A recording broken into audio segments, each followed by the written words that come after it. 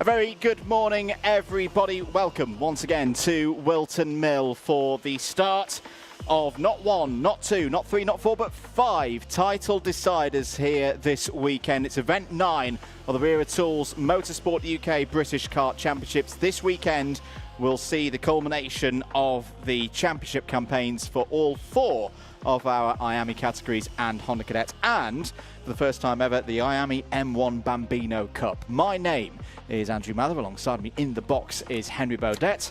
Henry, rinse and repeat. Here we go again. We were here 1 week ago for the other half of the British Kart Championships contingent in action here at Whilton Mill. But this has got a little bit of extra zest and spice straight away here this weekend because titles are on the line. Absolutely, Andrew. Thank you very much. Hello to everybody watching back home, wherever you are in the world.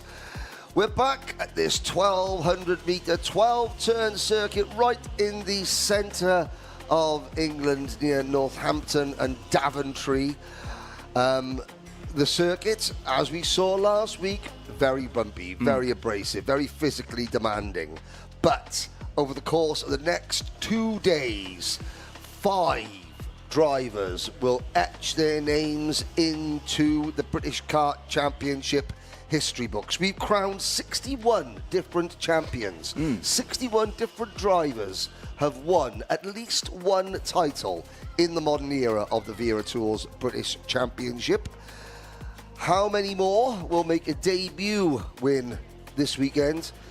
How many will be repeat champions? Here are some of your title contenders and their rivals. Riley Cranham v George Edgar.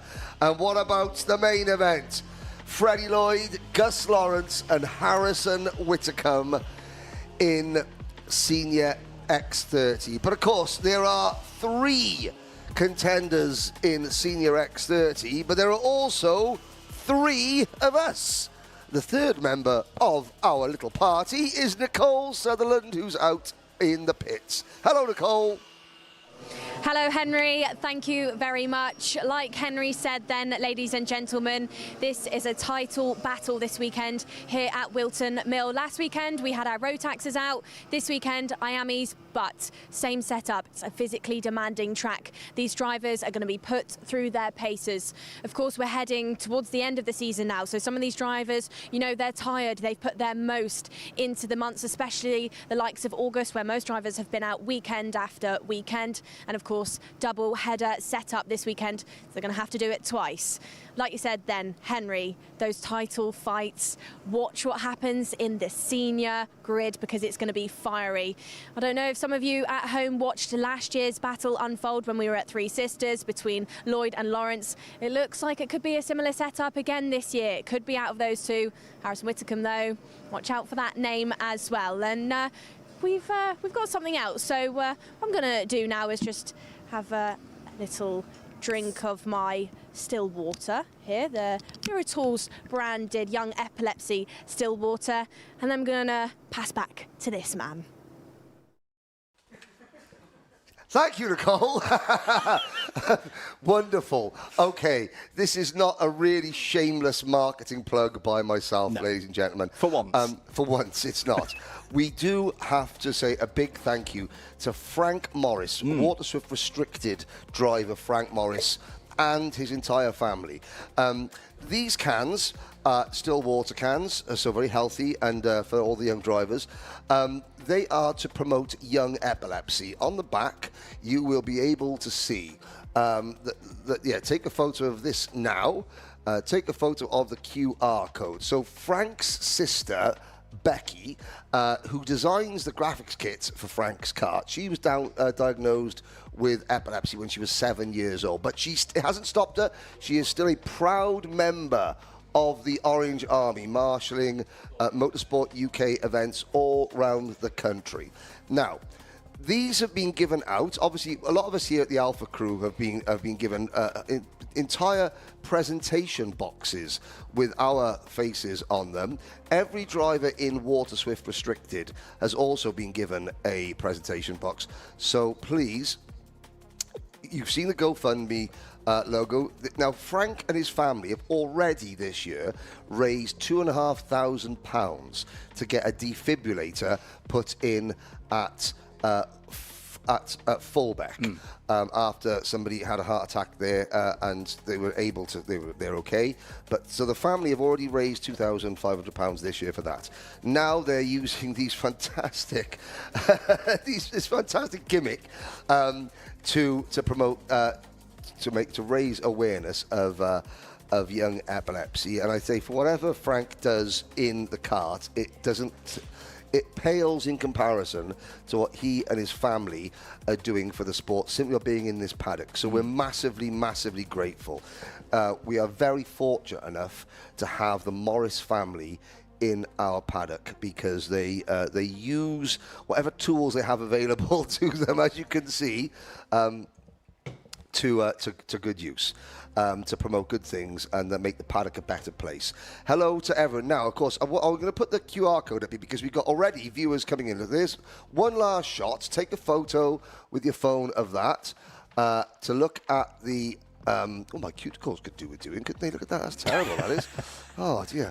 And the Gopher Pig. So even though if you're in Australia, like Michael Burke is, if you're in New Zealand, like Craig Corbett is, or if you're in Germany, like Dirk Uhlenbrock is, you can still be part of the British Kart Championship family and put some money towards raising awareness for young epilepsy.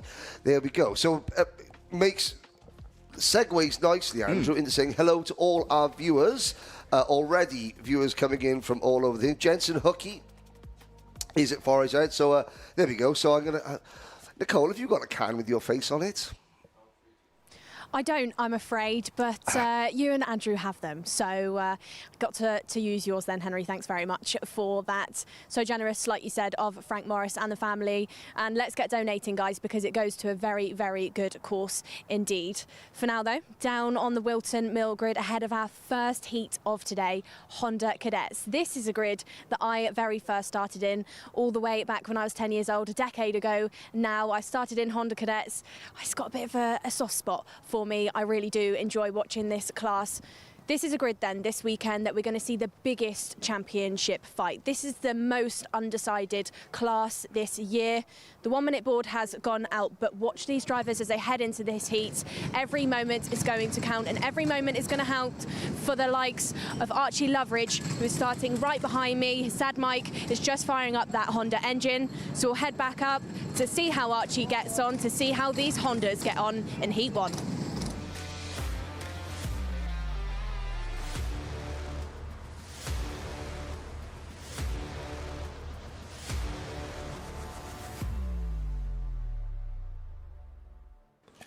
Thank you very much, Nicole. So we get ready for the first racing action of Event 9 of the Wera Tools Motorsport UK British Kart Championships here at Whilton Mill, with one of our favourites here in the box. It's Honda Cadet GX200, and on pole position, championship leader Archie Loveridge. Has had a good qualifying, joined on the front row of the grid by Edward Rye, the privateer in the MS kart, the number 66. Oliver Ratton, strong qualifying as well, starts on the inside of row number 2 and is joined by Shailin Srikantan. The MJR Racing crew looking strong again here at Whilton Mill. Riley Blakemore starts on the inside of row number 3 alongside Archie Cannon, who's another one of the new runners on an Apollo chassis here this weekend with that same branding kit that we've seen with Margus Kvetskis. So keep an eye out for the S-plate there starting on the outside of row number 3. Harry Grant is going to be all eyes forward. He's carrying our onboard camera for this one. Starts on the inside of row number 4 and is joined by Jerry Dufficy. Row number 5, Ronnie Jones, the British Open champion. He's reverted to his usual number 70 plate for this event, alongside Luke Jardine. Sam Dixon and Luke McGall share row number 6.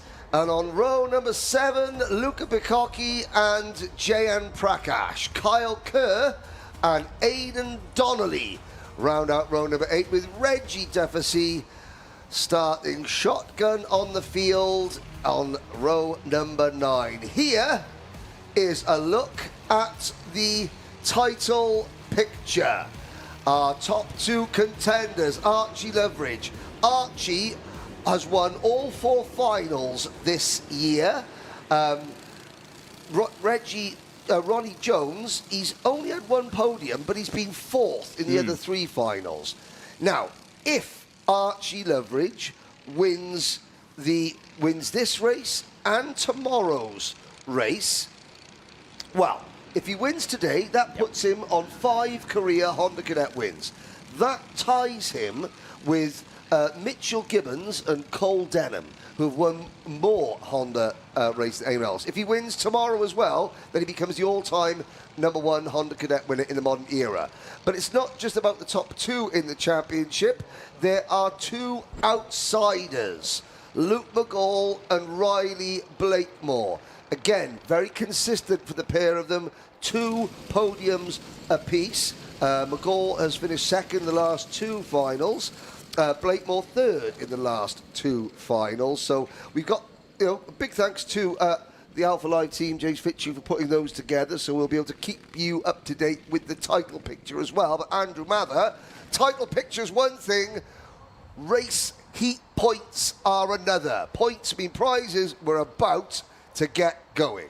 We are indeed, so it'll be 8 minutes plus 1 lap as standard for our heats here today. The first of 2 of them. Remember, this is a standing championship round all of today, the 5th round of the season for Honda Cadets GX200. Last few preparations ongoing before we see the green flag in the air to start the starting procedure. Eyes on those lights here at Whilton Mill. They will come on one by one. We will get racing underway for Honda Cadet GX200. We're racing here at Whilton Mill. It's a good start from both drivers on the front row of the grid, but it should be advantage Loveridge as they head through the crook for the first time. A little bit wide there for Edward Rye, but carrying good speed up the hill. Good start for Shaylin Srikantan there in the green helmet. Is up the inside of Rye, going for 2nd place. Lots going on, of course, in the middle of the pack. Keep an eye on Luca Bicocchi as well, as a brand new Project 1 chassis for him this weekend. Has only had a couple of hours before this race event to get ready with it down at Bayford Meadows. But there he is, the number 77, moving up the order nicely in the early stages. On board with Harry Grant as we head into Ozier's corner. Jerry Dufficy ahead of us there in the number 12. Harry Grant had a very good run here at the O-Plate at the start of the season. Can he secure another top 5 here this weekend at Whilton Mill? We'll see in due course, but a good, steady start, Henry, from our Honda Cadet GX200s. A good start for our championship leader. Loveridge leads by 7/10 of a second. Yeah, just thinking back to Harry Grant there, he's sponsored by AP Lifting, and I'm sure that if drivers have got a sponsor, we could have the onboard camera sponsored by AP Lifting. Example, think of the AP Lifting graphics on there. Ooh, that looked lovely, wouldn't it? Hint, hint, hint. And I know you're watching, Ashley Pierce. No, it's fantastic. The onboard cameras have proved a huge hit. Archie Cannon, there he is, the S-plate holder. Now, he was entered, he was a Zip factory driver. Yep. Now, the Apollo, it's made in conjunction with Zip, with Zip a little bit. It's not a Zip, it's an Apollo. And of course, that's now the second 950 chassis in existence. Margaret Kvetskis has the first, and now Archie Cannon has the second. And I was speaking to one of the Apollo teams, Jess Alexander, about the progression of the chassis, and again, the best way to get more wagons on the track is to, if the single wagons that are out there are doing very well, which is what they are, then nobody is doing as well as Archie Loveridge at the moment. Now, of course, we saw championship points. Don't forget there are 2 heats for each of the classes. At the end of the 2 heats, yes, that combines the grid for the final, but those 2 heats, that is the combined results, the ranking at the end of the 2 heats, is 1 set of championship points. And then the final is another. Now, Honda Cadet, we've had a change to 2nd place, as Riley Blakemore has... Oh, no, has change to 3rd, yeah. Blakemore up to 3rd past Shaylin Srikantan. Now, sorry, the Honda, so this is round 5, tomorrow is round 6. You score 2 sets of championship points per round. So there are 12 sets of points in Honda that you score all season. drivers count their best 10 out of 12 scores. So today, everybody is, no one's thinking about drop scores yet. Today, it's just add to your tally, add to your tally. Tomorrow, drop scores come into account, and we will endeavour, ladies and gentlemen, to keep you up to speed with that. And of course, Ian Rogers and motorsport-timing.co.uk will also bring you all that information live on the screens as well. There we go. Talk about some go-karting. So speaking to Ian Rogers this morning, he's brought his speedy fingers for this weekend, and the drivers out there have brought their speedy shoes as well. 4 minutes of this race to go.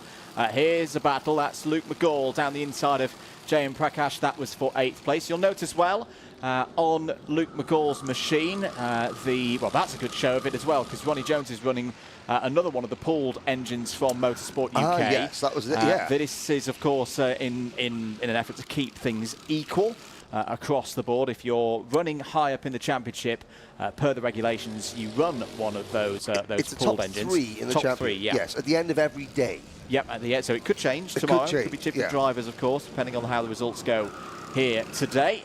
Archie Loveridge right now using one of those pooled engines that's pulled out and given to the driver. The driver doesn't get to choose. It's pulls out of the lot from the technical team here at the track, and it's like, that is your engine for today. Go have fun, go race. And right now, Loveridge leading with that one. Here's a good scrap for second place between Cannon and Blakemore. Riley Blakemore, throughout the course of this season, has shown very good speed. Hasn't always had the best of luck, but that's what I like about this being a double-header to finish the season. Riley Blakemore still there in position for a good final spot in the standings for the championship. And of course, it's not just about winning the championship, it's about getting in that top 10 and getting one of those coveted seeded plates that is yours to keep for the next 12 months and go on your racing record. Riley Blakemore very much could be in contention for one of them here this weekend. Can't quite find a way through past Archie Cannon at the moment. The two of them trying to reel Loveridge in as well. And actually, they're doing a decent job. Here goes Blakemore down the inside. That was a good run up the hill. Classic overtaking move there into Christmas. But I will just note, Henry, last lap, last time around, 53.5s for these two, 53.7s for Loveridge. Again, this is classic Whilton Mill for Honda Cadet. Very hard. It's not the biggest circuit for slipstreaming, but you can build a lot of momentum up when you're in a group. Very hard, particularly in Honda Cadet, when you're on your own, like Loveridge's at the moment, to stay there ahead of a chasing pack. Well, I think it's the nature of some of the corners that you can... whereas something like a PF International, you've got long straights. So, you take your time halfway down the straight is when you get to the driver in front, and then you give them a push in a slipstream. The way that some of these corners are designed, you actually get the push coming straight out of the corner. Indeed. So the slipstream effect comes. It's not as long, but you actually use the slipstream effect earlier coming out of the corner. So you don't have to wait till you get to the end of a long straight, because there's only really one of them here. Two in the infield straight, but it's coming out of the corners that you can actually give the driver in front of you a bit of a nudge, which actually propels both of you closer to the person you're trying to catch. The person that Blakemore, Cannon and Shrikanthan are trying to catch is Archie Loveridge. Loveridge, he hasn't scored maximum points in heats. Nope. But again, he's been undefeated in the finals. It hasn't equated to, a huge points lead. It's not over yet at all. Okay, yes, he does have, the advantage of all those maximum scores in the finals. It's going to be tricky for anyone to depose Loveridge, but not impossible. Ronnie Jones needs to get up to his teammate. I don't think that was part of the Martin Jackson Racing plan, but Shrikanthan, who is so impressive out of the cart in terms of interviewing, in terms of media, and just his general demeanour when there's a camera around. He's incredibly impressive, is Shaylan, and he's now becoming just as impressive on the track as well. What I will say for Ronnie Jones, though, he's doing very nicely here to recover from a difficult position. I had a watch of timed qualifying this morning. The times coming in as we're here in the box. with 1 lap to go of TQ, Ronnie Jones was down in like 15th, 16th place. Okay. Got a decent lap in right at the end, pulled himself back up to just outside the top 10. And then in race trim, he's kicked on again. He's back up into the top 5. This is decent progress considering where Ronnie Jones was about 90 minutes ago here at Whilton Mill. Final lap board is on our screens. Yep. Archie Loveridge looking nice and comfortable at the moment. He's been managing the gap well. It's never really come down below 3/4 of a second. Blakemore still there in second place. Cannon, Srikantan and Grant all in the top 5. Who else has made good progress in this race? Luke McGall up 6. Sam Dixon as well up 4 spots. This could be a really good result for Sam Dixon, up in solidly the top 10 at the moment. But coming through the final corner, checkered flag is out, and Archie Loveridge takes the first heat of the day. Riley Blakemore home in second spot ahead of Archie Cannon. Great run there for the S-plate holder on board that new kart. It's an MJR Racing 4.5 as, oh dear, that's Carl Kerr, who has not been able to get round to the end of the final lap. I hope Carl is okay. That has all the hallmarks of somebody running over the top of him and him getting out and then just thinking, you know, actually, no, I don't feel great. I want to sit down instead. There we go. Archie Loveridge lights the flag victory for the Ambition Motorsport driver Riley Blakemore. Archie Cannon. Is that the best result for an Apollo chassis in their short history of the British Championship? I think it might be. Well, Margaret Kvetskis, over to you in the next one. Well, Margaret Kvetskis took a win in club racing 2 weeks ago. But this is the British Championship. Dave Hillary watch, ladies and gentlemen. Here we go. Down towards the iPad of Doom, yes. The iPad of Doom hopefully will not be in action for this one. I think if we get to a I'll say this one. We'll do iPad Watch specifically for Junior X30 because we did it for Junior Rotax last week. We'll do it for Junior X30. Can we get a full heat, a full race of Junior X30s without a single nose cone in the final weekend of the British Championship? What would the odds be on that, you wonder? Very good stuff there from Honda Cadet. Their second heat is scheduled for 2:40 later on today. So if you are that's their final time. Their second heat is 10 past 1. Do stick with us here though with your live broadcast. We'll be back in a few moments' time with Waterswift Restricted.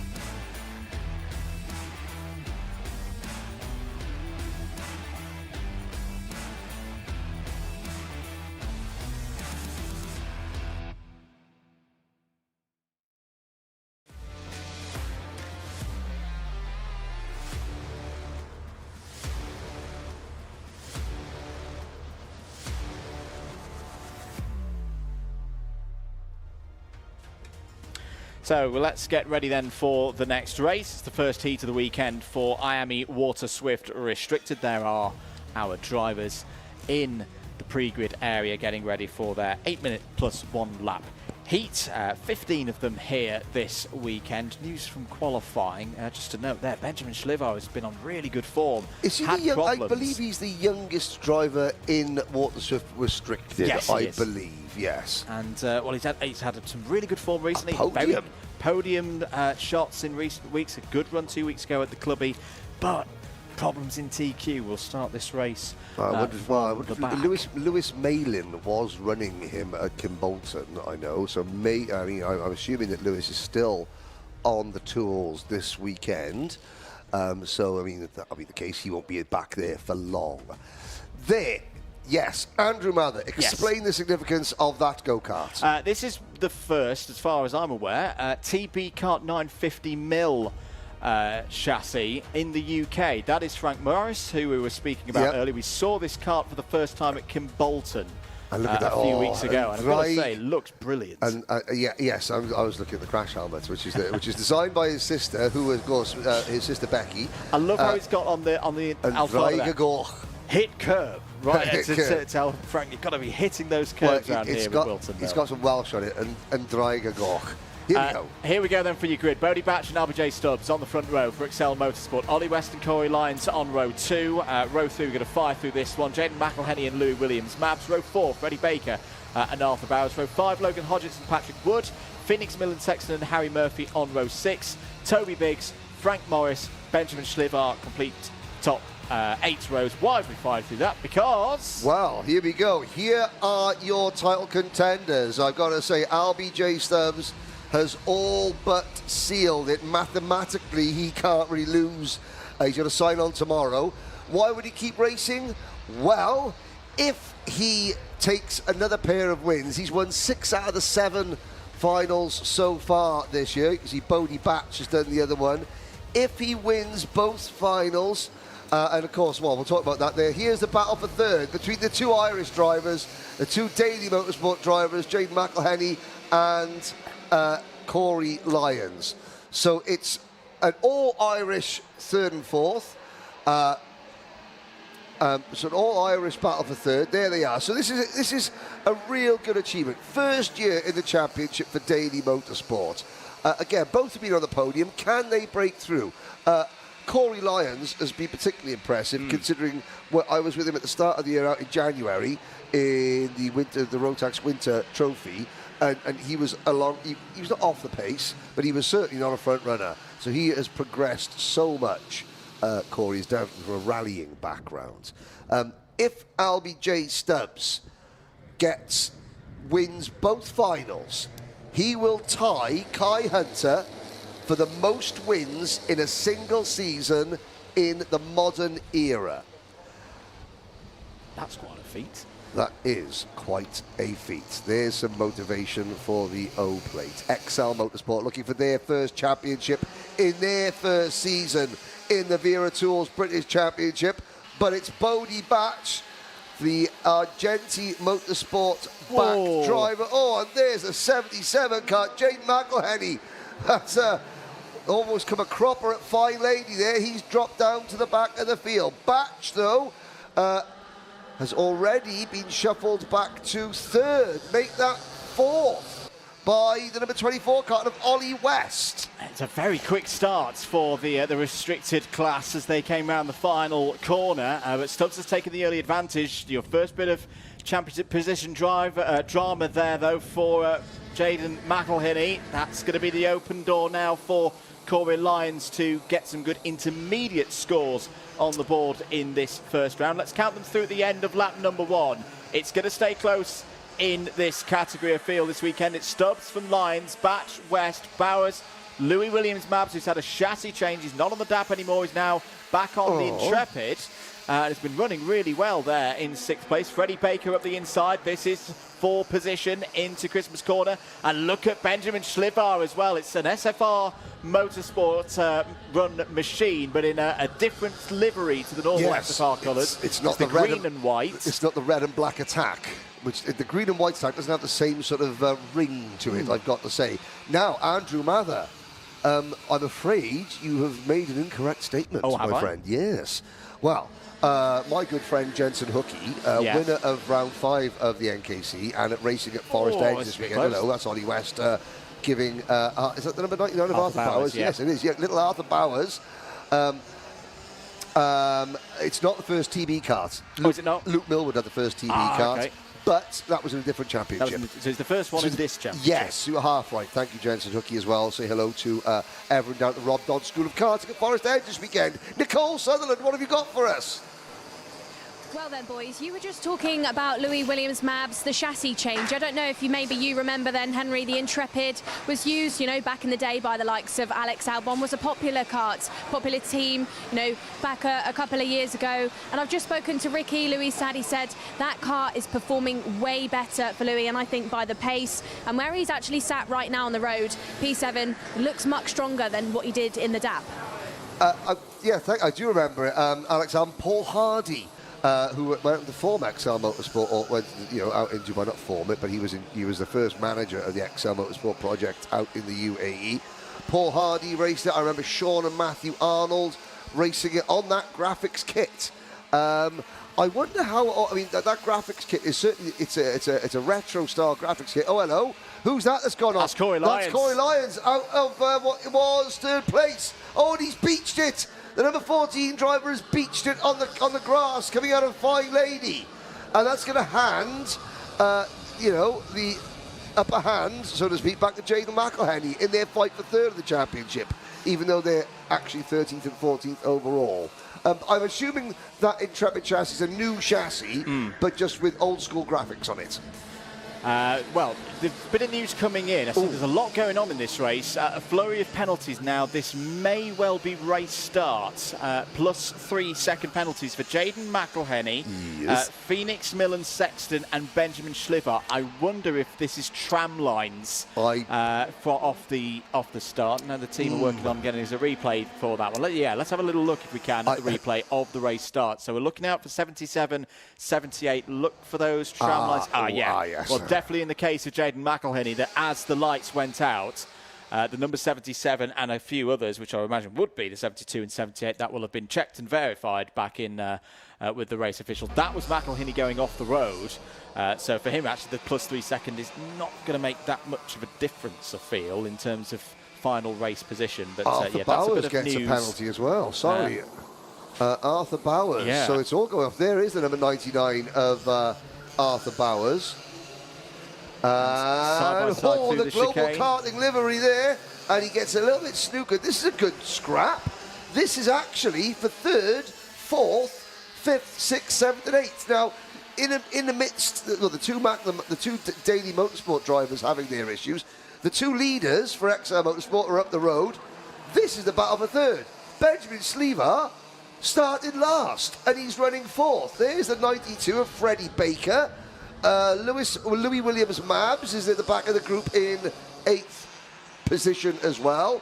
In fact, Logan Hodgetts and Phoenix Millen Sexton, of course, Piers Sexton's young boy, right? Phoenix from the Flames. I know Piers was quite emotional when Phoenix did his first ever interview with us at the start of the year. It's good stuff, this. I've got to say, for Benjamin Schliver, this is a very impressive run. He will have a slight tyre advantage because he only did 2 laps in TQ because of the problems that he had in TQ. But I tell you what, he's using what's underneath him very, very nicely indeed. He's effectively third right now because there's been more penalties. Ollie West has got a plus 5 now in race time penalty. Here's a scrap between Bowers and Baker for 5th place on the road. Look at Toby Biggs there as well.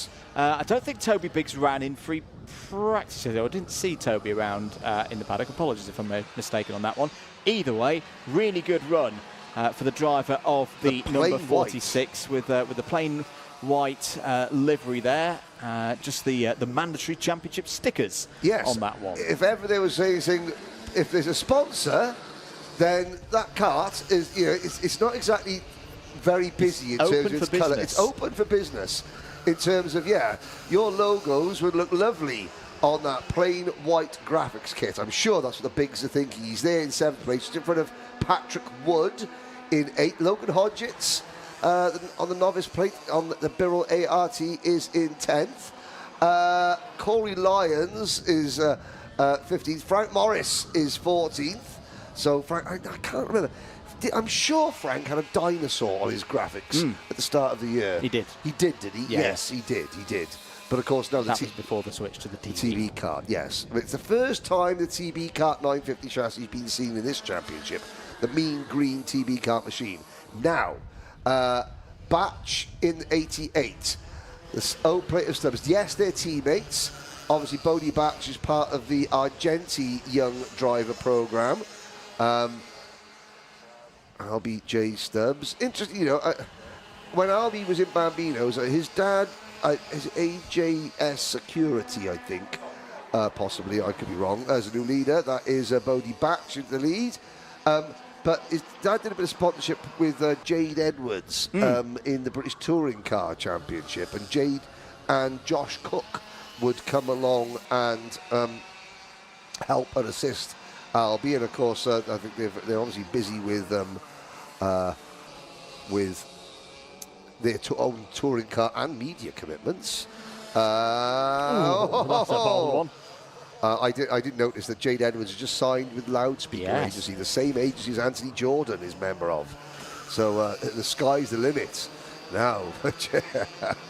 People ask me if I got an agent. I was like, who would represent me? Come on now, behave yourself. So time up. I don't think final lap was quite called there. So let's go on the basis of 2 to go. Batch leading this race. We've seen a lot of this season between these two. Very, very evenly matched, but have worked together nicely to pull out a 5-second advantage over the rest of the field. There's changes going on. Oh, is there a problem for Schlivar and Baker? They've fallen down the order. We'll look to see that confirmed with our eyes in a moment's time. But meanwhile, we're going to keep on this battle for the race lead. Into the boots once again. Good speed taken there by Batch through the new chicane to see the last lap board. Okay, no, panic over. Schlivar and Baker are still running. It's just a bit of a manual re-entry onto the timing. Final lap board is now out.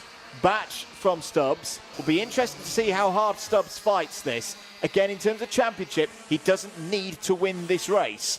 But the psychological advantage, perhaps, of getting one over on your teammate in the first race of the weekend could be ambition enough for Stubbs to make the move.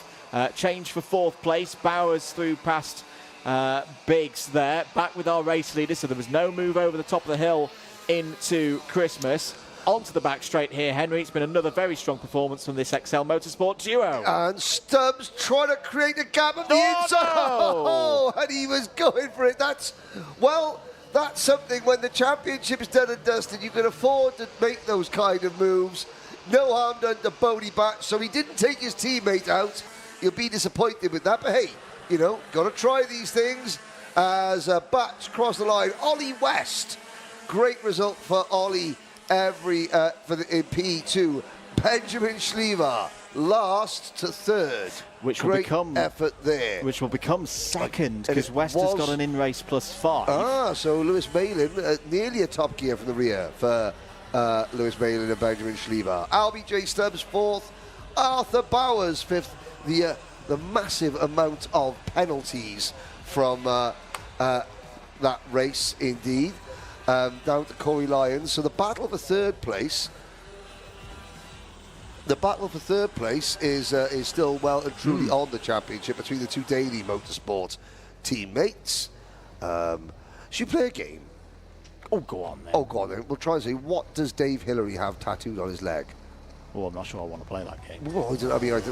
Is that an alpha cameraman challenge that no camera person wants to take on? Now, iPad of Doom watch going through there. There's RBJ Stubbs. Very good stuff there from IAME Waterswift Restricted. They'll be next out at 1:25. Things going along very quickly today, though. We'll get ready for the next race out on circuit. Heat 1 for Waterswift.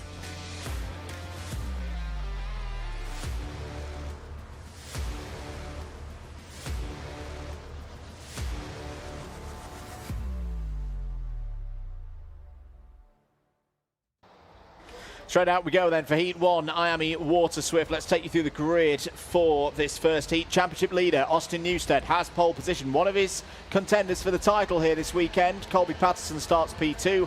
Daniel Ferguson and Luca Narroway. Luca's not been very well recently. That's a great effort there on the second row of the grid. George Clark and Mason Hibbert, row 3. Alfie Davidson, Chester Fawkes, row 4. Row number 5, Henry Clark and Oscar Kenny. Then George House and Austin Gibson, row 6. Margaret Kvetskis, Efan Owen, Andy Stewart and Joseph Davis are your top 8 rows. Row 9, Orion Meta and Johnston Stewart. Ruben Segu and Alessandro Salas take us down to 20th place, and then it's Ilias Sami completing the 21-strong field. Here's your situation. Few drivers fighting for seeded places. Austin Gibson and Alfie Davidson could both be in the top 3 by the end of the weekend. Austin Newstead and Colby Patterson very close there for the championship. By our calculations, Austin Newstead needs another haul of 65 championship points to take himself over the line, but nothing is ever certain in IAME Waterswift. Let's get ready for 8 minutes plus 1 lap round the final corner. That is going to not be waved green, so we'll go around again. That gives us a little bit more time to talk championship. So yes, 30 points is the gap between Newstead and Gibson and Patterson. They're both on 8-11. A tie for Gibson. But of course, Austin Newstead has a terrible set of heats from the very first round of the season. So he's actually in even more of an advantageous position. Colby Patterson, and again, he's with XL Motorsports. They dominate. XL are dominating in Waterswift Restricted, but this is the main the next class. Step up, yeah. Yes.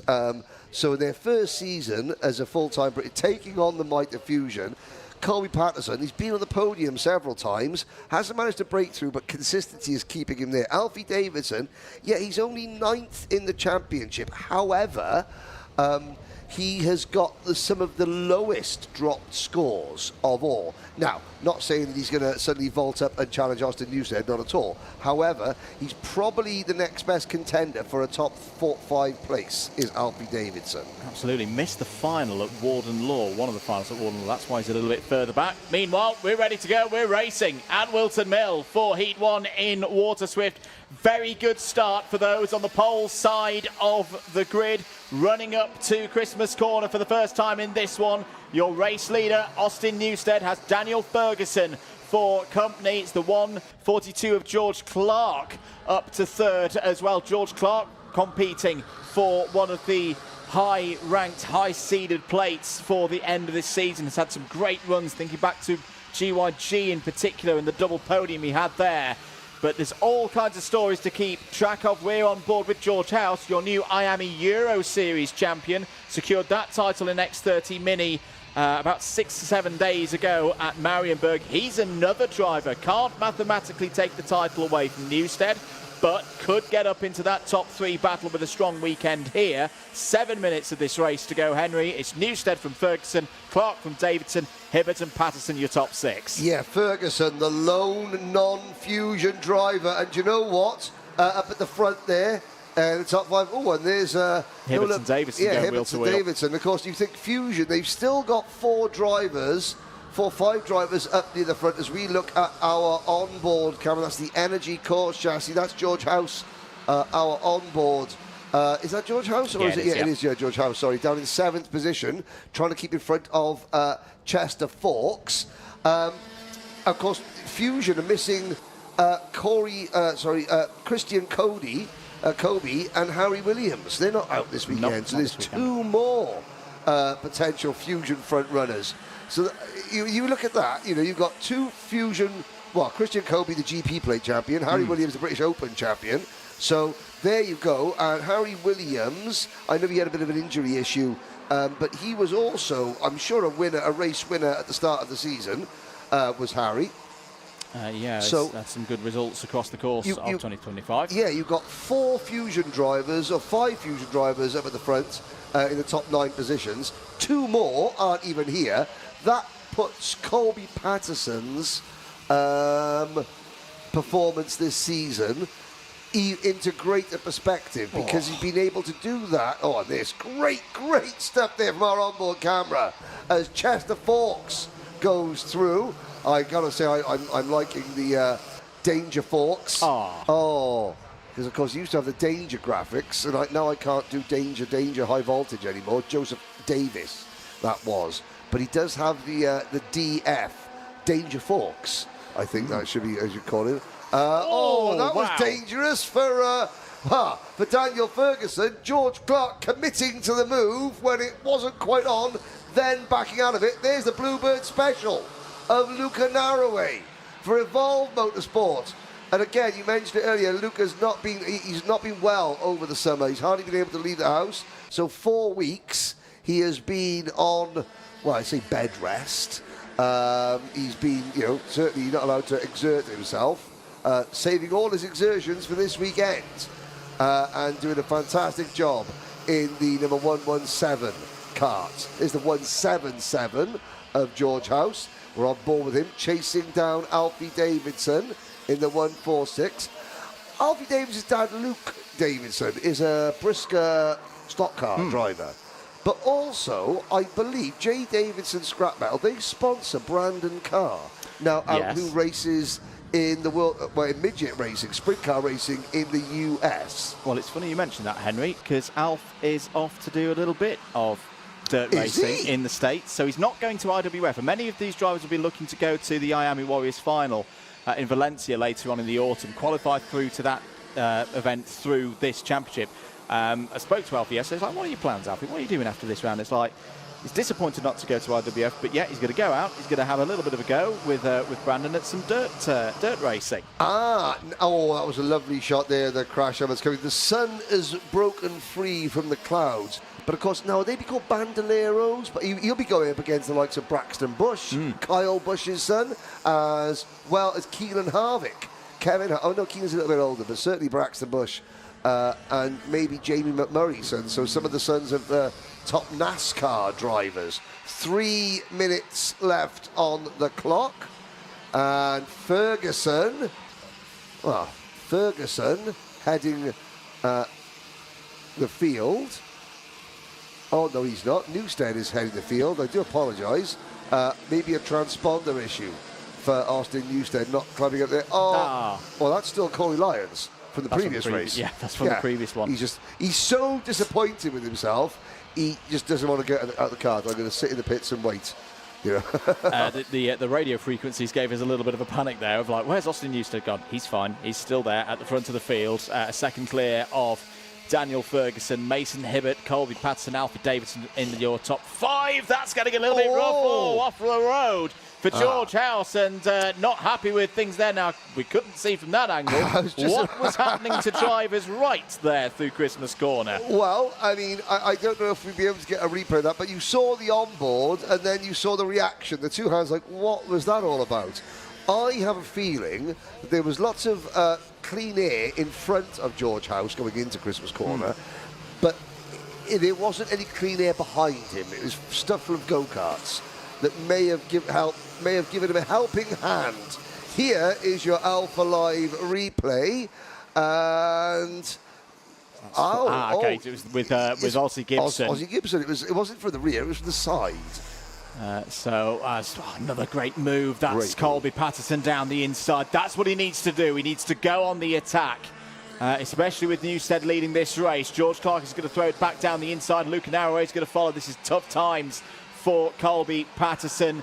Now drops down to 7th place. That's not where he needs to be. I've got to say right now, though, this is looking good. This is looking very good for Austin Newstead, because not only is Patterson a little bit marooned outside the top 5 right now, so is Ozzie Gibson. So, we've been talking about Newstead needs one single 65 maximum score. Yep. That's in the basis that it's his title rivals who get all the other ones. If they're further down the order, it's going to be even less of a job that Newstead needs to do to secure a British title. Here is the scrap between Patterson and Narrow, a little bit further back. Henry Clark having a go. Been very impressed with the OMS racing team so far this weekend. They've looked pretty good on fresh tyres. And look at Margaret Kovetskis there as well on the Apollo. The red, white and black machine down the inside, up into the top 10 now. Gets past Henry Clark. Chester Forks is in there as well, down the inside. That's a Ryan Meta. This is a really good run for a Ryan Meta. Strongest run that we've seen from the Premium Karting 157 in a while. This is what can happen at the end of a season when, for the drivers a little bit further down in the standings, they haven't necessarily got the pressures of a championship campaign. They just want to get their personal best of the season so far. 2 laps to go. Newstead leads. Ferguson still there in 2nd place ahead of Davidson, Hibbert, Clark, Patterson. On your screens, heading up to Christmas Corner now. This is a case for Colby Patterson, unfortunately. Colby is realising that there's a reason why people say strength in numbers. Yes. Colby, his nearest XL Motorsport teammate is Andy Stewart in 12th place. F1 Owen 13th. George House now down in 15th place. Johnson Stewart 16th, Alessandro Salas 17th. He's going up against Austin Newstead for the title. Austin's nearest teammates are 3rd, 4th, 5th, 8th. He's working with Luca Narroway, the Bluebird Special, the Evolve Motorsport driver. Again, they, as well as Daniel Ferguson from BMR Restart, and maybe even Margaris Kavetskis, not to mention then Henry Clark and Chester Fawkes, the OMS duo, they may have to form sort of an unholy union, a temporary alliance. A coalition. A coalition, yes. That would be very good. Final lap board is out. I've got to say, I've been thoroughly impressed with Austin Newstead's response from Sid's Kartmasters, where he took the win on the road, didn't keep it in the steward's room. He hasn't let his head drop. He has got on with the job. And this, yes, it's a heat victory, but it's a big one. Newstead takes the first heat of the weekend in the championship decider. Ferguson P2, and we wait now for where his championship rivals are. Patterson 7th, Gibson 8th. That is a big turnover in points, and of course Newstead will start from pole position in heat number 2. He's halfway towards that maximum heat points championship score of 65 points that he needs. There's a look at your results. Yeah, like you said, Andrew, rather, extremely good point you made about Kartmasters. And this boils down to the teams and how they look after their drivers. So, for those of you that weren't watching Kartmasters, although nearly 80,000 of you were, which has made it the second highest watch karting broadcast anywhere in the world this year, the highest karting broadcast, the most figures for any event in the UK. Austin Newstead and his teammate Christian Kobe were coming down the short straight. Austin Newstead turned into Christian not once but twice. It was the second one that really did it, so he didn't keep the win. I said to him, quite rightly so. I think even he realised he owned it. But the way that Dan Hazelwood, his Fusion Motorsport team boss, was talking to me, obviously being very upset, you know, and he's got two drivers, both very upset, but the way, you know, calming him down, saying, listen, you know, you have to learn from this. You know, this is going to be something that you'll learn from. So as we watch the Waterswift, look at the rivets on the Bluebird Special, absolutely outstanding. Let's quickly hear from some of our partners.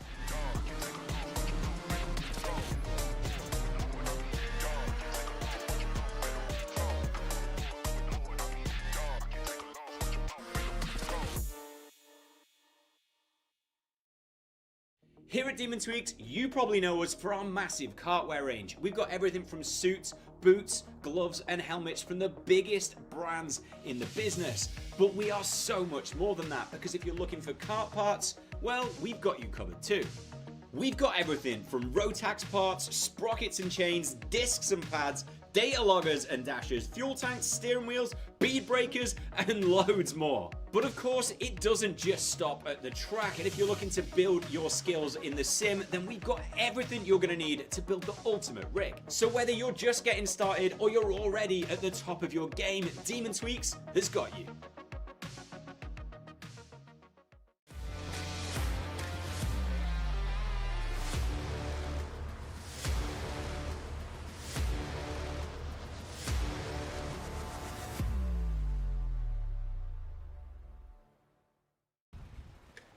Junior Rotax Heat 1 out next. A quick public service announcement for those of you around the circuit. Bambino's raffle this weekend for later on this afternoon. So lots of prizes up for grabs in that one. Do head down to Race Centre later on today for taking part in that. Here's your grid for Junior X30. Aaron Richardson and Nat Johnston on the front row. Archie Owen and Max Ewell on row number 2. Row 3, George Edgar and Mayan Patel. Riley Cranham, champion-elect, just needs those attendance points to get over the line in that one, is on row 4 alongside Sukhmani Kira, and is out on circuit, just to be clear on that one. Archie Rogers, Tyler and Zach McDonald on row 5. Max Endicott and Freddie Wood, row 6.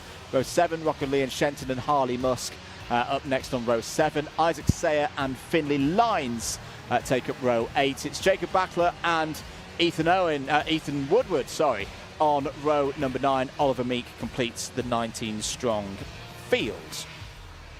So championship scenario, here's your top 2. Riley Cranham is going for the double champion role. Took IAME Euro Series honours last week. George Edgar there in second place. There's also going to be a big battle between George Edgar and Aaron Richardson for second place. Richardson's looked really quick so far this weekend. Nat Johnston and Archie Owen also involved in scraps for the seeded plates. Here we go then, 8 minutes plus 1 lap. Waiting for those lights to go out. They do. We're racing in Junior X30. Very good start for Aaron Richardson from the pole side of the grid.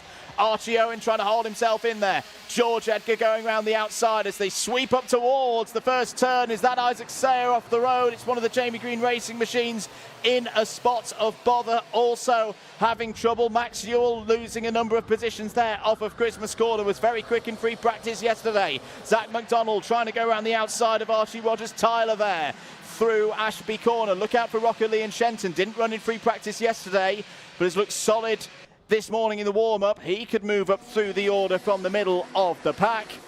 Frantic starts as we come to expect in Junior X30. Let's count them through at the end of lap 1 of this first heat. Your race leader is going to be Aaron Richardson by just under 4 tenths ahead of Archie Owen. George Edgar third. Mayan Patel's had a decent start at the P4.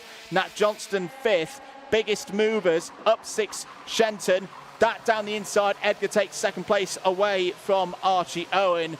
He will set his sights on his rival for at least second place in the championship. Aaron Richardson immediately ahead of him. Where has Cranham gone? Cranham's fallen down to 15th.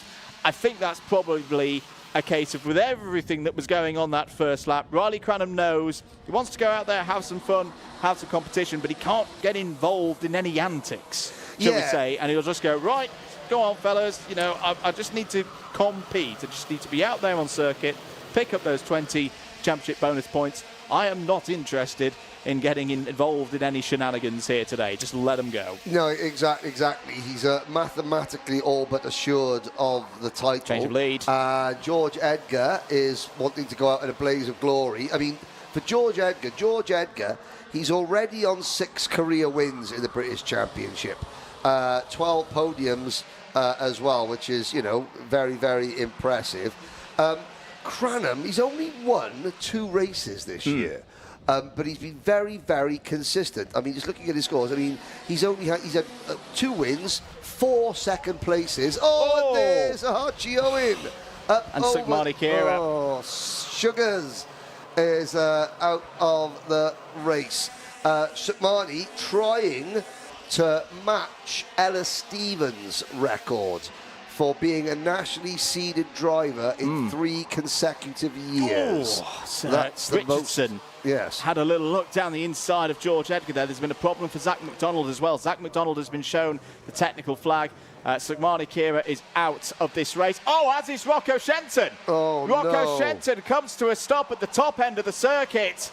Looks understandably disappointed, was driving through the field in a very progressive manner, but no more, falls out of this race. A setback there for Rocco Shenton, who knows this circuit very well. I remember Rocco and his Honda Cadet days here at Whilton Mill for clubby events when he was back on novice plates. Well, he won't be going in. And there's Zach McDonald, and there, oh my goodness me, that's had quite a hit on the front fairing. Zach McDonald out of this race. It was your winner of the Rear Tools Excellence Award from Kim Bolton for that great privateer effort. Well, he's going to at least put the Vera Tools to good use after this race, I have to say. As we look at the top 3, Edgar, followed by Richardson. Richardson getting a support, as always, from Gillian Bennett. You know, says that, Granda Sam is with you all the way. Which is a nice moment for Aaron, I'm sure, when he reads that back as well. Mayan Patel, the E-plate holder for the MD Martin Dave Litchfield racing team. Now, I believe that Nicole Sutherland has some information as we watch Aaron Richardson take the lead up at Christmas Corner. But it's not Christmas time early for Sukmani Kira, is it, Nicole? No, absolutely not. You've just seen on your screens then Sugars pull into the pit lane. She's out of this race. That's because of the impact from that crash. It's a bent steering column for Sukmani. You know, wouldn't have been able to turn into the corners. She's out.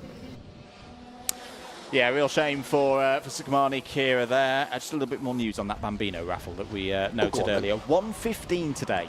I'm just going to read out the list of prizes. Am I allowed to enter? No, you're too old. Me as well. A Bell CMR helmet, a Waterswift restricted BKC entry voucher for, I assume, the following season, sustainable fuel voucher, a British Champs race entry voucher, a media package, 2 practice vouchers for our championship here, a set of wet tyres for Waterswift restricted, a set of Bambino tyres, and a full day's coaching with 2024 karting world champion Ethan Jeff Hall. And that's a prize that money can't buy. Absolutely. So, so all of those prizes are up for grabs for the raffle, drawn out of a hat. For the Bambino drivers later on today. 1:15 down in the race centre for those of you around the circuit. 2.5 minutes to go. Another technical flag. This time Finley Lines has been shown the technical flag. It's been a bit of a rough weekend for Finley, who's running out of the Piers Sexton Racing awning this weekend. But that will be the end of things for Finley, who of course won a no plate here last year when he was in Minimax in the inter categories. This one unfortunately is going to be 16th place in terms of intermediate points. So we've lost 4 of them. 15 still out there. I've got to say, I've been thoroughly impressed with Aaron Richardson all season, Henry. Made that breakthrough result at Warden Law, second to Riley Cranham, but Riley Cranham was on another planet that weekend. He was miles ahead, and Aaron Richardson was the only one to hold a candle to him, and he's kept that form going. Got that maiden win, of course, at PF International earlier on this season, but it seems to me, Henry, he's taken another step again. He battered the field in qualifying with some great pace. There's Finley Lines, sadly, out of this race. All his bad luck this year has come in the UK, but he's luckily not come in the FIA Karting Academy, where he's been very impressive. No, he's had a good run. Team UK. But also, the font of all knowledge, Nicole Sutherland, can tell us what has happened to Finley Lines to bring about his early demise. It's a side pod then, Henry. The driver's right-hand side, it's fallen off, so he's been called to pull in. That's understandable. Yep, that is understandable. Well, he needs a Wera tool. Obviously, Piers Sexton Racing don't use Wera tools because they didn't bolt it on properly. Or it got encouraged off. One of the Possibly encouraged. Possibly encouraged. I mean, this is Junior X30. 35 seconds to go. I'll tell you what, I was saying Aaron Richardson was throwing in the lap times. Mayan Patel is finishing this race strongly. Patel, we saw in very good form at PF International the last time we had a double header, followed his first win this season with winning that E-plate at Shennington a week or so later at the Super Prix. Wants to add another kind of plate, one of those seeded plates, to his list of achievements this season. Well, winning this heat would do very well for trying to achieve that goal. Out of the crook once again. Time is up, but we're not on the final lap yet. Through Christmas Corner. Good speed for Richardson on the run up to the straight. George Edgar still there in third. Just to note, how is Riley Cranham getting on? He's progressed back up through the field. He's back up to 8th place. But as I say, doesn't need to win this race to be champion. Now up to 7th place. Oh, Max Endicott might have had a problem. He's falling down the order. Through goes Patel. Oh, great stuff from Mayan Patel, but something tells me Aaron Richardson's going to fight back here. If he's given the opportunity, Mayan Patel, easily one of the stars of the second half of the season. Driving out Nat Stappen. Nat Johnston is there in 4th and closing in on his teammate George Edgar. Here we go, final run up the hill towards Christmas Corner. Richardson looks... How late and wide did Mayan Patel leave his turn-in for Christmas Corner? Back end of the kart stepping out as they run down towards Ashby's. This is what Patel needs. Patel needs George Edgar to go around the outside. Wilkins, not quite. But that's probably given Mayan Patel the advantage he needs. Yeah, it has. Oh, Edgar's going to throw down the inside. Remember, this is for places in the championship between these two this weekend. That's great tenacity from George Edgar. Mayan Patel's going to take the first heat of the weekend for Junior X30 here. And 1-0 to Edgar then in the battle with Aaron Richardson. for the runners-up spots. Nat Johnston home P4. Archie Owens solid in the top 5 again. Max Endicott did not have a problem, thankfully, and finishes that race in 6th place. Good gain there for Max, up 5 spots from where he started. His namesake, Max Ewell, difficult start to that race. I don't think that's fully representative of the pace that Ewell has this weekend, but he's got the second heat to impress us later on today. 7th place and points for it in that one. Riley Cranham 8th. As I say, the pressure's off in terms of needing to take race wins. He's done the hard work earlier on in the season, but a good recovery nonetheless, having fallen down to 15th place in the early stages of that race. Isaac Sayer and Oliver Meek completing the top 10. Meek, your biggest mover, up 9. 20 drivers were on the initial entry list. Hang on. Oh, hang on, yes. Alexander Di Benedictis obviously has had to withdraw. Wait there, wait. No, well, we could. Let's see. Let's see. Okay, yeah, you're all right, Archie. Nat Stappen, you're all right. Uncle Max Endicott, yep, you're okay. Okay, who's next up? Max Ewell, you're okay. How many guys go? 2, 4, 7 left, ladies and gentlemen. 7 left. Cranham, he's okay. Yep. The Meek's good. Okay, okay, without the final 6. 5 to go. 5 to go. Come on, juniors, you could do it. You can show that you can have a... Ethan Woodward. You look, it's a bit skew if that one is. Yep. David Lewis not got the iPod of doom. He was so confident that the juniors were going to be able to do it. He didn't even have his iPod. There it is. There we are. Thank you very much. The wait continues. Yep, the wait continues, ladies and gentlemen. Good stuff there, though, particularly from those at the front of the order. That was an entertaining race. If you want to watch the second one, 1:55 is when Junior X30 will be back out on circuit. And, of course, their final for today's championship round will be at 3:55, just before 4 o'clock. Job done there, it seems, for the Mick Barrett Racing boys, a double top 4. We'll be back shortly after this short break. Motorsport is naturally a fast-paced and dynamic environment. Dealing with a specialist insurance advisor helps to ensure that your specific needs are covered. We have access to a complete portfolio of products including personal accident, on-track damage, property and event liabilities and cancellation. We can help drivers, teams and manufacturers, event organisers and circuit owners and venues. Visit marshsport.co.uk/motorsport to find out more.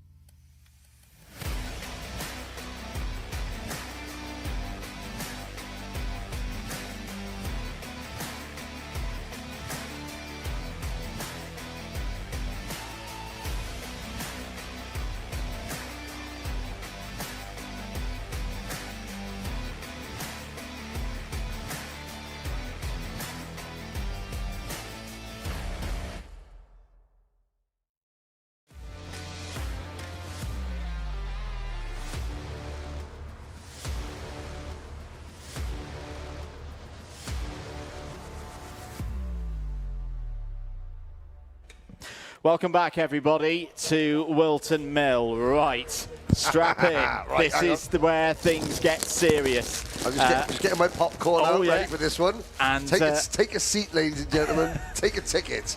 So, Senior X30. Well, I'll just say it like this. Top 4 were covered by 0.05 on 3-lap average for qualifying. Here's your grid. This is how it's shaped up. Gabriel Stilper's pole position is the only one of the top 4 who's not a mathematical championship contender, because the other 3 are. Harrison Whitcomb, 3rd in the standing, starts on the outside of row number 1. Gus Lawrence, Freddie Lloyd, starting their battle for the British title, start on the 2nd row of the grid.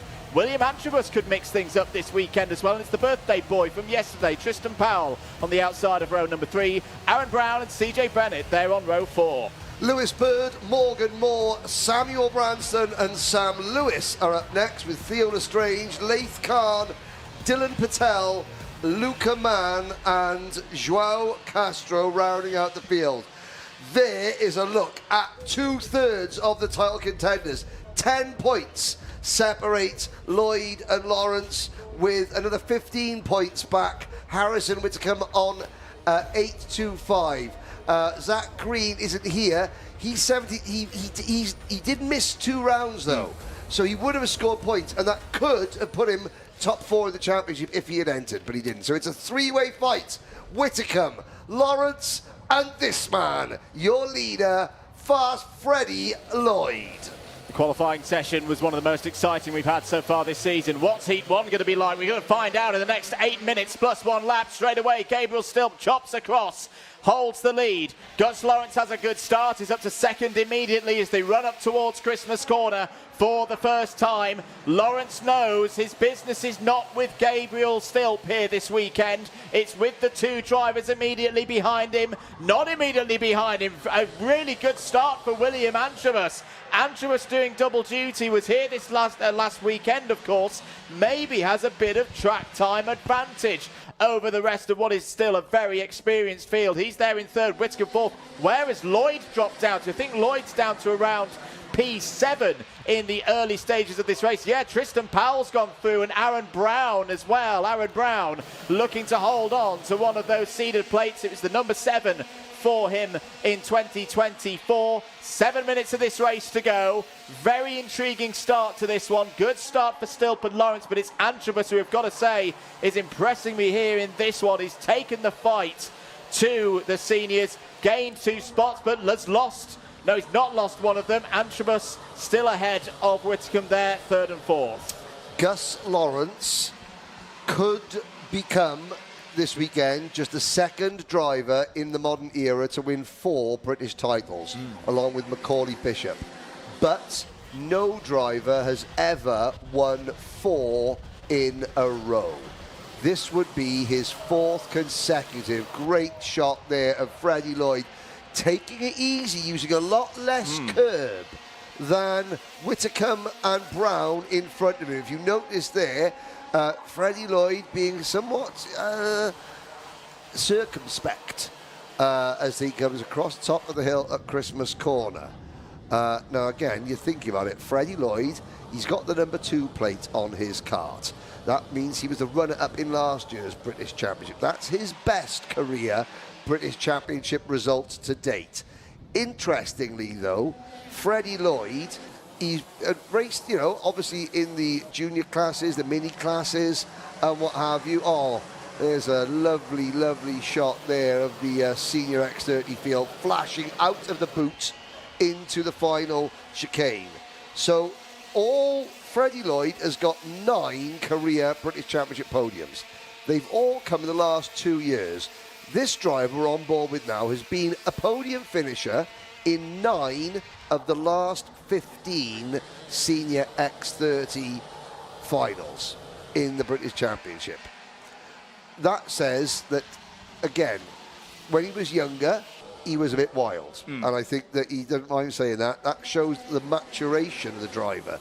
Some drivers take a year or 2 to get used to the senior way of life. They come out of juniors, you know, all testosterone up to the max, ready to fight for every apex of every corner, and it takes the veterans of the class, a season to sort of put them into place.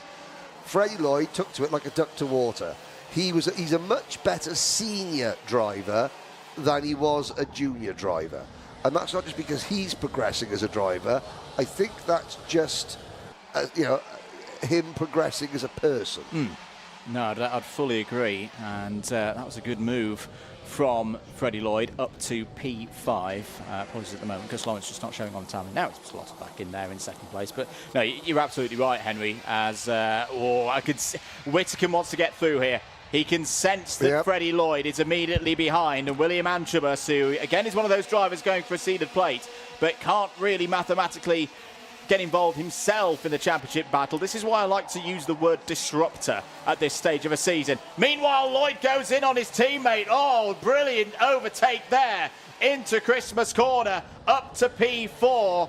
As, well, I said Whitcomb was looking keen to get through past Androbus, and that was why, because Freddie Lloyd doesn't need a second invitation to take a position like that. Tristan Powell is now on the rear bumper of the Argenti-backed driver in this race. There's going to be stories like that going back and forth, ladies and gentlemen, across this weekend. There's going to be moments where each of our top three in the championship are on the up, maybe slightly on the down. Right now, Freddie Lloyd, after a difficult start to this race, is charging back. Meanwhile, the other competitor, Gus Lawrence, in second place, you know, with all of Gus's experience last week at racing in the States, of course, Henry. The IAME Grands, oh yes. I don't see Gus going in on Gabriel Stilp, because he'll know, you know, the two drivers that he's concerned about, they're behind him. He's got track position over them right now. Apologies for the for some of the moments with timing. Let's head down to a pit report from Nicole Sutherland.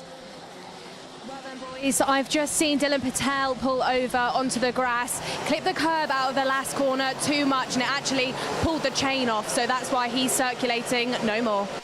Thank you very much, Nicole. Very easy to do here at Whilton Mill on corner exits and the high curbs here to take a chain off. Harrison Whitcomb is coming back, though. Do not write him off. Double race winner.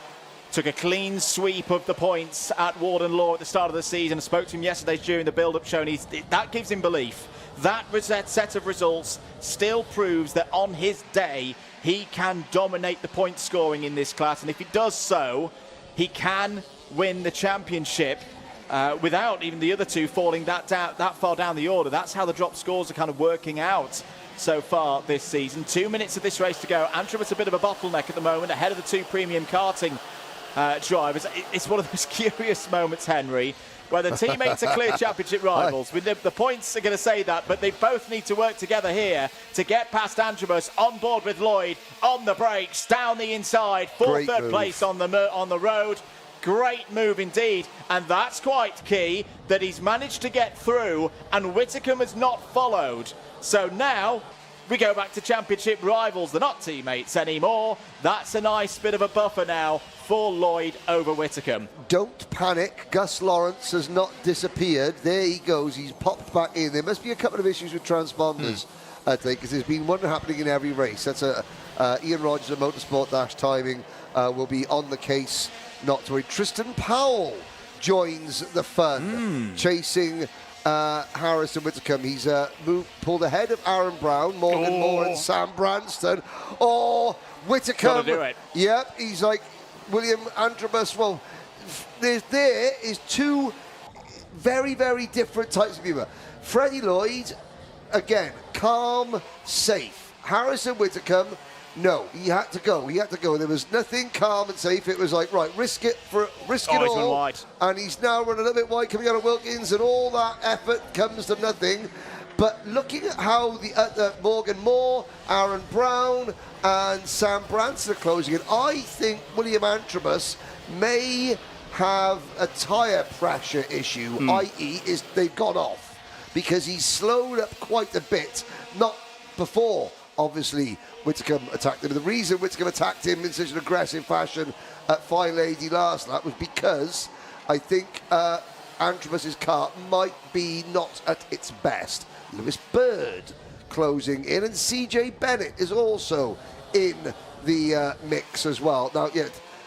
This is risky, though, for Whitcomb. He's got to attack because he's the furthest back into the championship. But the more he attacks, the more Androbus defends, the more everybody else in Daventry and Northamptonshire this afternoon start to join into the battle. And that lays a risk then for Whitcomb that he could lose fifth place here and fall even further back down in the field. He cannot see that happen. That'll help Morgan Moore getting involved with Tristan Powell for sixth place. We're on the final lap. This has been a really quite drive. It's been a bit of a cruise for Gabriel Stilp at the front of the field. Gus Lawrence is nicely there in second place. I think we'll be quite happy, very happy with how this heat has gone. He's got 1.5 seconds over Freddie Lloyd right now.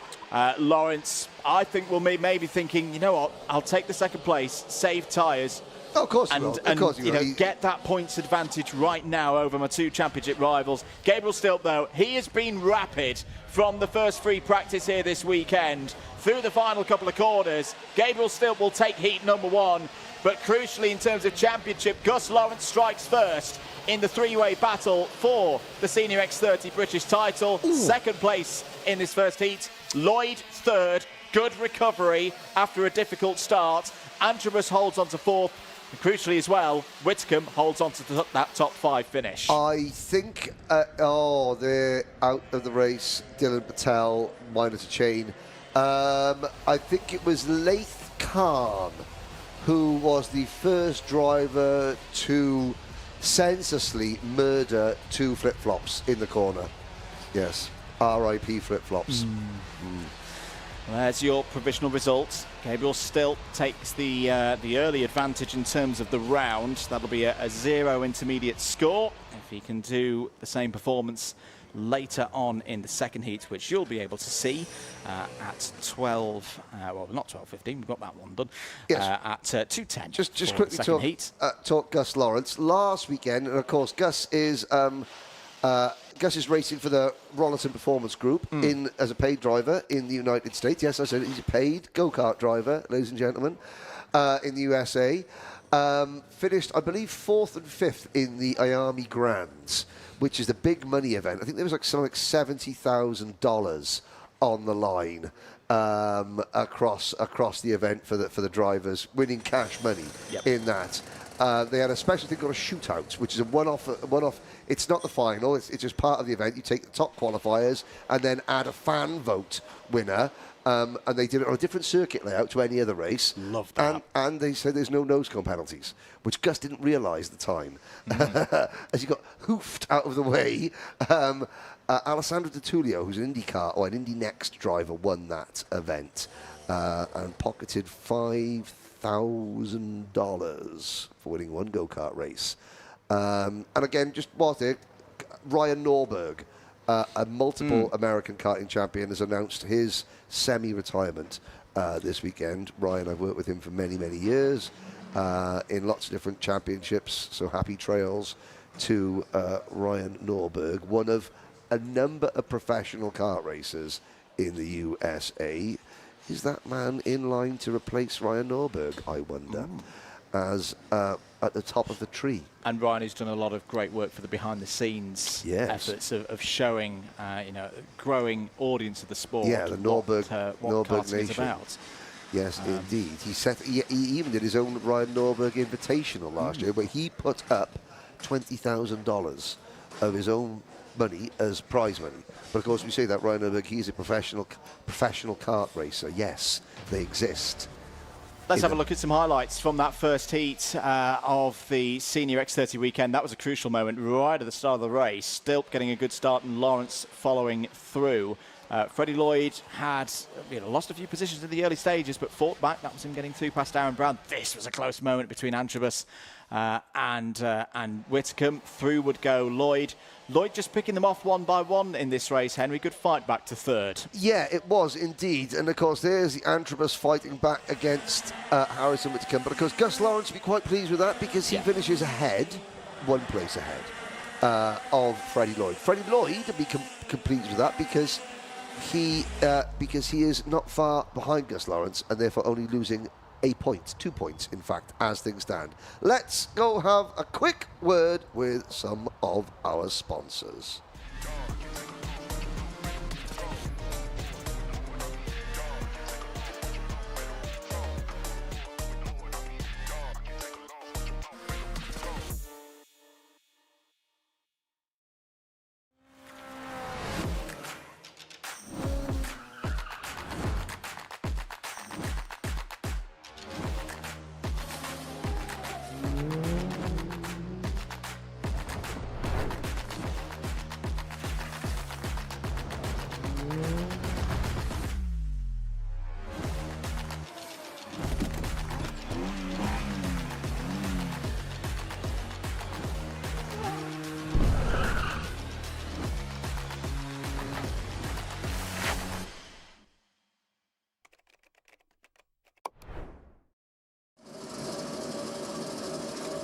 Welcome back, everybody, to Whilton Mill, event 9 of the Wera Tools Motorsport UK British Kart Championships. Andrew Mather and Henry Burdett on commentary duties.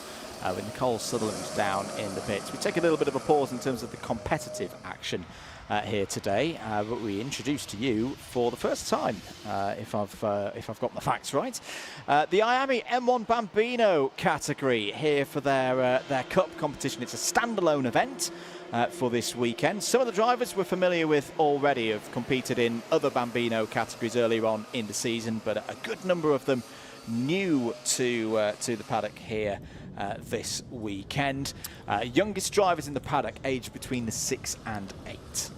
Yeah, I've seen lots of RCE drivers out there. I've seen the Kart coach here, who works closely with RCE. I have a question, Andrew.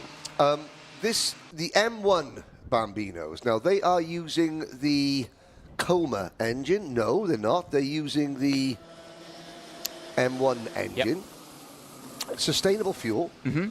However, now, with Motorsport UK only running as an official Motorsport UK British Championship class, the Might E Bambino karts next year, is this the final time at the Wera Tours British Championship that we see the Bambino class with internal combustion power?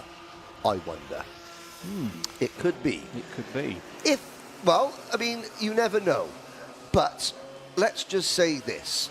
Bambino karting started, I mean, I have to say, I know I bang on about Landau a lot. However, I want to say Alex Austin, the younger brother of Macaulay Austin, who was a mechanic, Alex the Bear, I want to say it was 2008 or 2009. Motorsport UK, or the MSA as it was then known, allowed Bambino time trials to be run at MSA club events. And Landau Kart Club had their first event of the year, the second weekend of February. And Alex Austin, he turned 6 on the Saturday and was then allowed to drive in a time trial on the Sunday, and thus becoming the very first driver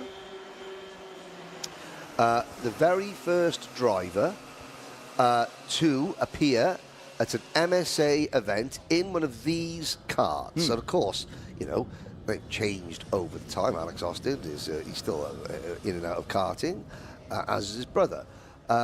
If this is the final time we see internal combustion engines on Bambinos at this level, don't panic, ladies and gentlemen. If you've got a Coma Bambino engine or an M1 engine, they're still going to be running next year, but they just won't be competing for a Motorsport UK title. They'll be running in other championships.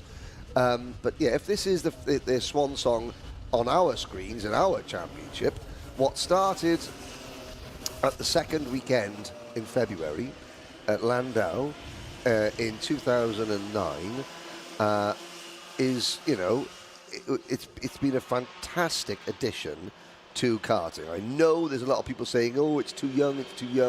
Not so. I think that British karting in general, because they learn how to race properly like that. I think British karting in general has benefited greatly from the amount of drivers that were able to start in Bambinos. When you look at the amount of of champions around the world that made their start in Bambino karting, I think it's only been a benefit to British karting in general. And I know when we've been overseas, haven't we, you know, calling other big races, that you're absolutely right. The number of drivers that we see, particularly British drivers, on podiums, and it's, you know, when did they start back in Bambinos? Yeah. It's been a sure testament. Shay Downey's just had gone quickest.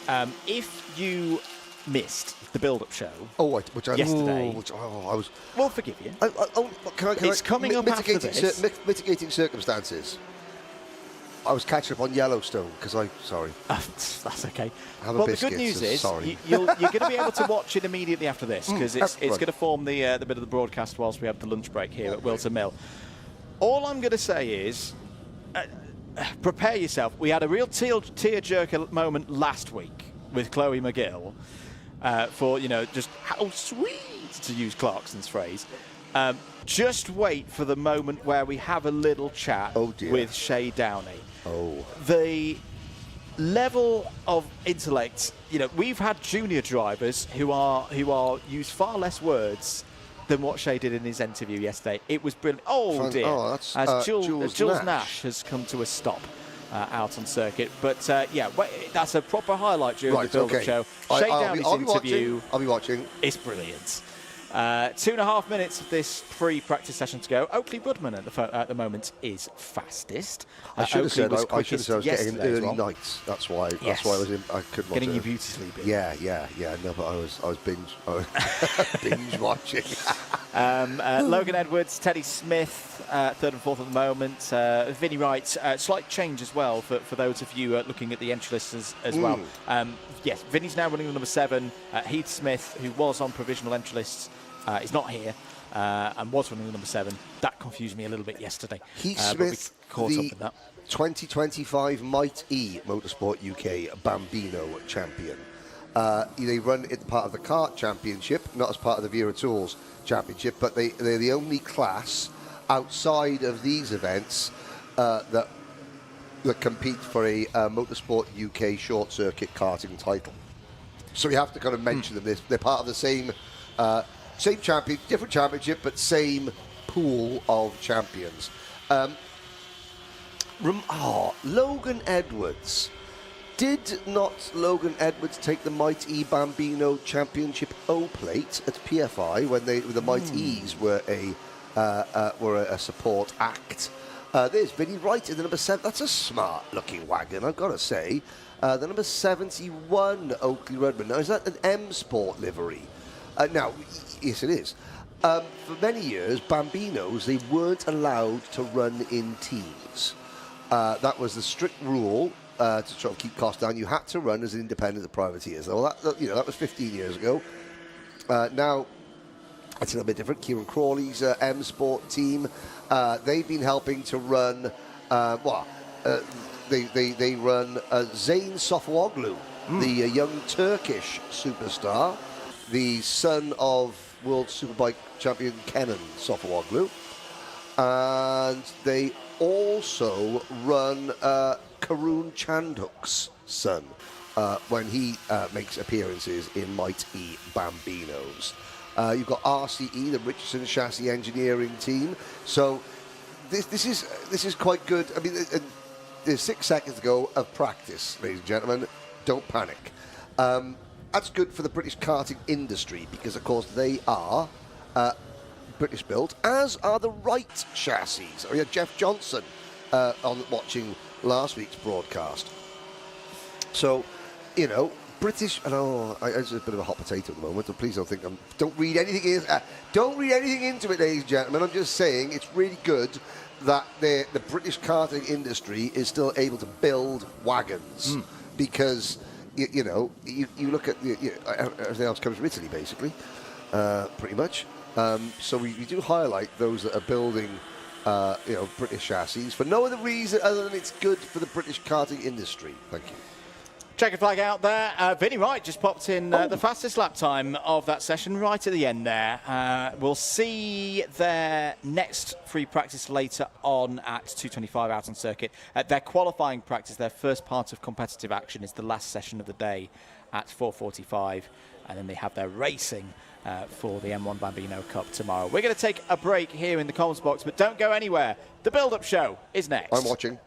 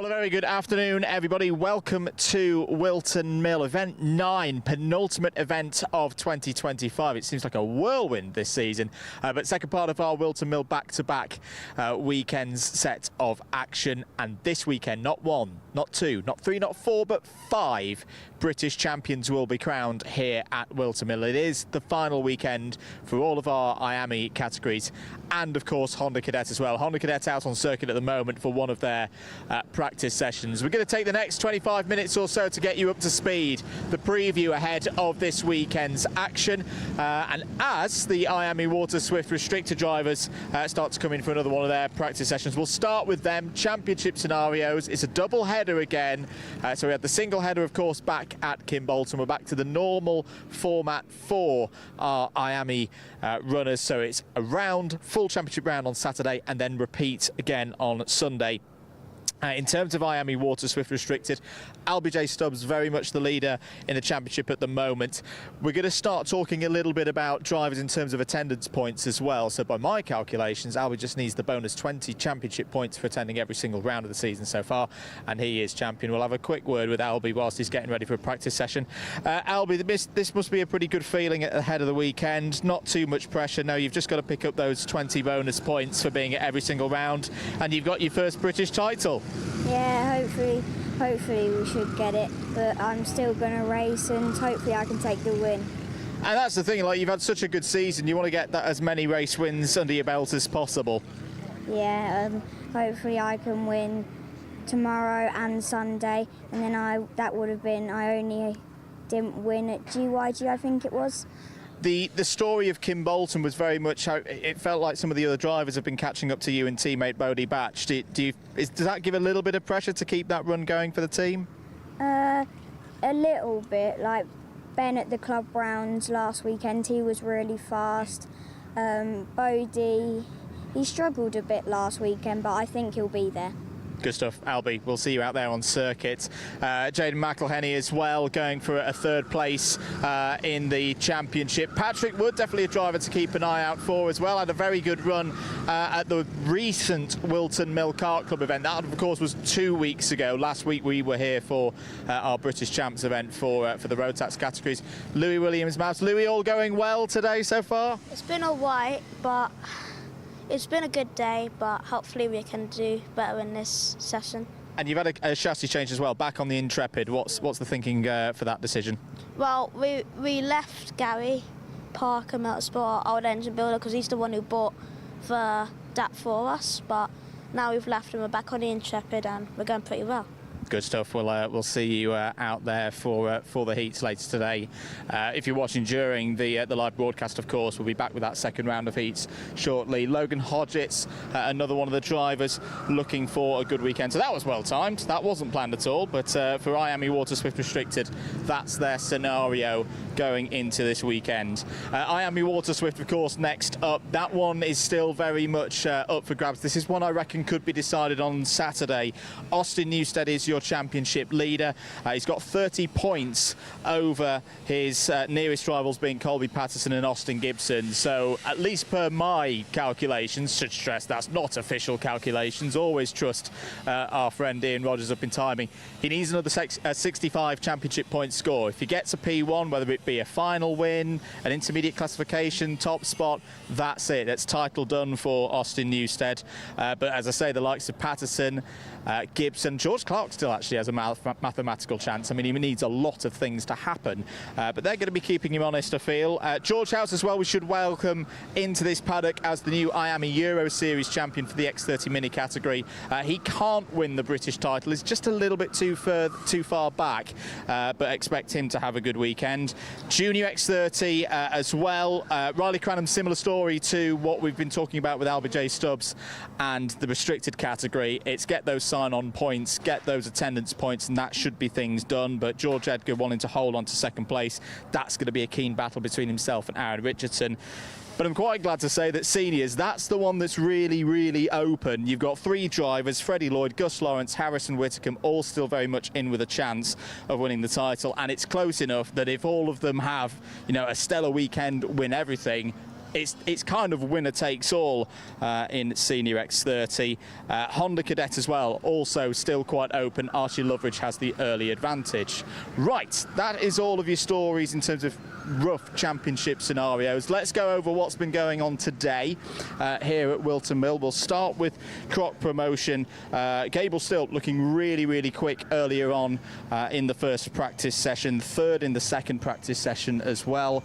Lewis Bird looked very calm and steady and poised to me, especially through the final chicane.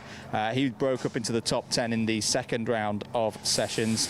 Sam Branson as well, consistent pace, 11th and 13th. We'll actually have a little quick chat with Sam if that's all right. Sam, very familiar with this circuit. The team knows it well. How much are we rating this weekend on chances of getting a good result? We should be all right. I haven't been out in a while and just getting back into it really, but I'm fast around here. I know I am from the O plate last time, so fingers crossed, be a good weekend. And so far, the clouds playing ball as well. It's hopefully going to be a little bit warmer than it was for the other lot last weekend. Looked at the forecast, it's got a bit of rain on Sunday maybe, but tomorrow looks dry, so that's what we've got to focus on first. And as the wider team as well, we were just mentioning Gabe looked pretty quick earlier on the fresh tyres in FP3. Does that give a bit of a boost to this squad? Yeah, hopefully give us some good confidence for the weekend, and yeah, we'll see what happens. Good stuff. Thanks for talking to us. Thanks, Sam. And yeah, we will keep an eye on Croc Promotion. As I say, they do know this circuit very well. Sorry, that's not going to get in the way of Bodie Batch on his way to his next practice session. Let's talk Fusion. Could of course be a very big weekend for the Fusion ranks. We'll start with today's efforts. IAME Waterswift category. Austin Newstead fastest in session number 2, of course championship leader, and is still in very good form as well. Second at Marienburg last week to wrap out a top 3 in the European standings. And well, you've been shoved in here by Alfie Davidson. Austin, it's looking good at the moment, but still a bit of a job to do. Yeah, obviously at the minute I'm leading the championship, so hopefully I can keep that for the rest of this round. Obviously I've still got to do good in these next 2 rounds. And for the others as well, you've got a teammate in here in Ozzy Gibson who's going to be going for it as well. How will you be focused on their results? Will you be focusing on their results at all? No, not really. I'm just going to focus on my race, come as high up as I can, and not worry about the championship and just worry about one race at a time. Good stuff, Austin. I'll let you get back to preparations for the next one. Should also keep an eye on Mason Hibbert this weekend. Mason had a really good run last week at Marienburg. So I think, yeah, it's only fair, Alf, that you shoved Austin in. So we're going to talk to you now. Alfie Davidson, a good place for you. This one in IAME Waterswift Restricted last year. Are you feeling ready to go? Yeah, hopefully we can win both days, and then if we win both days we can get top 3 in the championship. How big was that Kim Bolton result as well, kind of getting back on track and proving what a lot of people have thought for a while, that you've got the capabilities to win in this division? Yeah, big, just to win a British round in a bigger class, new class, well not new class but different class than what I restricted last year, to win the British last year, and then to get top 3 hopefully this year is really a massive achievement for me. How important is it to you as well of keeping momentum going? Obviously it's the last round of the last rounds of the British this weekend, but there's still racing to go after this. Hopefully trips to IWF for a lot of the drivers in this awning. Do you think about that long game as we go towards into the autumn? No, not really. I'm not going to be racing the IWF. I'm going to do a few dirt car racing that Brandon Carr's doing over there in America, so I'm a bit gutted, but we'll see. Next year we'll go and hopefully we can end up with a win. Best of luck out for the weekend. Oh, that sounds really interesting. A bit of racing with Brandon over in the States. As I say, that's pretty much the story in the smaller categories covered, but of course you've got the juniors as well. Who did best? Probably Aaron Richardson, 2nd and 4th earlier today in the 2 timed X30 junior sessions that we've got data for. Sukmani Kira continuing her very good form in recent weeks, had that tremendous run at Kart Masters, which on balance I think Sukmani deserved a much higher final result, but that's not how racing works sometimes. But, keep an eye on Sukmani this weekend. She knows this circuit very, very well indeed, and that showed 4th and 6th in her practice sessions earlier on today. Aaron Richardson, as we mentioned, in a very, very keen battle with George Edgar for 2nd place in the championship, and just behind as well there you can see the GP kart of Riley Cranham. Riley, I think we will see Riley race on Saturday, or at least qualify on Saturday. Whether we see him on Sunday, he'll probably have everything, mathematically sewn up by then. The reason, for those of you who are new, why do we see champions not necessarily run every single race? It's disqualifications. Not saying that they're going to get disqualified, of course, but if in the short or small chance of getting disqualified, you have to carry the 0 point from a disqualification. You can't drop it. Remember, it's 4 drops that everybody has across the course of the season. But that changes if you get a disqualification. So, mathematically, you can have a driver who's sealed the championship, and then if they go out and they get a 0 score because something's happened out there, they then lose the championship. So that's why we sometimes talk about drivers who are a good way ahead in the championship going, do you know what, I'll sit this last race or two out as the season comes to a conclusion. To note as well, actually, Riley struggling for a little bit of pace earlier on today. He's had another growth spurt. 17th and 15th for Cranham earlier on today. I should mention in their senior ranks as well, no Harrison Mackie here this weekend. William Andrew was probably their biggest hope, 7th and 9th for them earlier on today. Let's talk Excel Motorsport. As I say, we've pretty much covered things in IAME Waterswift restricted already for them. LBJ Stubbs quickest earlier on today. They've got a good number of runners still, of course, in the Waterswift category. George House, we've mentioned, 5th in his 2nd practice session earlier on today. Other hopefuls out for them. I'm gonna make out Ethan Owen, 13th and 14th for Ethan Owen earlier on today, and Colby Patterson we should mention as well. Can still mathematically win the title, but if it's not going to be the title this year, if he's not able to get over that points haul of Austin Newstead, Colby Patterson's still very much going to be wanting to get 2nd place. So, that is going to be a story to keep an eye on, and Patterson was 2nd in FP4 earlier on today. Moving up the awning, apologies, we're probably not going to be able to get all of the awnings in on this particular programme, but we will endeavour to do so later on in the weekend. Let's actually have a very quick chat with George House. New IAME Euro Series champion, got it done in the heat. Another really good weekend at Marienburg. How proud are you to be coming back into this British paddock with that title? I feel really proud of it. I'm ready for this round to try get top 3 in the championship. Seeing as I don't really think I could win it in this championship because of the points difference. So I'm pretty confident we can go for a top 3, and yeah. And it's going to be a competitive race as well. This story that's gone on across the course of the season, the Excel Motorsport team, the Fusion Motorsport team, JGR, all of the others really getting in there in IAME Waterswift. What do you think is going to make the difference to get on the podium here this weekend? Well, there is a lot of drivers from different teams, and it will definitely be difficult for us and everyone really to be fighting against each other. But I think if we just concentrate and go through it, and then we could get like a good position, I think. So. Absolutely. George, thanks for your time. We'll let you get ready, and well done once again on sealing yet another British driver winning one of the IAME Euro Series titles. JGR, of course, is where we saw the winner of the mini category at the European level last year.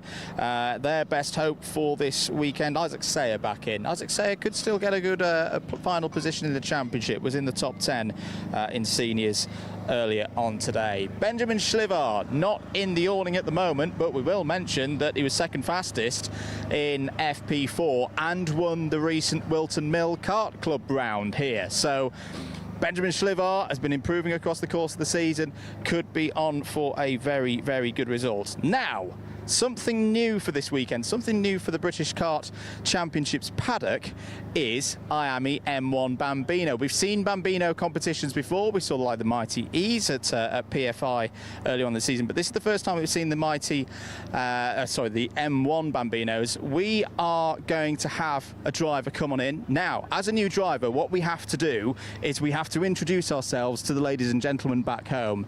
So what's your name? Which kart number are you driving? And how much do you love Bambinos? My name's Shay. I really like my IAME and my number's 51. So Shay, how's practice gone today? Has it been good? Yeah, pretty good. And how many races have you done in your number 51 kart? Probably a month now. Longer than a month. An experienced driver in the IAME M1s.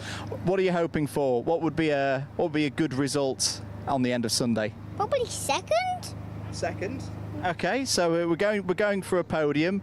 What things have you been working on? What's the hardest bit about this Whilton Mill circuit? Like the hardest bit is like getting like staying on them and like seeing if there's anything in front or getting straight past them. Very good. Well, Shay, thank you very much for talking to us. We'll see you later on in the weekend, and best of luck. Thank you. Very well spoken there from Shay, and yeah, great to have the M1 Bambinos in with us this weekend. More times coming in as we will do more of kind of the build-up of the IAME M1s in terms of who's looking strong tomorrow. We will stay with them though because I've been requested to come into the RCE tent. This is where a lot of the IAME M1 Bambinos are. I can see a little bit of coaching going on in the corner with our main man, the karting coach, and we'll have a little chat about what are the drivers learning at the moment. Eating pot noodles. Eating pot noodles, does it make it quick? They make them quicker? It definitely makes them quicker, yeah. How good is it to be in the paddock this weekend for this Bambino Cup? Yeah, absolutely brilliant. Just the development to see where we can end up in the future. And I say it's a decent grid as well. I think we've got about 11 or 12 of them out on track this weekend. Yes, that's right, yeah. How many of them in here? We have 5 in here this weekend. 5 indeed. So lots going on. I think we're going to have shall we have a little chat with Briella, if that's okay? Briella, we saw you earlier on in the season at PF International. What do you like about driving the M1 Bambino? I like it a lot. Is it speedy? I love IAME now. And practice, has the practice been good? Yeah, it has. What's your favourite corner around this circuit? Christmas corner? Christmas corner, that's where you can overtake, can't you? That's my favourite place to overtake. Fantastic. Briella, best of luck for the weekend. I say, really good to see some new faces in the paddock here this weekend. Just trying to find where our RC runners are in my list. Looking out for Logan Edwards, I think, a top 3 in both of the sessions so far today. So yeah, that was very, very good. As I say, I don't think we're quite going to be able to get round all of the awnings today, so we'll pick up the pace a little bit as we go around the corner. Should note as well, Archie Cannon. We'll try and catch Archie tomorrow, but that's another new Apollo. We've been talking about one for Margaris Kovetskis, who is here this weekend as well.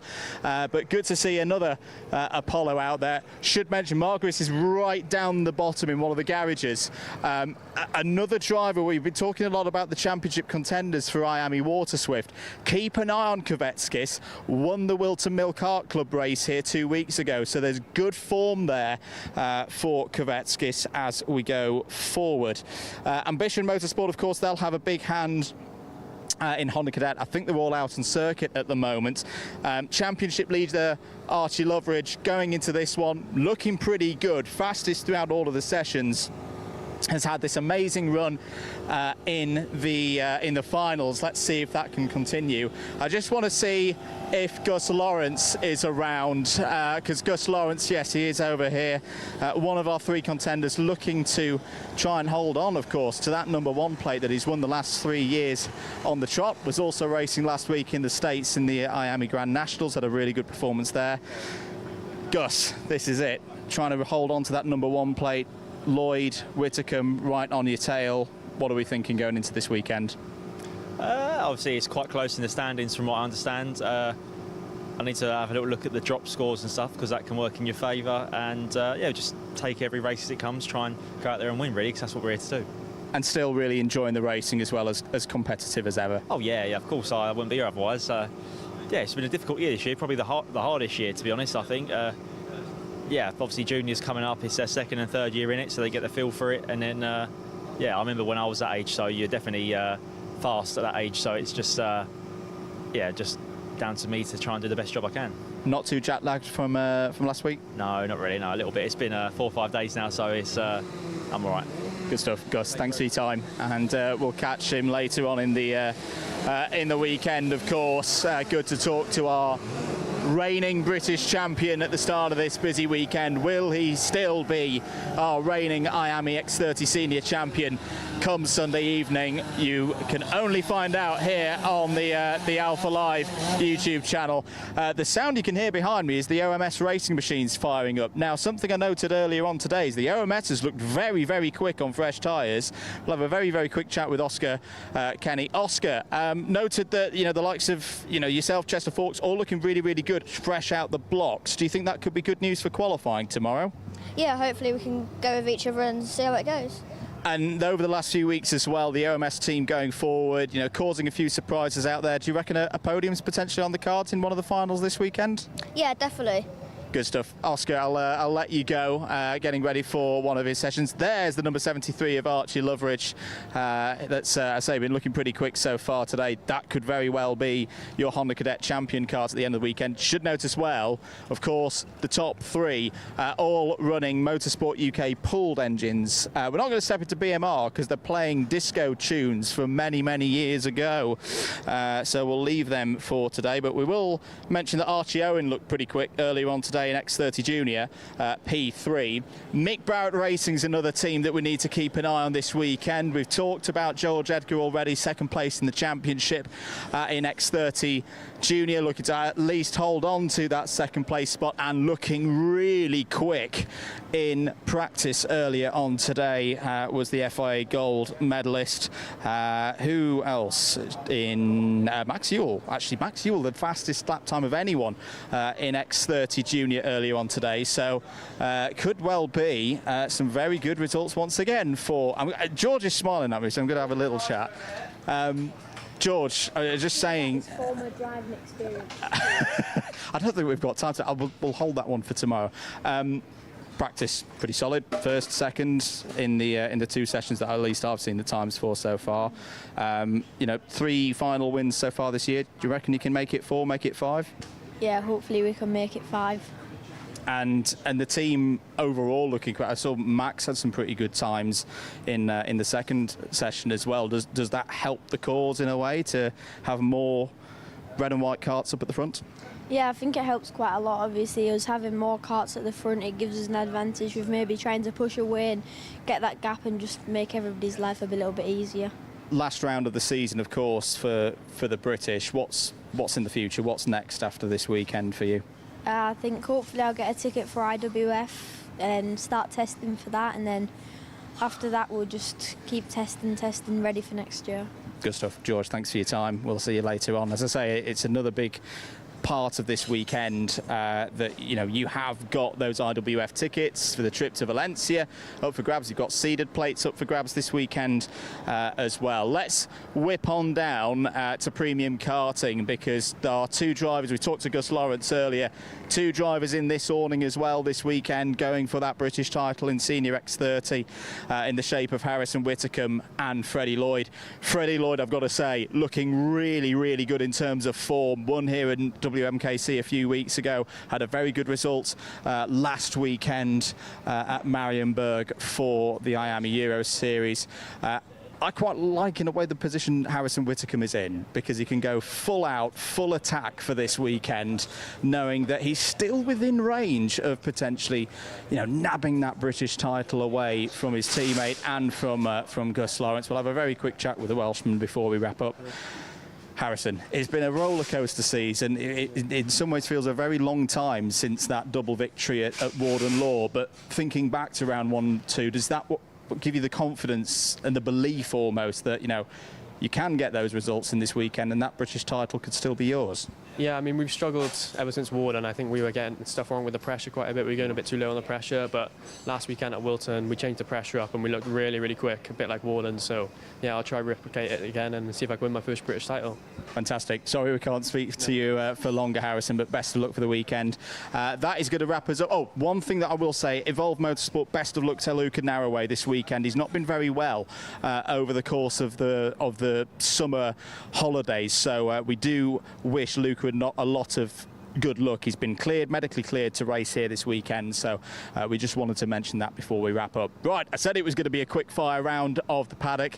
We'll be back tomorrow, of course, with the paddock show. Don't forget, we've got our Wera Tools Wheel Change Challenge as well. Rocker Lee and Shenton still your leader in that one, and of course a full round of action where British champions will be crowned here tomorrow at Wilton Mill. Thank you very much for joining us. We'll see you tomorrow.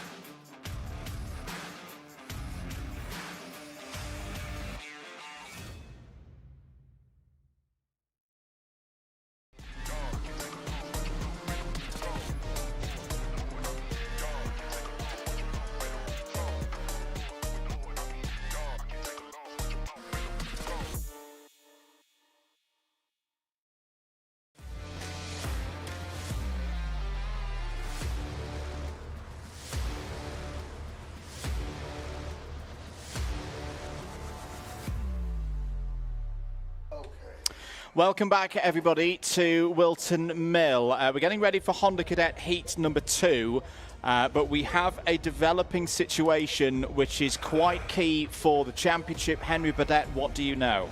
Well, it's one of those... Motorsport and karting can be cruel. At the end of heat number 1, after winning heat number 1, Archie Loveridge, his dad Michael, just in the midst of the, not the excitement, but the stress, took the kart out of Parc Fermé before taking the tyres off. Made it about 30 seconds out of Parc Fermé, turned around, went back in, but of course by then it was too late. That means that Archie Loveridge, championship leader, cannot use those slick tyres today or tomorrow. Because even though this is a 2-round event, the Hondas only had 1 set of tyres. Unless it rains and the race director declares it a wet meeting or even an open meeting, Archie Loveridge has turned his last wheel here this weekend. And it means that he has probably, not for definite, because you never know what might happen, has probably lost the British Championship. I went to see Archie, who, he's 11 years old, and he was standing next to Luke Jardine's kart, helping Luke and his dad do data. That tells you everything you need to know. Let's run you through the grid for this race. Archie Loveridge will not take part in this race. Edward Rye will be on his own on row 1. Oliver Ratton and Shailin Srikantan, as expected, on row number 2. Riley Blakemore and Archie Cannon, row 3. Harry Grant and Jerry Dufficy, row number 4. Row number 5, Luke Jardine and Ronnie Jones, who now has a great opportunity to take another title in his Honda Cadet career. Sam Dixon and Luke McGall start on row number 6. Continuing on to row 7, Luca Bicocchi and J.M. Prakash. Row 8, Carl Kerr and Aidan Donnelly. Reggie Dufficy completes the field. Just to reiterate, folks, this heat is now massively important because Archie Loveridge will fall down the intermediate classification. Yes, let's be clear. He's not been excluded. He's not been excluded, so he's not scoring 0 points. Yeah. He won the first heat. Okay. He will be classified in somewhere. For this race, he'll be classified. Although I notice Jerry one of Duffy's the not other running. ambition carts either isn't out there or isn't showing up on our timing screens. So let's think about this. 2, 4, 6, 7 on the line. I think so. If Jerry Dufficy isn't out there, then Loveridge will score points for 16th. Yes, in this heat. That would put him, I'd say, mid-pack, 8th or 9th for this set of heat points. He will then score last place points or 16th place points, depending if Jerry Dufficy goes out in the final. Now, that will give Archie Loveridge his 10 qualifying championship scores as we wait for the lights to go out and the racing to start. There was That was either a very good start for Kyle Kerr. That was either a very, very good start for Kyle Kerr or instantly in the Hall of Fame for all-time jump starts. We'll see what happens. Now, Ronnie Jones stands to capitalise. I did just speak to Martin Jackson, who runs Martin Jackson Racing, who's Ronnie Jones's team. And, he shook his head to me, and I said, it's good news. He goes, yeah, but it's not fair on the lad. Talking about Loveridge. Yeah. And he goes, it's not the way we wanted to win it. Now, of course, that's a commendable attitude. And that's not to say that Ronnie Jones has, got one hand on the title, because before the start of the weekend, there was only a 6-7 point difference between Jones and Luke McGall. Riley Blakemore's still in this as well, because he was only a handful of points back and currently leads this race. So Riley Blakemore, he's had a lot of bad luck across the course of the season, but has had the ability to top score. He's just got one top score so far this season. That was in the heats at the second round of PF International. That's a nice move. That's Sam Dixon down the inside of Aidan Donnelly. So as things stand, Loveridge in the intermediate points would fall to 9th. That's 8th now. 8th. So the drivers move around. And this is why this is important, because whether it's 8th or 9th, that will equate through to a championship score. I shall tell you. It'll be one single point. Pays 55 points. So Loveridge will score, as things stand, 55 points. Yep. Jones would only be on, at the moment, Ronnie Jones is 7th, which is 56 points. Well, if nothing else, Ronnie Jones will go into tomorrow's title decider knowing exactly where he has to finish to take points to take the championship. So will Archie Loveridge. And of course, if it rains, he could be back in. Then Archie Loveridge can race again because he can use his wet tyres. He cannot use his wet tyres in these conditions, not because it would ruin them, it's because he's not allowed to. The meeting has been declared dry. Luke Dixon making, I see the point that Luke makes. Archie and his family, they are lovely. I speak to Mike, I'm speaking to Archie's mum. He's got his other brothers there, and Archie, I'm just with them right now. No, everybody knows they weren't cheating. It was literally, and again, and we've seen this before. We did it before. We saw it at PF International. Yep. With Tristan Powell and Morgan Moore. Yep. We saw it here at the Old Plate last year ago with Harrison Whittaker. It happens. But of course, the problem is that you can say about common sense. Well, you can't leave the door open for people to, you know, if you do it, if you let one person out, then you've got everyone out, and the rule is then null and void forever. It's there. It's one of those painful rules for a reason. Anyway, that's that. Let's not talk, you know, because again, Archie, I said, you staying? He was like, yep, staying. He's going to help his teammates. And his teammates could be a big factor in this, yes, because there's a good number of Ambition Motorsport drivers in this field who are now, in terms of the championship bid, trying to take points off those other drivers in other teams and privateer efforts who are going to be looking to overhaul. I've got to say, the DTM spreadsheet has been fired into action a little bit earlier than I was expecting here this weekend. Right now, as Archie Cannon going through there on Ronnie Jones, as I say, this is not over, folks, because out of the drivers that I've got as, you know, having a good chance here, only really one of them is high up the order in this particular haul of points, and that's your race leader. Riley Blakemore at the moment would take a 65 championship score. By my calculations, will move up to third place in the championship. Ronnie Jones will only narrow the lead that is currently in the hands of Loveridge by one single point, because Jones is 2 now, because he's just moved up to 6th place in the intermediate points. And McGall at the moment, McGall quite remarkably is losing points to Loveridge at this stage of the things, and that's all down to the heat win that Loveridge had in Heat 1. And let's reiterate that. You know, this is not exclusion. This is just he hasn't got any tyres. Yeah. Now, why are you thinking? Well, what of the 3 people that stand to capitalise mostly? Why is Riley Blakemore the only one who is really running? You know, running away at the front.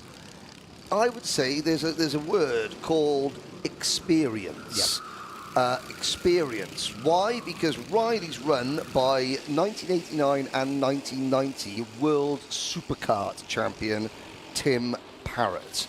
And so Tim Parrott, who knows how to prepare drivers for title championship weekends. Also, you know, I mean, but look, I can't say anything about the Motorsport UK pooled Honda engines because Loveridge won the opening race on one of them, and he didn't choose that engine. That was selected at random, or he selected at random. Jones and McGall are also using those tyres. I mean, there's Jones now up into 5th position, ahead of his teammate Shailen Shakantan. So, I mean, this is. I mean, obviously, the Loveridge family are desolate at the moment, but you've got to love this part of it. The key players in the title fight, obviously Blakemore running as a privateer. Some of the key players in this title fight are now Shailen Shakantan, teammate to Ronnie Jones, J.M. Prakash, Luke Jardine, Sam Dixon, Reggie Duffy, teammates to Archie Loveridge. Now, they're obviously, I'm not suggesting that they're going to use their cars as weapon, but tactically positioning themselves to take points. And this is the game that we play. They all know that. You know, no one's going to cry foul because of that. This is this is where the team element of go-karting comes into it. Now, speaking of teams, small is beautiful for Archie Cannon, the smallest team out there, the Apollo karting team. Just 2 of these chassis exist. They're both here this weekend. And Archie Cannon, the S-plate holder, has just moved into P2. A quarter of a second behind Blakemore. A quarter of a second behind her historic national championship race win. A heat, only a heat doesn't matter. The Apollo kart is now 0.12 of a second shy of taking a heat win at British Championship level. They're going to be going mad up in Wearside, Sunderland, Warden Law, where those wagons are put together. I've got to say, there's a number of stories in this race. We've been talking about championship a lot in this heat, but Edward Rye has been having a great run here. Oliver Ratton, apologies if I'm mistaken here, I don't remember Oliver Ratton this season running as high as 4th at any stage of this campaign. final lap then in what is a very, very tense second heat. Riley Blakemore has led this race brilliantly from the start, but he hasn't got it won because here comes Archie Cannon up the inside. No. That's a brilliant taking of Christmas corner from Blakemore. He used the camber through the corner to hold round the outside. Cannon may have another go down here into Ashby. Right down the inside, going for second place. Ratton trying to hold on to fourth. Ronnie Jones in fifth place, knowing that the door is open now, but he needs points. He needs to get up the order. He needs to take this chance to try and take the championship lead away later on today. That could be a move there that Jones did on Rye to put him P4 in the race. That could be a significant move in the standings. We'll find out how significant it was in 2 corners. Here comes Riley Blakemore for the second time this year, and how crucial could this be? Riley Blakemore wins Heat 2 and takes a 65-point championship haul. Archie Cannon second on the road and in the intermediate points. Ronnie Jones with that 4th place just shot up the league table and is third. He is third. He was at 6. That is 60 points. He gains 5 on leverage. He gains 5 on leverage. So, effectively, that now puts Jones... 16 points behind leverage. I make that 16 points behind Archie leverage. Yep, I do too. So 5.59 on the board for Loveridge going into the final. 5.43 for Jones. 5.36 for Blakemore. Where did Luke McGall finish in that? So he held P9, so he'll be on 5.30. All of these drivers are still in mathematical play here. I'm gonna throw Archie Cannon in there as well. Right. Archie Cannon's second place puts him now also on 5.30, equal with Luke McGall. Do you know something though? Okay, so the best 10 out of 12 scores count. Okay, at the end of today, you'll know basically what you've got in the championship.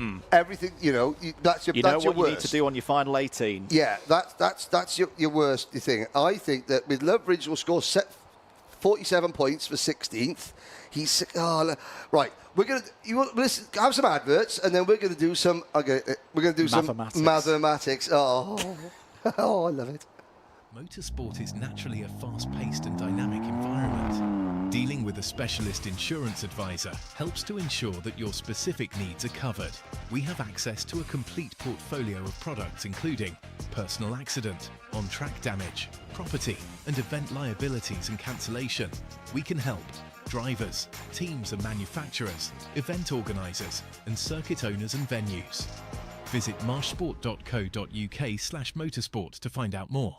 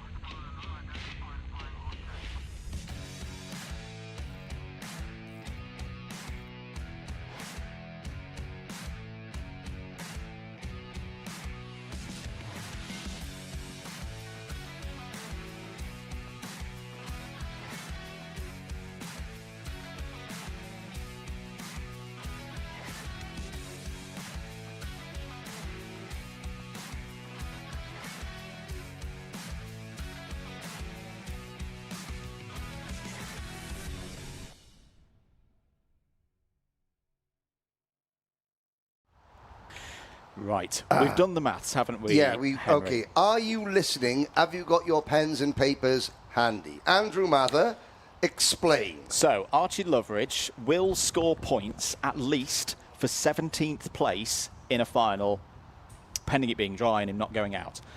With that tally then going on to his championship score, we have calculated, to stress this is unofficial and provisional, ladies and gentlemen.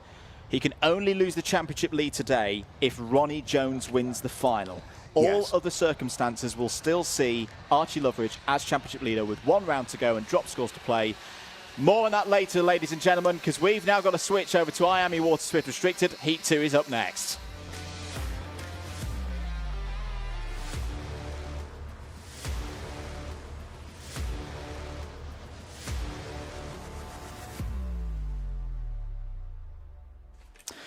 So, let's make things a little bit easier for ourselves in terms of championship situations. My goodness me. IAME Waterswift restricted up next. Bodie Batch and LBJ Stubbs have the front row of the grid. Ollie West and Corey Lyons on row 2. Jaden McElhinney and Louis Williams-Mabs, who I do believe is carrying our camera for this one, are on row number 3. Freddie Baker and Arthur Bowers are on row 4. Row number 5, Logan Hodgetts and Patrick Wood. Phoenix Millen-Sexton and Harry Murphy are next with Toby Biggs, Frank Morris and Benjamin Schliever. They are your 15 starters. This is LBJ Stubbs trying to take win number 7 on the year. And we are go. Good start then for Bodie Batch. Ollie West challenging for second place. Oh, was someone having a bit of bother there? There's one Ollie spinner West. towards in the background. So we'll work out who that was in a moment. West up to second place. Stubbs has fallen down to around 4th place, so it's not him. Was it Freddie Baker possibly not through sector number 1? It looks like the XL Motorsports number 92 of Freddie Baker, who was not clocked up. Ollie West there for Evolve Motorsports. Again, excuse the pun, but he's been evolving as a driver all year. There's that intrepid bodywork on the kart of Louis Williams-Mabs. And now we go to our onboard. There is a bird's eye view of Mabs running wide, coming out of the boot. And that has allowed Benjamin Schliever through. And Toby Biggs. In fact, Louis Williams-Mabs dropping to 11th place. Oh my goodness me, that was... well, I know we got about Corey Lyons' dad being a rally driver, but Corey almost had a bit of rallying himself. They're so close. Oh, West just clobbers the curb coming through Inkermans. And here come the Irish towards McElhinney. And those daily motorsport karts, they still look absolutely outstanding. That blue, that blue colour to me, it pops, bruv. It pops. I know there's some rallying on the big rallying on the Emerald Isle this weekend, but that was a mighty moment for one of the Irish drivers out there. 6.25 minutes in this race to go. Again, in terms of championship for this one, it's LBJ Stubbs just needing to pick up those attendance points, as we like to call them. He's effectively got them already because he competed in heat number 1, but that's not his style. He wants to go out and win every race that he can. Patrick Wood's having a really good run here, and there's Benjamin Schliever down the inside in the green and black colours. Kart number 78 started at the back of the field in this one after a problem in TQ earlier on today. Was classified 3rd in the first race. If you missed the results earlier and you don't want to hear it, shut your ears now. It was Batch from Stubbs, Schliever, Williams-Mabs and Hodgetts, your top 5 after post-race penalties. And it's something I've really enjoyed the last couple of rounds. We saw a little bit of this at Kimbolton, Henry. This pack have properly closed up as the year went on. A lot of drivers in the top 10 at the moment have really matured over the past few months. Now, I don't know whether it was by accident or design, but the angle that we've attached our Alpha Live onboard camera to Louis Williams. Look at that. I mean, driver coaches would pay big money for footage like that. It's just a study of, steering. Oh, lovely. That's absolutely outstanding. You want to know how quick these reactions are from these young drivers? Look, he's even got one hand off the steering wheel. Watch the steering correction. The bumps. Turn. You got to adjust. It's fantastic. Great camera shot and a bit more thinking as well. And some great Alpine Stars gloves as well. They're a good brand, them, aren't they? They're very good brand, Alpine Stars, I've got to say. Other brands are available, just not quite as good as Alpine Stars. Yeah. Schliever goes through past one of the DMS machines. That's McElhinney down to 8th place. And further down the order, there's been a change for 13th place. There was a Logan Hodgetts and Toby Biggs coming together, coming out of the boot there. Just sort of tripping over the same piece of tarmac. But Bodie Batch up the road. Here comes Arthur Bowers. Arthur Bowers takes over. I mean, Arthur, he's got his younger brother Ralphie around the place as well, who is hi, I'm Ralph Bowers, which I think is Jack Bauer. Ralphie Bowers is a great name. There's Jack Bowers out of 24, wasn't he? Yeah. But so Arthur Bowers just a fantastic performance. Patrick Wood goes through in the number 36 Kart. Sleevar's at the 7th. McElhenney down to 8th. Williams, Mabs, Millen, Sexton, Biggs, Hodgetts, Murphy, Frank Morris and Freddie Baker. Arthur, you mentioned Arthur Bowers there, another example of the great progress that has been made in the cadet classes, not just in this part of the British Kart Championships paddock, but you think back to the scenes, the race of the week scenes 6 days, 7 days ago. You know, Arthur hasn't done the full season, only joined us for the PFI meeting for his first appearance, but, you know, was outside the top 10 in that first appearance. At Kimbolton, break into the top 10, was 9th in the final, and now look at him running in the top 5 very solidly indeed. Has been quick throughout all of the practice sessions so far this weekend. This is a good drive from Corey Lyons as well. You know, he will have been disappointed with how Heat 1 finished, but in the battle, the inter-team battle for third place in the championship between McElhenney and Corey Lyons. At the moment, it's looking advantage Corey Lyons. And fourth place here would leave him 9th in the intermediate classification. And Bowers, correct me if I'm wrong, but I believe Bowers is being coached by David Bellchambers this weekend. So, you know, obviously Bowers doing this, socks well and truly off. But you look at the pedal extensions on Arthur Bowers' kart. Hang on a second. You just noticed that? Right, we're going to get a great shot now. Look how far back his little white booties are. He's teeny. It's brilliant stuff. Yeah. 2 minutes of this race to go. Bodie Batch with this one, I think could secure second place in the championship. I should stress everybody. These are provisional scores coming off of the computer. Even mathematics has to remain provisional. It's not 100% right. Well, it is, but you've got to say that. So, no, I've been really impressed with Bodie Batch today. Had a bit of a tough one a couple of weeks ago at the Whilton Mill Kart Club round. Was 4th in the final during that one, but has bounced back. And it's one of the things I've really enjoyed about this IAME Waterswift restricted campaign this year, Henry.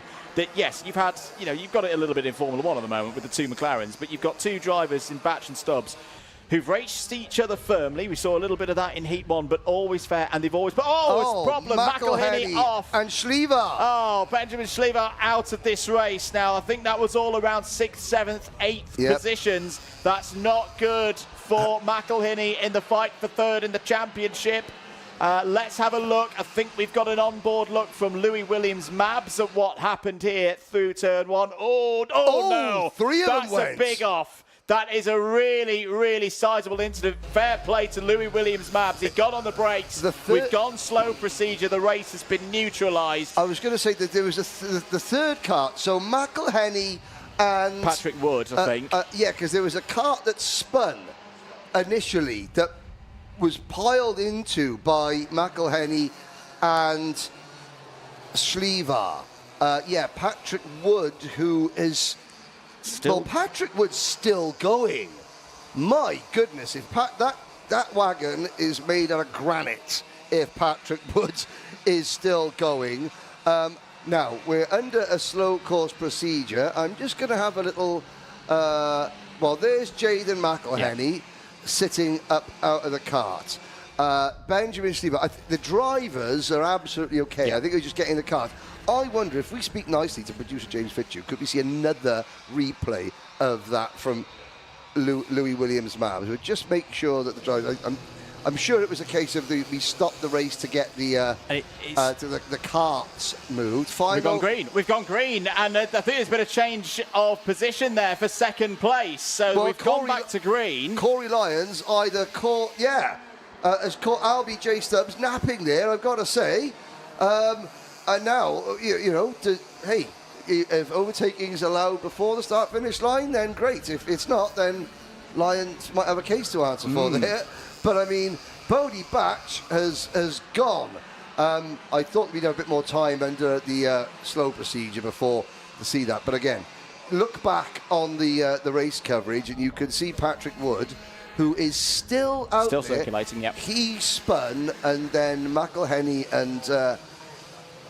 Schliever went into him and then out of the race themselves. But 2 out of 2 for Bodie Batch. And Corey Lyons second. Arthur Bowers is P3. Definitely socks off for that one. 4th, LBJ Stubbs. Ollie West, P5. And with that, I think we have our runner-up. Bodie Batch, by our calculations in the box, has moved beyond the max possible score that Jaden McElhinney and Corey Lyons can do.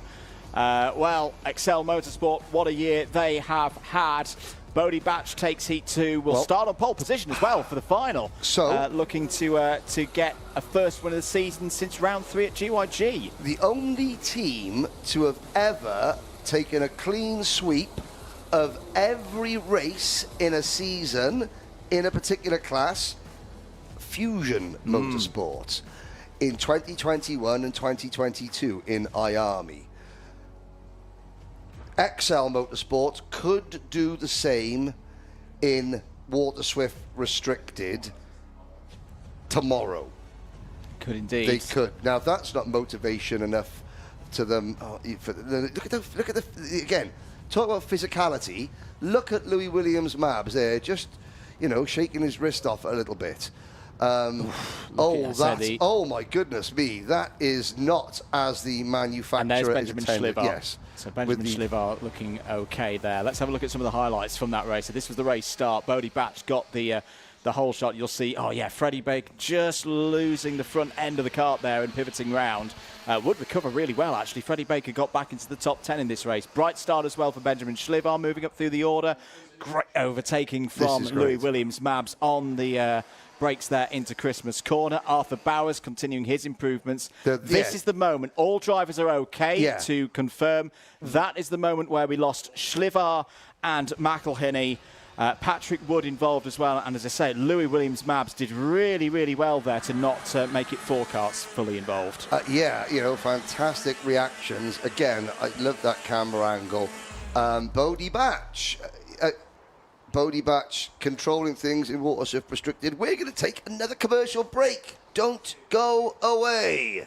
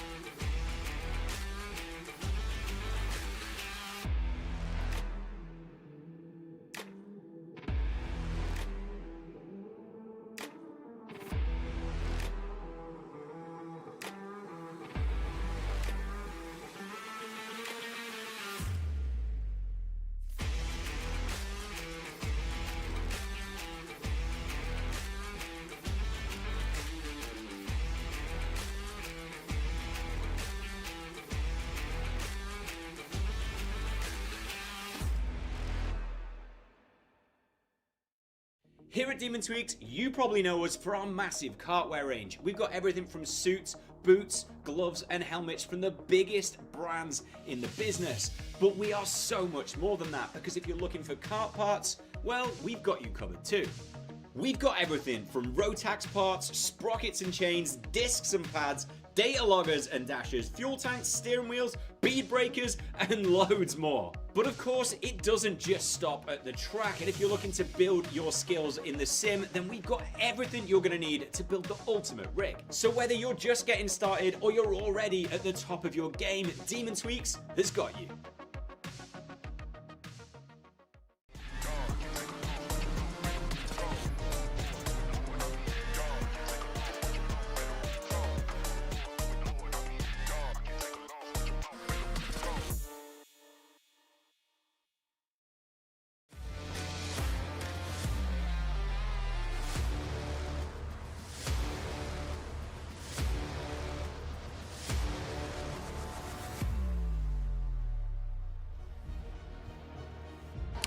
Welcome back, everybody. It's another big one. This is Heat 2 for IAME Waterswift.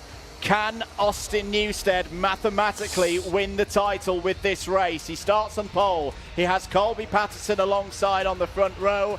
Daniel Ferguson and Luca Narroway start on row 2. George Clark will give us his eyes of this race from the inside of row number 3 with Mason Hibbert alongside.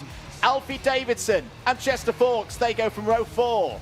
Henry Clark and Oscar Kenny round out your top 10. George House and Ozzie Gibson on row number 6. Margaris Kovetskis and Effan Owen are next, then Andy Stewart and Joseph Davis. Next up, Orion Meta having a strong weekend is alongside Johnston Stewart on row 9. Ruben Sagu and Alessandro Salas go from row 10. Ilias Sami completes the 21-strong field. Heat 1, Newstead won it. If he wins this one, it's another 65-point haul in the championship. And I'm going to thank the drivers for once for causing an additional formation Charlie lap. Clough has withdrawn. Oh, okay. Obviously, there are 22 on my preliminary list, but only 21 upon the circuit. So to go over the mathematics, Austin Newstead, if he wins this race again, sorry, provisional mathematics, will get his event 20 bonus points for attendance. We'll get another 65. That, by my calculations, will move him to 890. The maximum score before a wheel was turned before the start of this weekend that Austin Gibson could do was 888. The maximum that Patterson could do was 878. Ooh. Clark 865. So this is what we're saying. If Austin Newstead wins this race, provisionally, if he wins this race and gets top billing in the intermediate classification. If he does, he joins the likes of Ollie Greenall, Danny Curl, Pashley, Drummond, Ginchard, Kai Hunter, Porter, Garford, Phillips and Denham as double British champions.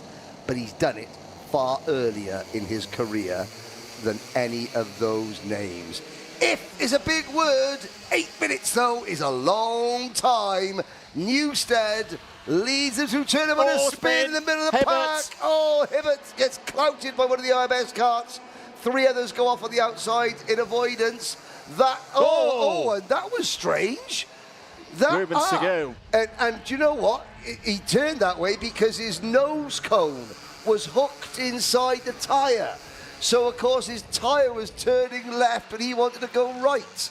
Sadly, Orion Meta had absolutely nowhere to go, and that one did very, very well to not cause a further significant incident. I'd love to get a look at that start again, because I think for Austin Newstead, that was absolutely perfect. Not only did he get a firing start out from grid position number 1, but he just pinched Colby Patterson a little bit, which meant one of his championship rivals could not get a good run there. Yep. Just, that is inch perfect from Austin Newstead. Patterson had to pull out of that one. He's lost track position now as Orion Meta's back on the circuit, and will try and recover through the course of the 6 minutes and 45 seconds of this race to go. But I've got to say, this is where, for me, Austin Newstead these past few weeks, since what happened at Kart Masters, it can take an event like that to really make a driver who's always had talent further mature and get the decisions right. Because Patterson right now is doing okay, but he's in 4th place. That's not where Patterson needs to be. He needs to be at the front. He needs to be winning races, getting more championship points to keep this battle alive towards today's final. 6 minutes and 15 seconds to go. I love that. You can see they're behind the chain link fence watching on. It's like, don't feed the animals because they do bite up the hill. Well, the best friend, I mean, Colby Patterson and Austin Gibson. Gibson, who is the closest threat to but Gibson's down in 6th position, and Gibson's not in this league group at all. So Austin Gibson, there he is, the number 152. Has he got a different crash helmet on? Is that a different crash helmet? Ooh, new lid halfway through a championship season. Ooh, I mean, it looks like a different paint scheme on the crash helmet. So, you know, Patterson and Gibson, there they are, Mr. Marlowe. Don't feed the animals. They can turn nasty. Patterson needs Ferguson to start hassling Austin Newstead. He needs the driver in 2nd place, the 115 cart. BMR restarts. Oh, there's Gibson. But Gibson. It's going through. And no, it's the same regular crash level as over Austin Gibson. That's okay. You can't blame the lid. It just looks like it's missing something today. Yeah. But Austin knows how to win championships. He was the inaugural Waterswift Restricted champion back in 2023. So it's not as though the occasion has got to him. I think it's a case of you miss something in qualifying, you put yourself in this sort of mix where you can't get a clean lap, you're always being hassled, you're around drivers that aren't thinking title, they're just scrambling for what may be their best result of the season. They're scrambling for maybe 9th or 10th in the standings, which is a national ranking. And your plans, your ability as Chester Fawkes, Danger Fawkes up into P3. Yeah, this is good stuff from Chester Fawkes. We've been keeping an eye on his sector times the last few laps, and we've seen this from the OMS machines. It's in the Argenti livery, of course, because Fawkes is the Argenti Academy driver in this class. As Orion Meta is out of the race. Yep, he was a lap down anyway. Yeah, he was after that incident with Ruben Sagu on lap number 1. But Fawkes, again, getting on with things. Another one of the E-plate holders from Shennington at the Super Prix earlier on in the summer. Newstead controlling this one. Just to say, in terms of the championship, if he finishes second in the intermediate classification, massively improves his championship standing, because that 27th, that awful set of heats from the very first day of the season at Ward and Law, it's in the bin in terms of drops, but it just doesn't quite move him past that max possible score for Austin Gibson. But I'll actually think about it, no, he still will, because Gibson is not maximum scoring in this race. Either way, Austin Newstead doing exactly what he needs to do. If in doubt, flat out, controlling it at the front of the field. Here on board now with one of the Fusions. That is going to be the 142 of George Clark, who's carrying our onboard camera on this occasion. Looking for another good result here, Henry. Yes, indeed. Well, the baby-faced assassin, he sort of is the chamber. The chamber in the gun was empty very rarely at Kart Masters, but he has, like a good Boy Scout, always goes out with a full barrel. And here's Chester Fawkes. Welcome back to the front, Chester Fawkes. It's been a terrible season luck-wise for the driver. He's not. Ferguson comes back at him, and what can Colby Patterson do? Patterson on the outside. Here comes the Bluebird Special. Luca Narroway now up into P3. And that has not helped Colby Patterson one bit. In fact, I think Patterson, who was 4th in the intermediate classification at the start of this lap, Art, ladies and gentlemen, Art, are the flip-flops going to survive this camera shot? Yes, they do. 2 minutes of this race to go then. Yeah, Austin Newstead. Patterson's dropped to 5th in the class. So, I mean, we are watching, for all intents and purposes, ladies and gentlemen, we are watching a championship drive here from the baby-faced assassin, Austin Newstead. I've got to say, in other sports, the NFL starts this weekend. Austin Newstead is in victory formation as side by side go Luca Narroway. What a performance this is from Luca Narroway today. Oh, he just loses out a bit there to Clark, to Fawkes. Patterson going through, but a driver that we feared we'd not see in racing action here this weekend is putting on a really, really brave show here. 1 minute and 15 seconds to go. And how wide will the smile be for the baby-faced assassin behind Kart number 4? Because he knows now, he knows the British title is going to be his. He is delivered. His championship rivals are further down the order. There's still a great scrap going on for second place as George Clark knows he's got a chance now to elevate himself up the championship standings. If he can't be a champion, well, a runner-up spot will do quite nicely, and a run towards the end of the season. And of course, IWF tickets up for grabs here this weekend. That's why he's pointing forward to Ferguson to keep going on. Fawkes down the inside into Ozier's brilliant overtake there for 3rd. Yes, indeed. Of course, you've seen the onboard. You know how physically demanding this circuit is on the drivers. Now imagine what it's been like after you've literally been in the house laid up for 4 weeks. That's what Luca Narroway has been doing. He has, and again, these youngsters, They're still training. They're still doing light gym work, you know, as much as they're allowed to. They're still doing your fitness training. You've got to at this age, at this level. Luca Narroway hasn't been able to do any of that. And yet, here he is, battling for a top 5 place. The spirit of the late Donald Campbell, alive and well with the Bluebird Special. But I was going to say, I know they say that Donald Campbell could walk on water. Wouldn't matter if any of these drivers could walk on water. It still wouldn't be enough to catch and dethrone Austin Newstead. He hasn't won the most races this year. He hasn't, you know, he's had to share the victories between himself and his teammates, Austin Gibson, Harry Williams and Alfie Davidson.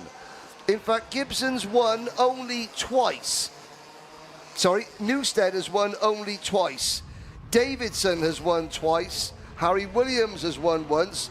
The clean sweep for Fusion for the season is still a possibility. It's just a heat race, however, but it looks very good. And the thing for me, Henry, as well, a big part of this championship run for Newstead was last time out at Kimbolton. He could have gone for the race win there, but he knew on that day that he needed to finish this. He's been finishing in fine style for many, many a year, but this time Austin Newstead wins Heat 2. He's top of the intermediate classification, and provisionally, by our mathematics here in the box, Austin Newstead has secured the Wera Tools Motorsport UK British karting title for 2025 in IAME Waterswift. What a professional performance he has put in today. He could have come in, you know, and been a bit defensive, think, you know, I've got 4 chances to do this. Bang, on pole position. Bang, Heat 1, and then again in Heat 2. There is victory for Austin Newstead. Ferguson, Fawkes, Clark, Narroway and Kvetskis, your top 6. Alfie Davidson finishes 14th after that incident at the start. As there is, again, provisional. Yep. Your champion-elect. Here's something, ladies and gentlemen. Austin Newstead, a Motorsport UK Bambino champion. Waterswift, that is classed as cadet. As an intercategory, yeah. Oh, as an okay. No one's ever won Bambino, cadet, junior, senior. Long way to go. A few years off that is, but hey, you know, Austin Newstead has a chance at making a bit more history. Now, that was unfortunate. Now look at Ruben Segou. It just, something wasn't attached to that go-kart, because that just doesn't happen. No. It doesn't happen. Ferguson, Kvetskis rather, very thing. The flip-flop watch, all the flip-flops, no flip-flops or harms during the making of that camera angle, ladies and gentlemen. Chester Fawkes, yeah, great to see Chester back at the sharp end. Like I said, it's been a terrible season for him luck-wise. He's a driver, 11 career podiums, Chester Fawkes, 8 third-place finishes. He hasn't had a podium yet this year. No, but it's that seemed to be the Chester Fawkes of 2024. You know, going wheel to wheel with Daniel Ferguson. We saw a lot of that in the 2024 championship last year. Let's get ready for it then. Next race out on circuit, heat number 2 for Junior X30.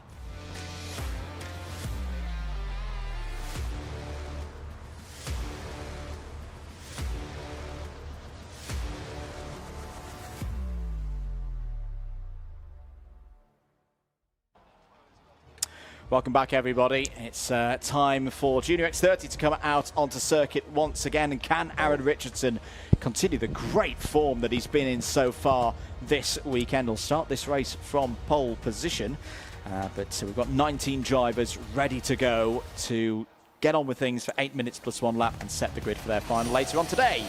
Now, it's just been brought to my attention, well, on the live chat, that, thank you, Bob, it's the F2 World Stock Car Finals this evening. And he said, can get the stream if you can.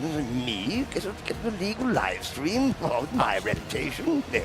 Here's a look at the starting lineup then, ladies and gentlemen. Aaron Richardson, Nat Johnston on row 1, Archie Owen and Max Ewell on row 2.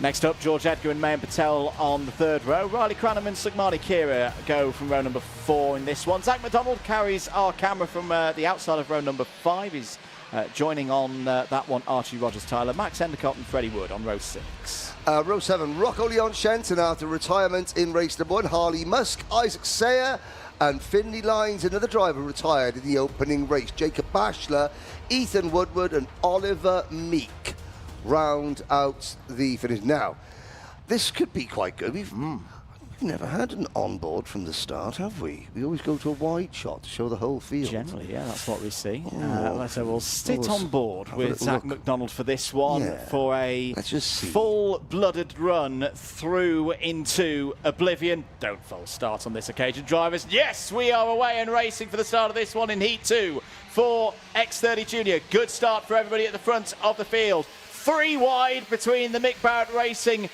drivers on the run up to Christmas Corner. And look at the start that Archie Owens got round the outside of Aaron Richardson through Christmas Corner. Wind up the replay machine on that one. That was fantastic from the Welshman. How do you say Slim Shady in Welsh? A slim, a shady boyo, I think is the actual translation. What a move from Archie Owen. Still bidding to take his first win, final win in the British Championship. Oh, and there's normally you say he's gone off like a stabbed rat or a scalded cat. He's gone off like a Welshman in a field of sheep, I've got to say. Half a second at the road at the end of lap number 1. What a start. Here comes Mayan Patel having a go at Max Ewell for 4th place, and he sticks it down the inside into Christmas Corner. That's the more conventional way of getting through at that point of the circuit. Nat Johnston not too far behind. Down there is Aaron Richardson, and that's a swap for 2nd place. That's a swap for 2nd place in the battle between these two drivers for the runners-up spot in this championship. They had a good old ding-dong in heat number 1, which went the way of the Mick Barrett Racing number 6 of George Edgar, but only by a 1/10 of a second as there's problems there. That was one of the JGRs of the Fusion involved. I think Ethan Woodward was involved, and maybe Isaac Sayer again. Oh, the season has just unravelled for Isaac Sayer. He had a really bright start to 2025. Got on the podium, was the first and thus far only driver from Singapore to ever stand on a British Kart Championship podium. And then then it went wrong. Yeah, it's not been the kind of second half of the season that Sayer would have wanted. Did not score well, of course, at Kimbolton. It's less than 6 minutes of this race to go, then it's still not done, because it feels like George Edgar, Aaron Richardson, Mayan Patel are hitting 5th and 6th gears. It's not geared karts, of course, but you know, figuratively what I mean. Because they're reeling Archie Owen in here in the middle phase of this race. Lap times that time around, 47.5 for Owen, 47.3 for Edgar and Richardson, 47.18 for Mayan Patel. Here comes the E-plate holder down the inside, takes 3rd place. Decisive work again from Mayan Patel. What a turnaround it has been this season. He started the season outside of the top 10 in these races. He has battled his way to become a regular fighter at the front of these races. Superb stop. Up to 3rd place. Yeah, and I got to say, I think that for Mayan Patel, it all started to come together. I mean, he had a podium, the penultimate race weekend of 2024 at Shenington. That was his first podium, and he scraped the final seeded spot. So he's the number 10 seed in this class in the country. And it's just kicked on from there. But again, the MDL team, a lot of it is down to the work they've done because they've had a huge upturn in Fortune, new factory, new workshop. Mark Litchfield working hard on the engine program there as well. So it's all coincided with the team, really taking a step up. At the same time, Patel, also continuing the step up that started at the end of last season of him as a driver. Now, Archie Owen is going to have to step up now because he did have a half a second lead. He's now got half a kart length's lead. Sukmani Kira sets a new fastest lap of the race. Currently She running is 7th and closing on Max Ewell and Nat Stappen. Yeah, Max Ewell not quite got the race pace at the moment. Was very quick over a single lap yesterday in free practice, but seems to be going steadily backwards in race trim. Lost out to Nat Johnston 1 lap ago. His teammate George Edgar is on the prowl here to try and take this heat victory away. He checks over his shoulder, sees that he's got a buffer between himself and his rival Aaron Richardson. Out of the race is Ethan Woodward. It has not been a good day for Ethan Woodward. He'll be in the final. There's no cut-off here today for this field, but Ethan Woodward will start towards the back later on this afternoon. Bit wide for Edgar. This could be a chance for Patel up the hill. Edgar goes defensive to the middle of the road and holds on to second place. Richardson still there in 4th. Nat Johnston running nicely as well in P5. 5-second penalty on the board for Bachelor. Down the inside goes Patel. What a move. Great move. That is, I cannot put into words how difficult that is. Yep. Down the hill into Ashby. Gravity working against you. Tightening line to the corner as well, as here goes Richardson down the inside. Where is Edgar's pace gone? George Edgar, who was looking lightning quick a couple of laps ago, this is how quickly things can turn in Junior X30, is now on the back foot. 2.5 minutes to go. Archie Owen can breathe a little bit. He's got 0.4 of a second over Maya Patel, and again another new fastest lap of the race from Sukmani Kira. There she is, just towards the back of your shot, on the back of this train for 3rd place. She's not on the back of this train. Zach McDonald is on the back of the train. How many? You can probably count the amount of fingers on one hand. We've said this: leading privateer in Junior X30, not Rocco Leon Shenton. Zach McDonald. Now, at PFI, I spoke to the guy that runs Zach McDonald, who's Mark Taylor. Yeah. Mark Taylor. Very. He's been in the sport for about 30 years. Doing it for years, everybody knows him. Quiet guy, keeps himself to himself, knows his stuff. There's the proof. Zach McDonald running, not just running in 8th place, running in the lead group, and that's the key thing, in the lead group. Shenton is 9th, but a long way back. And then you've got Uncle Max Endicott, Riley Cranham, just again cruising round 10th. Freddie Wood, Oliver Meek, Finley Lines, Jacob Bachelor, Archie Rogers Tyler, and the rest. Harley Musk is the last kart still running. I've got to say, this is a good look for our Era Tools Excellence Award winners, because they received those tools at 12:45 this afternoon, and Zach's now running and he's just set the fastest lap of the race. There you go. There we go. It just goes to show, ladies and gentlemen, brand new set of Vera tools. Mark Taylor pops a setup on. Very next race, McDonald's fastest lap against drivers who are some of the best in Europe.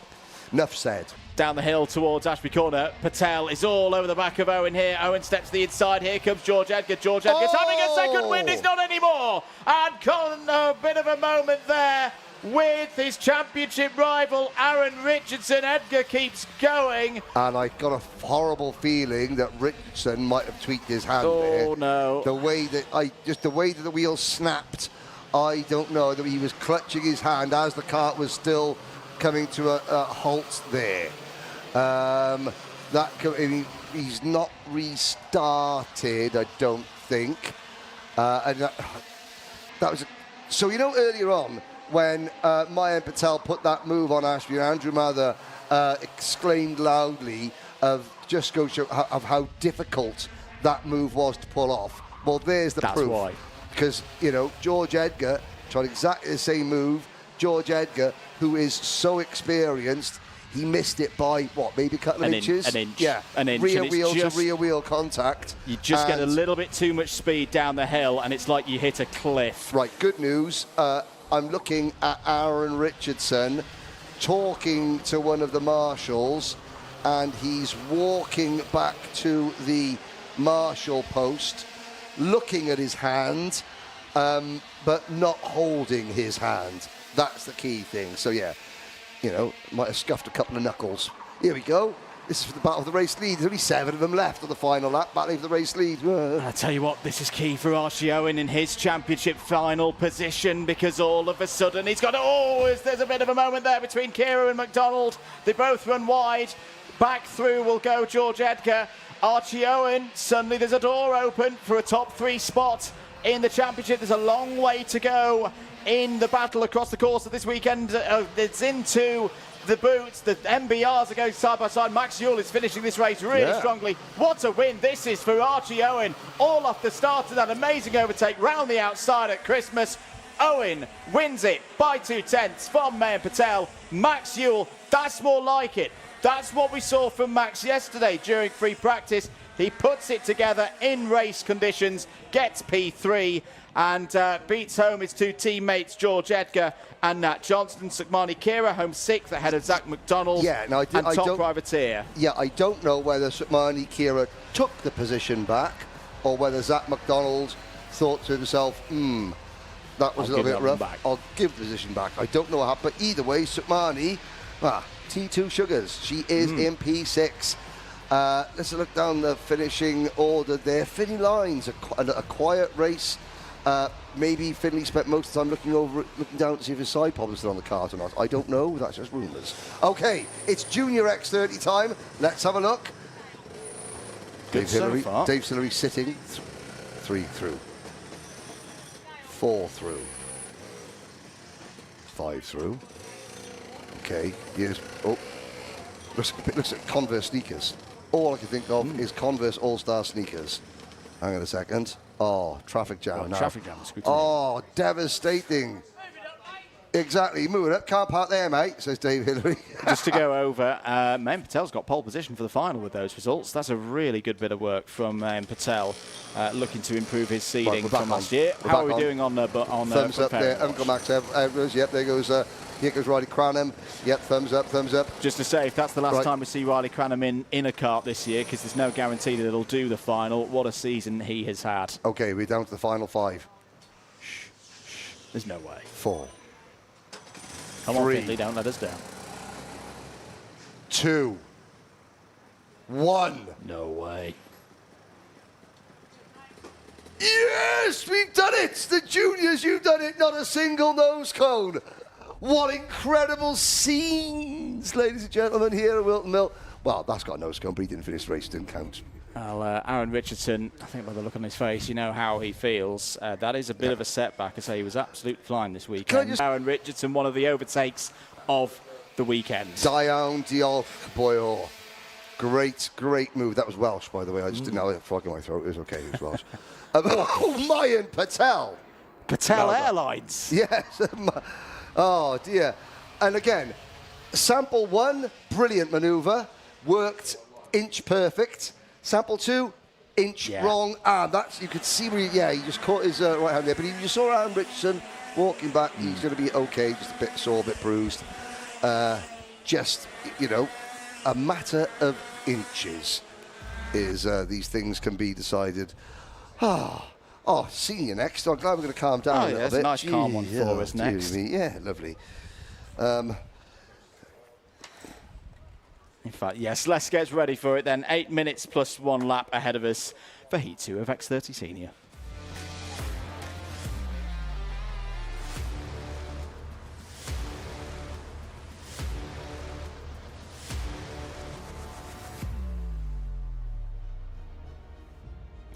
Well, we've already had plenty of championship drama here today, and we've not even had a final yet. Heat 2 for Senior X30 is up next. There is the live onboard shot from Harrison Whitacombe, who's going to be carrying our onboard camera for this one. Let's take you through the grid then for this heat. Gabriel Stilp has pole position yet again. He'll be joined on the front row by Whitacombe. Gus Lawrence and Freddie Lloyd, they go back to battle from row number 2. William Andrews was very quick in the early stages of Heat 1, but then faded. He goes from the inside of 3. Outside of 3, Tristan Powell, Aaron Brown, CJ Bennett. That's row 4. CJ Bennett's doppelganger, Tristan Powell. Wow, they look similar. Lewis Bird and Morgan Moore are on row number 5. Then it's Samuel Branston and Sam Lewis with Theo Lestrange, Laith Khan, Dylan Patel, Luca Mann next, Joao Castro on the Praga kart is 17th. Leith Khan has been released from the holding cell. There's for murdering 2 flip-flops in the last race. He's out again. Yeah, Deputy Producer Reese, learning the craft. I've been asking to behind the scenes. Behind the scenes, yes. Have to say, Reminder from heat number 1, still won it. Lawrence second, Lloyd third, Andrews fourth, and Whitcomb fifth. So all of the 3 championship runners had decent first rounds. What's going to happen here in round 2? We're green, we're racing 8 minutes plus 1 lap, and it's another good start. Oh, William Andrews straight in there, takes P3 away from Whittaker. It's a good start for Gus Lawrence as well. It's absolute carbon copy of what happened in heat number 1. Freddie Lloyd has been shuffled down the order again. So again, it's starting on the anti-pole side of the grid. It can be tricky here at Whilton Mill. On board with Whitcomb, down towards and through Ashby Corner. Tristan Powell just ahead of us there in the 388. I mean just behind Gus Lawrence, as in maybe about 3 inches behind Gus Lawrence. It was getting very feisty into that first couple of corners. Lots of driving, very, very aggressive. But Lawrence, as he was able to do in race number 1, escape and get some not only track position but some other karts between himself and his 2 title rivals. There on board is one of them, Harrison Whitcomb, and now, and that was Aaron Brown defending against Freddie Lloyd and almost getting into the side of Harrison Whitcomb. In fact, if you saw Whitcomb's hands suddenly judder on the steering wheel coming through Christmas Corner, that was his 3 wide. Oh my goodness me, 3 wide into Wilkins, that is. Not 3 wide down the main straight, but 3 wide into a tight corner, and they somehow all got round. It's a heat, guys. This was an end of season finale, isn't it? They're all going to give their whole flip-flop watch. Is looking pretty good at the moment. 6 minutes and 20 seconds to go. Gabriel still hitting those times in again. 46.58 last time around. His lead is half a second. There is the pair of Andrews and Powell, and Powell's going through. Powell through into 3rd place. That's a nice move from the driver, 18 years and 1 day old, through Ashby Corner. Powell at the moment, best result so far this season in terms of championship points was his podium finish at PF International back earlier in the summer. So very much on form here. Because could replicate that today, if not more. Tristan Powell, that was the Saturday 3rd position, and then of course Sunday morning, mechanic took tyres out of things, so he was, the highs and the lows. We've got drivers experiencing that exact same thing this weekend. Technical flag for Morgan Moore. Morgan Moore's going to be out of this race. That's going to drop him down the grid. As here comes Whitcomb. 2 premium Bit karts. of help between the premium karts and the championship contenders. William Andrews again, middle phase of the race. Doesn't seem to be his forte here today. We saw this in heat number 1. The difference here in heat number 2, both premiums have made pretty light work there of Andrews up to P4 and P5. And again, if you're thinking, how can they be teammates? The karts are different colours. Yes, Harrison Whitcomb is, again, part of the Argenti Driver Academy, and he's running with premium karting, but he doesn't run their graphics kit. He runs the Argenti graphics kit. And there is Freddie Lloyd, his teammate. Well, hang on a second. That didn't seem right. Freddie Lloyd now moves ahead of Harrison Whitcomb. Oh, sorry, of course, I'm thinking back of our last race where Freddie Lloyd had the onboard camera. I was like, where's Harrison Whitcomb? Of course, we're sitting on board with him. Oh, dear, ladies and gentlemen, I'm sorry. Freddie Lloyd having another second half of the race that is looking really, really strong. Just to further confuse us, Freddie Lloyd's gone back to his old suit. He did have a fresh, brand new blue and white premium karting suit. Maybe it's a bit pinchy. For on first race day. I know exactly how that feels, yeah. But into the second half of it's a lovely this cake one. I had for lunch, by the way. Oh, there we go. Morgan Moore, well, we saw him receive the technical flag, having a little bit of a chat there with George Edgar. But Morgan, ever the gentleman out there on circuit, doesn't seem too disappointed. But you look at that, George Edgar, he's pint-sized. He's a very diminutive driver. Speaking of diminutive, speaking of talented, Nicole Sutherland is down in pit lane. What have you got for us, Nicole? Well then, Henry, we've just seen Morgan Moore pull into the pit lane. That safety bit on the back bumper has actually fallen off, so he's come in, he's retired. Morgan's done for now. Yeah, the little side pods that mark out the edges of the rear axle. Flip-flop watch. I mean, they're on the endangered species list. If one or two more drivers hit them, then David Attenborough is going to come out and do a documentary on them. They're so endangered. Up we go, the hill. Third, fourth. Make that now third for Lloyd. Now Whitcomb's got to get on with it. Whitcomb, hey, if the best worst case scenario for Harris and Whitcomb is finishing directly behind Lawrence and Lloyd with no other karts in between. At the moment, he needs to get past Tristan Powell because Lawrence will be second. Lawrence would take 62 points for second. Lloyd would take 60 points for being third in the intermediate classification. Powell would take 59 points for being fourth. Whitcomb, 58 points for sixth. Whitcomb gets past that driver, the 388 of Tristan Powell. That's the best worst case scenario. I tell you what as well, I don't know, we look at this in the box because we've got all the numbers, the drivers are doing the hard work out there.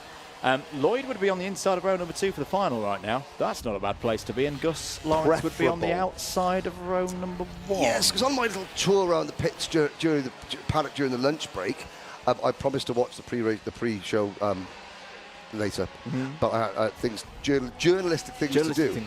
I spoke to Freddie Lloyd, and I said about how I thought he was very mature coming out to the field. The way he said, he goes, "Yeah, I was angry."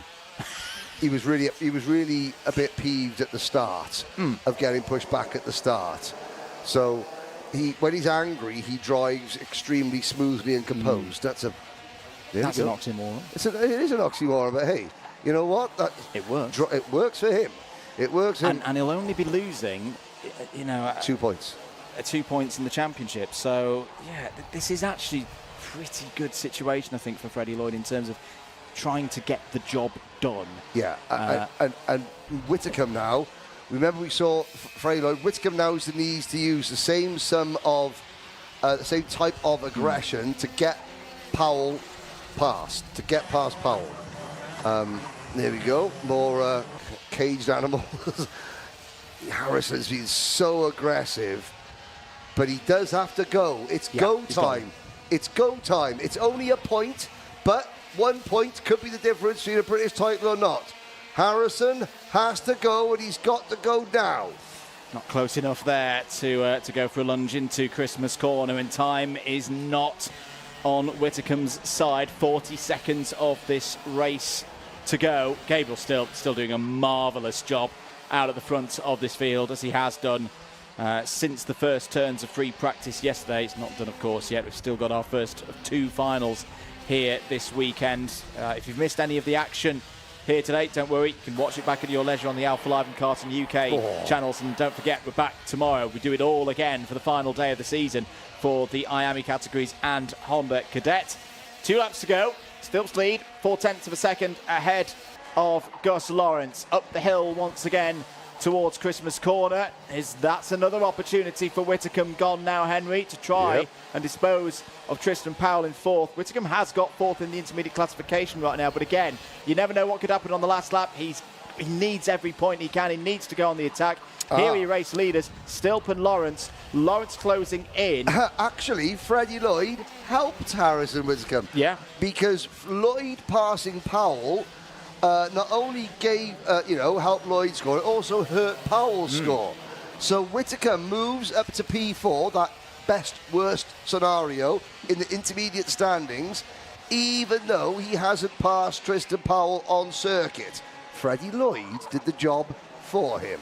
Harrison won't be aware of that now.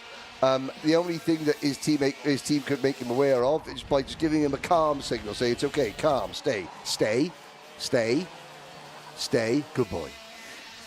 A question for Nicole later. How much has Gus Lawrence been saving himself for the final? Because he's to make it clear, he can't overhaul Gabriel Stilp in terms of intermediate scores. Even if Stilp was to swap positions right at the end. It would still be Stilps pole position. Oh, Meanwhile, Whitcombe's finally going to try and get through on Powell. This is risky.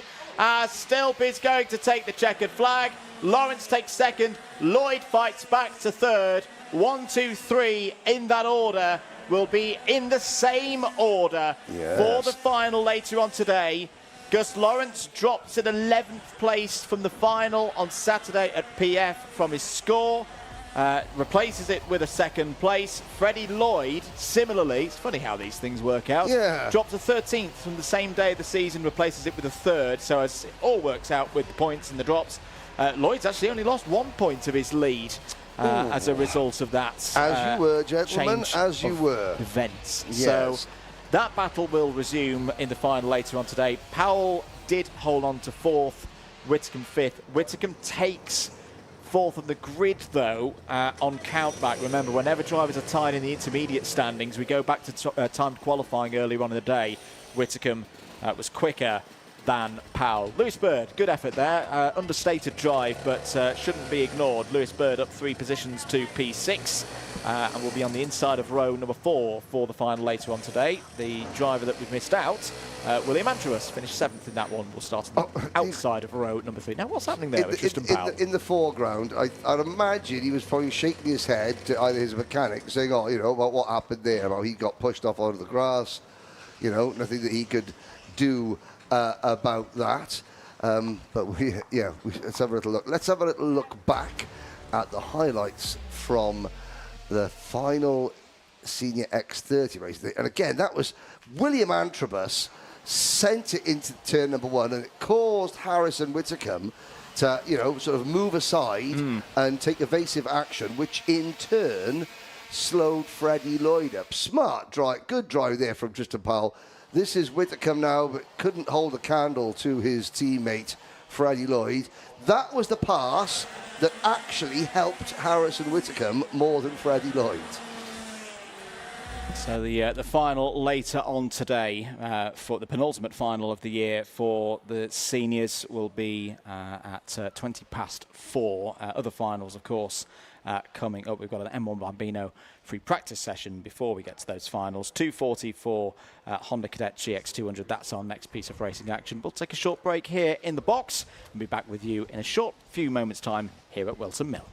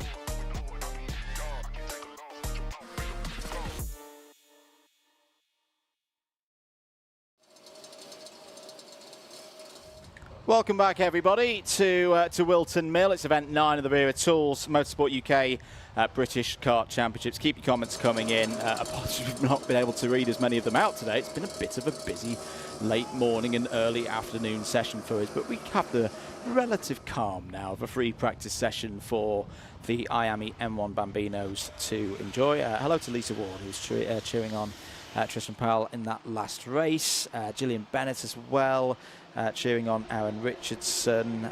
Yeah, keep your comments coming in everybody. I hope you're enjoying your Saturday afternoon, or it could be morning, or it could be evening. It could even be Sunday by this stage of the day. Wherever you're watching from, great to have you here with us at Whilton Mill. Andrew Mather, Henry Rodette on commentary duties, and Nicole Sutherland down in Park Ferme, running on board with Jules Nash for this session, for the free practice, timed practice for our youngest drivers in the field. This is the IAME M1 Bambino Cup. It's a standalone event, so thankfully for the abacus here in the commentary box, we don't need to get championship scores out for this one.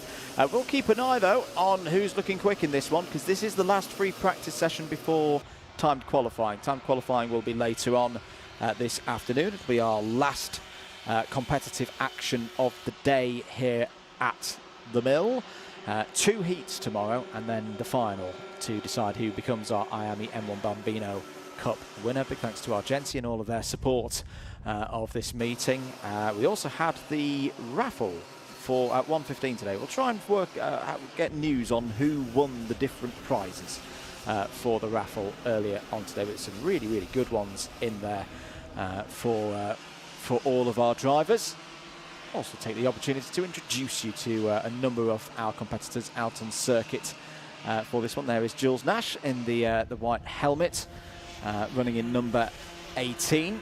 Logan Edwards on your screens, probably one of the favourites for this competition here this weekend. He's one of about 5 or 6 drivers running out of the Richardson Chassis Engineering team awning, and was the winner in the mighty Bambino O-Plate competition earlier on in the summer at PF International, one of the previous support events covered here by the Wera Tools British Kart Championships team in partnership with Alpha Live. If you've missed any of the racing from this weekend so far, or any of the racing from the season at any stage, do head across to the Karting UK and Alpha Live YouTube channels to catch up at your leisure.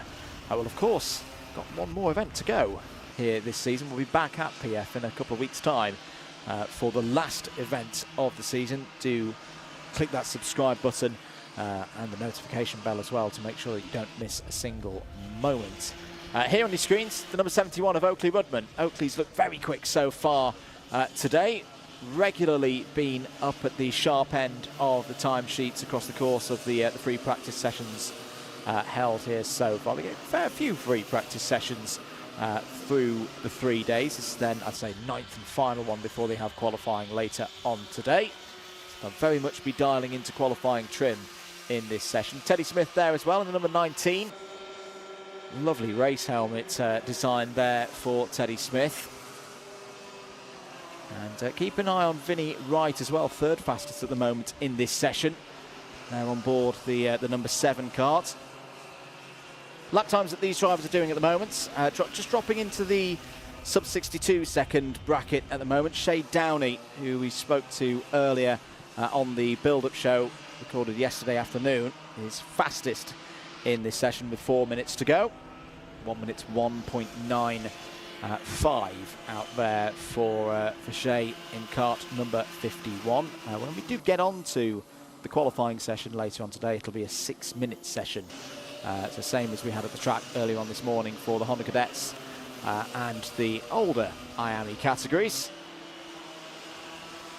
But 2nd, 3rd and 4th drivers running over the line here. Logan Edwards has just put a lap time in that would put him second does put him in 2nd place in this session. Just 1/100th of a second off the pace of Shay Downey. Teddy Delaney has just improved up to 8th place in this free practice 9, 1 minute 5.12. 10 drivers in total running out there in this session. You'll notice well that our IAME M1 Bambinos are running on treaded tyres. That's standard procedure for the Bambinos. Lecon, the suppliers of the tyres for this weekend. And well, off the basis of some of the chopping and changing in this free practice session, we should be on for some pretty good racing tomorrow. Do hope you can tune in for that. The first of the IAME Bambino races. Will be our first race of the day tomorrow at 11:05. Let's go for an onboard lap then with Jules Nash through the new chicane. Nash currently 6th fastest in this session and has bounced back well. Wasn't present yesterday. Not all of the drivers were with us at the circuit for the Friday practice sessions, but through Oblivion and then Fine Lady. Long run up the hill now towards Christmas Corner. This is what it looks like to brake hard just at that marshal's post there. Turn in, nicely dealt with by Jules. Then the little kink after Christmas, running down through Inkermans and the international layout. That's, of course, a flat right-hander. And then into Ashby Corner. Front tyres not wanting to get round that corner on any kind of machinery, but that's well dealt with by Jules through that part of the course. Otis is next, the first of these double left-handers. One of them done. Next, into Wilkins and then Ozias for the second of them. Onto the back straight. Waiting to hit the marks again and turn into the boot. Take a good amount of curb on the inside there. And nice and careful through the toe of the boot into the new chicane. Once again, taking a bit of curb over the penultimate corner and then pits bend to complete a lap here at Whilton Mill. And that one for Jules with a 1 minute 4.56 on a 6th flying lap there for the driver of number 18. Teddy Smith currently fastest in this session now. 1 minute 1.92 as a race has broken out in the middle part of the course. Oakley Runman now at the front of it. Logan Edwards just coming through Ozies now and Vinny Wright. So 3rd, 4th and 5th in this session at the moment. Look how close the times are. Qualifying is going to be a tantalising prospect later on today. 0.04 of a second covering the top 3. And the IAME M1 Bambino formula does offer the drivers a really, really competitive base to test their skills, learn a lot at this young age before they move up into the cadet categories. And we'll bring you that qualifying session later on today. As down the inside, Logan Edwards a little bit tight to the curb there, but we'll get track position ahead of Oakley Rudman. That was a very tight moment into Christmas Corner. Just to update you as well, Ocean Owen currently in the number 27 kart, 7th place at the moment in this practice session. He's popped in a 1 minute 4.2. Briella Stevens not too far behind as well, just 0.3 off the pace of Owen. So Briella currently in 8th. I think Vinny Wright just decided, oh dear, as Teddy Delaney's had a bit of a problem up at the hot top of the hill there at Christmas Corner. I wonder, was he lost motive power? Checkered flag is out. Love that. Teddy Smith celebrating over the line, and so he should. Fastest in that session, a 1 minute 1.92. If Teddy's able to do that later on this afternoon, he will have pole position for the heats tomorrow.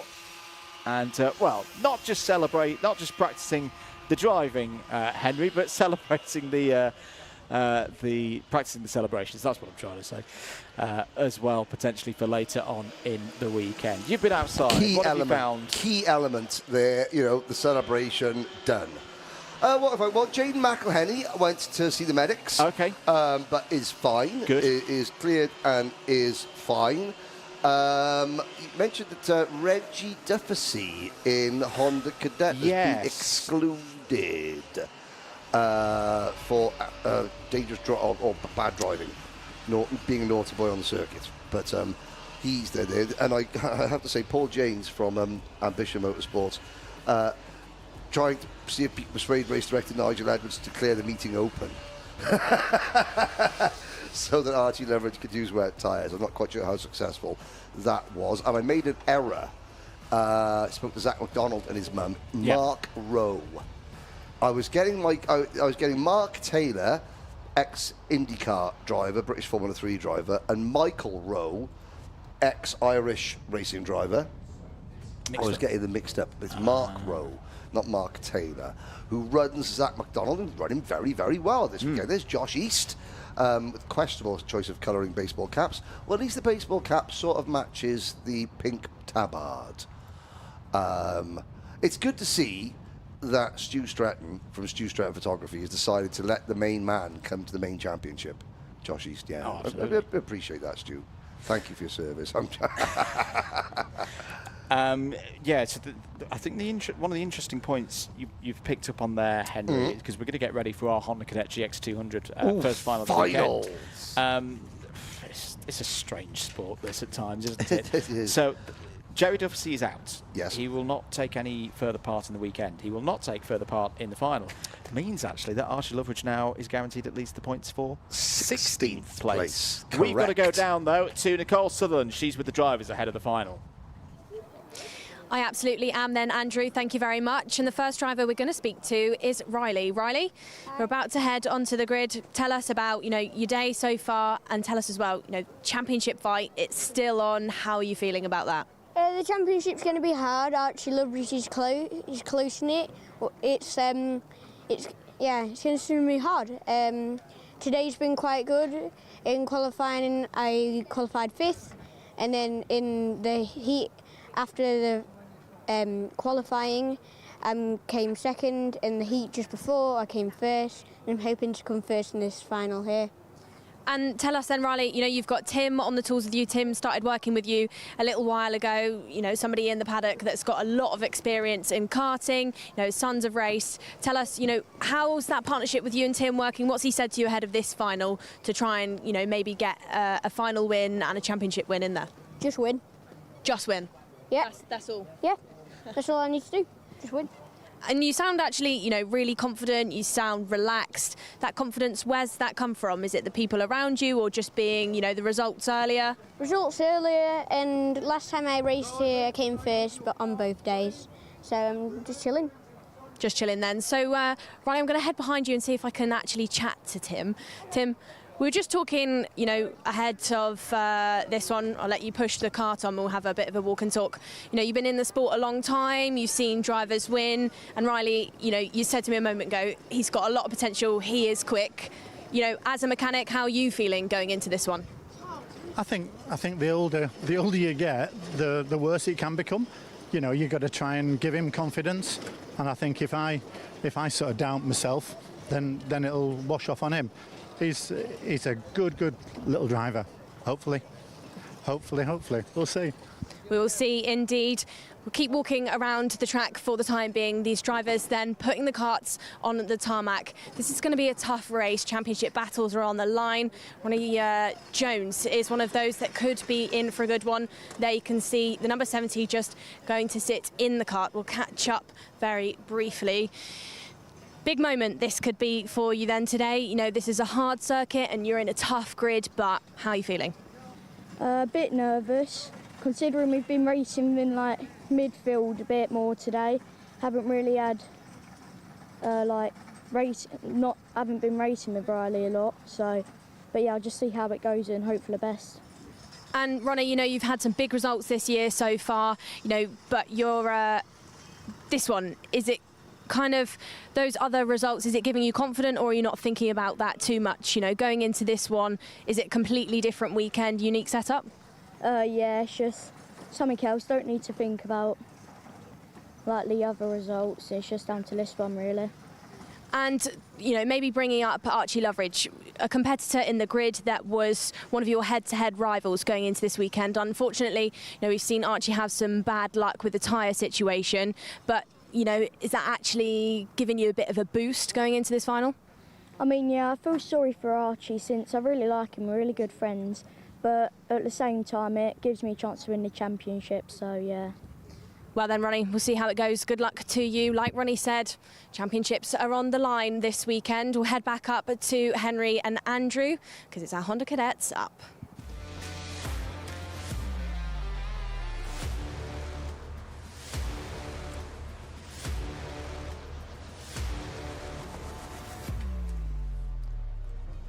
Thank you very much, Nicole. Right, this is when it gets serious. Race number 11 of the day is the first final of the weekend. It's Honda Cadet GX200, and the championship picture could very, very much change in the course of the next 12 minutes plus one lap. It'll be a standing start, of course, for the drivers after their formation lap. And Henry, Well, the tension has gone up at quite a few magnitudes over the course of the heat so far here today. Yeah, you can see there on the, well, it would be on the left-hand side of your screen there, but at the right-hand side as you were looking at it, Tim Parrott's just giving Riley Blakemore last couple of words of encouragement. Roddy Jones, you know, these drivers, 9, 10, 11, 12 years old, you know, Roddy's saying, yeah, look, you know, obviously I feel bad for Archie. He likes him as a person, you know, he's sort of echoing the whole thing, but one person's misfortune is another person's good fortune. However, Archie Loveridge will still be your championship leader at the end of this race if Ronnie Jones doesn't win. So the updated points, that was on the provisional. Okay. If Ronnie Jones finishes in the top 2, right, Loveridge will lose the championship lead. So lose the championship lead. So that's updated from earlier once Heat 2 results confirmed were in. Right, here is your grid for the final. Riley Blakemore starts this race on pole position. He's currently 3rd in the championship, 9 points back from Ronnie Jones. Ronnie Jones clearly there on the outside of row number 1, is 14 points behind Archie Loveridge. We'll keep you updated with that situation as we go along. Shailen Srikantan and Archie Cannon go from row number 2. Could Harry Grant get another top 5 here at Whilton Mill? Starts in that position on the inside of row number 3 with Edward Rye for company. Oliver Ratton will be on his own on row number 4. Sam Dixon and Jayan Prakash will round out your top 10 ahead of Aidan Donnelly and Luca Bicocchi. Then you have Luke Jardine, Luke McGall, Reggie Duffy, Kyle Kerr, although we will not have Jerry Duffy. Just to update on what changed with the Ronnie Jones situation. So it was a penalty for Archie Cannon post-race in Heat 2 that moved him back. Ronnie Jones was one of the ones who moved forward, gave him just another position in the intermediate classification from the Heat, and therefore another couple of championship points. But that is all in the history books. What is going to happen here in this final? The badge on his race suit says certified silly goose.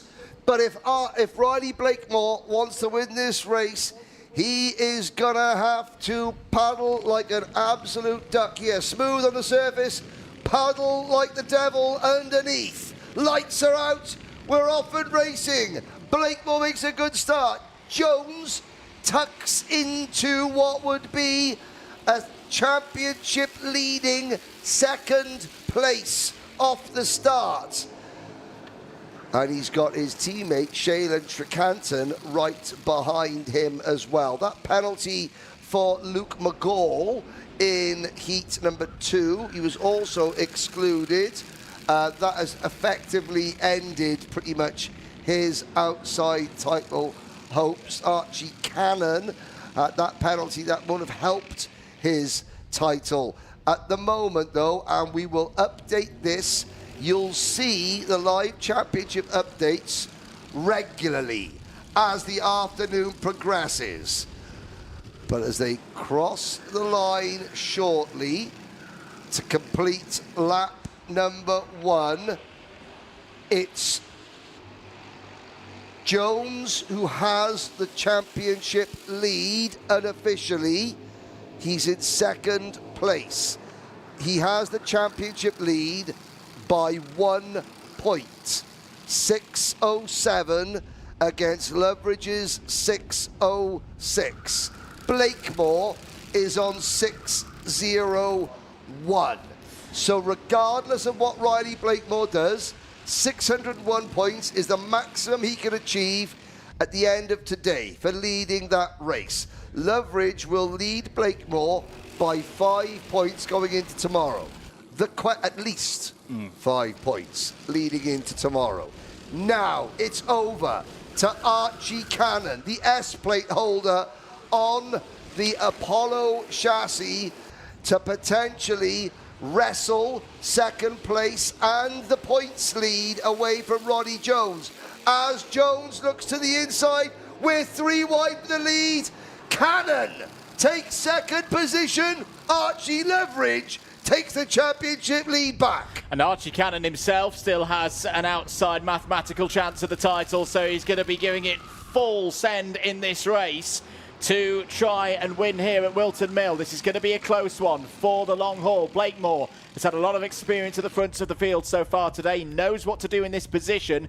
9.5 minutes to go, down towards the boot for another time here. Keep an eye on Edward Rye. I've been really impressed with Edward Rye on board the Czech designed and built MS Kart there, yes, the number 66 in 4th place. We discovered during the Kart Masters broadcast what the MS stands for. Is it Marko Slavic? I think so. I think so. Sorry about that. Jay Prakash, new fastest lap of the race, 54.37.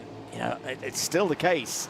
The Ambition Motorsport drivers out there, they've got a potential role to play in the championship for Archie Loveridge, who, yes, in terms of tomorrow, I think the rain dance is going to be on for Ambition Motorsport. That, at the moment, is their best. Edward Rye! Edward Rye goes for 3rd place up the inside of Ronnie Jones, but Ronnie Jones calmly holds it around the outside. Shailen Srikantan there as well in the green helmet is trying to move up the order, and Harry Grant as well in the orange helmet. Remember, he had really, really strong pace in the final of the O Plate the last time a lot of these drivers visited this circuit, so keep an eye on how the driver, the number 45, gets on. Another lap ticks on by.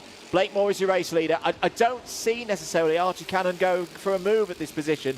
It's a difficult place to lead here. Never mind that. Cannon steps down the inside and Blakemore holds it round the outside. That's really good racing once again here in Honda Cadets. Yeah, indeed. Everyone knows Archie Cannon's credentials. His dad, Ryan, a former Motorsport UK KZ2 British champion. Oh, and Cannon there, tried to go to the outside. Blakemore just took the racing line, left Cannon out to dry. That gives Ronnie Jones 2nd position back. At the start of this lap, Archie Loveridge had 606 points. Ronnie Jones had 605. At the end of this lap, Ronnie Jones will move on to 607 points. So, that move from Blakemore hands Jones the title lead back. I saw Archie Loveridge on his last little tour around the paddock. You know, he's there helping the team, helping to coach the drivers in Ambition. Cannon in trouble. You know, obviously still disappointed, but hey, he's walking around this paddock as he should with his head held very high, is Archie Loveridge. And will gain a tremendous amount of respect from everybody in the paddock by just conducting himself how he is. That will be the most important thing of all for the 11-year-olds from Weston-super-Mare. So this race into its middle phase now, the first of 2 finals here this weekend. Riley Blakemore continuing to turn a good speed at the front of this field. That was a 54.3 last time around, and Luca Bicocchi, as to say, he only had a couple of hours practice at Bayford Meadows to get used to his new machine, but he's got the speed to set the fastest lap of the race. There was a little bit of an ooh there because Blakemore ran wide, but he's holding on to the lead. Jones still there 2nd, but this is what I love about Honda Cadet round this place. Whilst the track has had its modifications over the years, some things stay the same. Yes. Honda Cadet Racing remaining close from start to finish. You've got a group of 7 that's completed by Oliver Ratton at the moment, all fighting for the race lead. Just, you know, not wanting to, you know, my geography may not be as good there. Luca Bicocchi, Scottish flag next to his name, yes? Yeah. Tested that kart at Bayford Meadows. Yeah, he had to fly. Yes. I was going to say... Straight out of the Project 1 workshop. Yes. And he had to fly, because Bayford Meadows is about as southern England as it's possible to get before you hit Calais. Indeed. But no, he flew down, I think, Thursday. Right. Tested it for 2 hours as here goes Ronnie Jones trying to get down the inside. Blakemore shuts the door and holds on to the race lead. Edward Rye, very patient there in 3rd place, just waiting for his moment. You got it. And again, this is Riley Blakemore doing what he should do at this stage. Right then, Ronnie Jones, if you want to overtake me, you're going to have to risk it. Bearing in mind the championship position, is it worth it, Ronnie? That's what Riley's asking him. And at the same time... That's the question that Riley Blakemore is asking of Ronnie Jones by defending like that. He said, hey, if you want to pass me, you are going to have to place a lot of risk on the move. And Blakemore needs the points just as much for his championship bid, because he's only 6 points back from Ronnie Jones as things stand with a full day of racing still to go. 4.5 minutes on the clock. Up the hill once again. Blakemore leads it. Jones, Rice, Shrikantans up to 4th place. Down the middle of the road goes Blakemore. That's all right. That's all looking good. Ronnie Jones has the door shut in his face there. This could give an opportunity. Now that's useful. Yes. That's very useful. Srikantan up to 3rd place.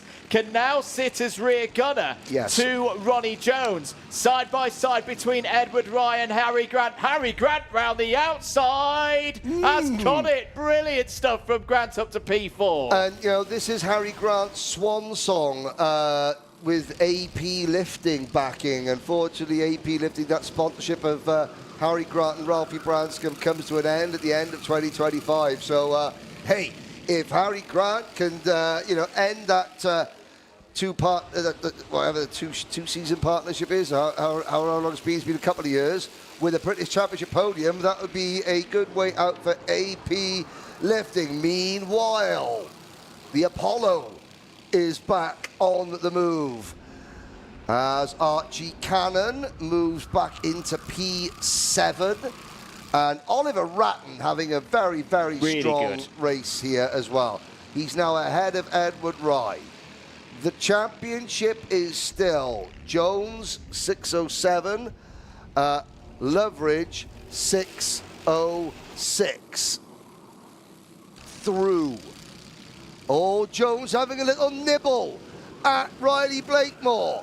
He can afford to do that now because Shailen Shrikanthan, who just signals the pits there, will not make the move. Like I said, there's more chance of Taylor Swift calling off her engagement to come and live in Wales with me than there is of Shailen Shrikanthan overtaking his teammate here. And no! Dear. That was Jay Prakash and Luke McGall was for 9th place. They are both out of contention. Henry, you're just looking out the window. That's something we do not like to see. Well, Luke McGall's carried on. Oh. Just well, carried fair on. Play. Just carried on, as you do. Just had a cart drove on top of his head. Just carry on. Carry on. He's still... I'm looking at him coming out of Ozier's now, up the back straight, head down, charging into the boot in that number 15 cart. I tell you what, they build them tough from Liskid. That's there he goes. That and is remarkable. He's making a move. He's trying to make a move back on Prakash now. So yeah, nothing to see here, ladies and gentlemen. Nothing to see. Here we go. 1 minute 40 seconds to go. And it's still very much up in the air. Who's going to win this race? Who's going to be championship leader at the end of what has been the most dramatic day of the season so far? Blakemore was a bit deep there on the exit of Ashby. Jones is going to be on the outside. What does Srikantan do here? He steps down the inside. He's got to go for the move. He's got to go for the move. And here comes Harry Grant. This could change things. Harry Grant trying to get on the podium. Ronnie Jones is now in danger because he's out of the main strip of drivers. Here comes Edward Rye round the outside. Ronnie Jones has got to get back in line, and he does. That's good from Ronnie Jones. That could be big for his championship bid, but it's going to open things up now because back to the top of the table, he's not on the circuit, but Archie Loveridge now has a 2-point championship lead over Ronnie Jones. Ronnie Jones 3 points ahead of Riley Blakemore. Srikantan's role now changes. He's got to go on the attack. He's got to find a way past Blakemore to help his teammates. Remember, it's 3 points the difference between winning one of these races and second, and Blakemore's deep. Blakemore's deep again. Here comes Harry Grant. Harry Grant down the inside for the race lead. Blakemore holds round the outside. Srikantan holds second. Jones is back in it again. What a dramatic couple of moments here in Honda Cadet. Grant over the grass, bounces out of Ozier's. Ronnie Jones has somehow managed to claw his way back into P2 and the championship lead. They're going to cross the line before the clock strikes 0. Riley Blakemore has led this one from the start, and to him it's been quite calm. He's had to defend a few times. Behind him, it's been kicking right off. Riley Blakemore has led pretty much every lap of this day. He's not had all the luck so far this season. He needs to get the braking right here through Ashby Corner. That's better than the last few laps, but Ronnie Jones is going to try and draw alongside. It's rinse and repeat again. Oh, what does Srikantan do? Oh, they're both off, nearly off the road. Rico and go through Srikantan. Srikantan takes the lead of the race. Up to second place, well, down to second place, it's got Blakemore. Blakemore now goes to the attack. He's got to do it because he needs the points. One more lap to go in this final. The championship will not be decided today, but these could be pivotal points in who joins the long list of illustrious drivers to become British Honda Cadet Karting champion. Up the hill towards Christmas Corner, 2, 4, 6, 8, 11 of them all in a line. Blakemore trying to hold off Shailen Srikantan and Edward Rye. What a drive from Rye. Cannon in fourth, Grant fifth. Jones has slipped to sixth on the road. Riley Blakemore isn't done yet in terms of the fight for this championship. He's got one section to go. Shailen Srikantan is on course for a best ever result. So is Rye. Here comes Cannon. Side by side, are they all going to get round? Over the line, Riley Blakemore has ignited his championship bid. He wins a final for the first time this season. Srikantan on the podium, P2, a first podium of the year. And likewise for Edward Rye, what a finale. If you thought that was good, ladies and gentlemen, do not sleep on Honda Cadet tomorrow when we will see a British champion crowned. There is your driver who takes a maximum score from today and moves himself back into championship contention big time, but still leading the championship after an utterly dramatic moment, not able to race in this final. Archie Loveridge still has the championship lead. Yes, it's a 4-point score. He needs rain tomorrow. He needs rain to mean that he can get back out on circuit and use the wet tyres that are still at his disposal, of course. 4 points is the advantage over Jones. 5 points is the advantage over Blakemore. What a day. What a day here in Honda Cadet. Yes, and we'll have to check the regulations. For example, if we have overnight rain and tomorrow's practice and qualifying starts on the wet track, then it dries out, I'm not sure, does the meeting stay open or is it declared dry? That's going to be a question. Well, I tell you what, if I know the answer, you know the answer. The race control know the answer, and as you just hear the pitter-patter of feet as Paul James goes into race control to ask that very, very same question. What a Honda Cadet final. Let's have a look at some highlights from that one. Let's have a look at the 12-minute highlights package from that race. I say this was the start of things. Good start for both Blakemore and for Jones. The run up towards Christmas Corner was always going to be a tight one. Good early start for Archie Cannon. Yeah, I got to say, at the start of the race, Ronnie Jones said he was a little bit nervous. Yep. Understandably so. There were a couple of moves that when they review this race and look back at it, that they'll see where that Jones just didn't. He put himself in too much risk and too much danger. And again, the move that cost him at the end was coming into this corner where he just, that wasn't it. That was almost it. But again, as the final went on, Blakemore just gave him less and less racing room. He said, well, come on, that was Grant. This was a great three-wide move. Shailen Srikantan, who was trying to act as a rear gunner for his teammate, then had to go through. This was the move there. He just didn't concede the corner early enough, in my opinion. But again, this is these young drivers, that's nerves. The MJR team will review and look at this race tonight, and Ronnie will drive differently tomorrow. Now, we saw the celebration from Tim Parrott. I wonder if we're going to see a celebration from Tim's driver, because he is down with Nicole Sutherland in the pits. Take it away, Nicole. He absolutely is then, Henry. Riley, what a fantastic race. It was busy, it was full on. I think that's probably one of my favourite races of the year so far. And it's your first big win of the year. Tell us all about it. very hard racing. It kept switching from me, Ronnie, then it went Harry over there, and then it went to him, Rai. It was very hard, that race. Every lap it was like trying to survive and all that. And you've not only just grabbed yourself a #1 trophy for today's racing, you've also helped yourself in the championship. So tomorrow, that's something I think will give you a bit of a boost. Yeah, I think that'll help me a lot. I think it'll help everyone a lot, actually. That very hard racing. Well, Riley, congratulations. I know Tim, your mechanic, is going to want to give you another big hug. That's a fantastic result. We're going to see you on the podium later on. We'll head up then to a quick word from our championship partners, and then I'll see you on the grid.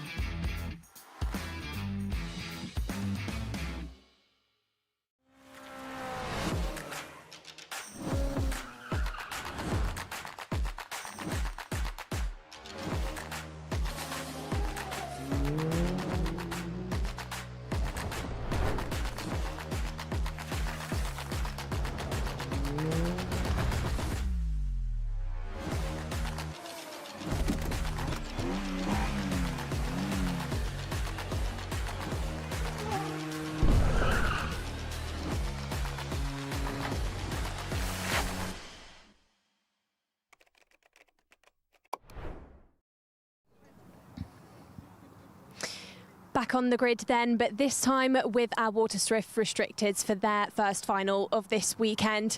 This is going to be a good one, and we're starting on the front row of things with Bodie Batch for Argenti and Louis Williams-Mabs, one of the drivers that is a privateer within this championship, and a driver that has changed karts recently, has gone from the DAP kart over to the Intrepid, and a driver that's starting in his highest up position so far for a final. Louis, you've done it when it counts then. This final weekend, you started right on the front row. That's a great result so far. But going into this one, are you thinking that maybe you could stay in the top two? Yeah, I'm really confident I can stay in the top two, having the lap record, and I'm just really hoping I can get my first podium. So that quick pace round this track then, like you just said, what's that helped by? What do you really have to do around Whilton to make sure that you get those good times in, to make sure that you can stay at the front in this one?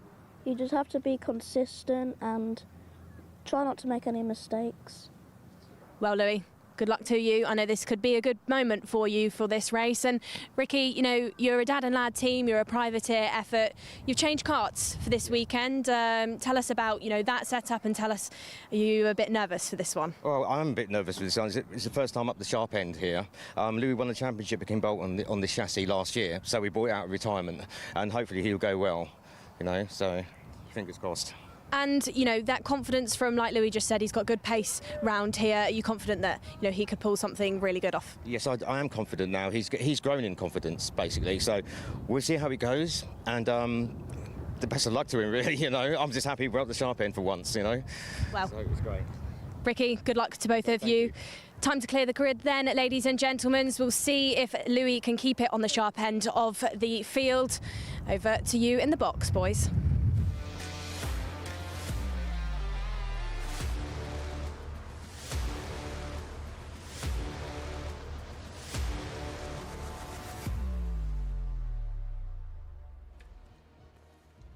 Thank you very much, Nicole. Getting ready then for race number 12 for IAME Waterswift Restricted. There's the view on board with Arthur Bowers, the 99 machine, who's going to be taking us round for the next 12 minutes plus one lap.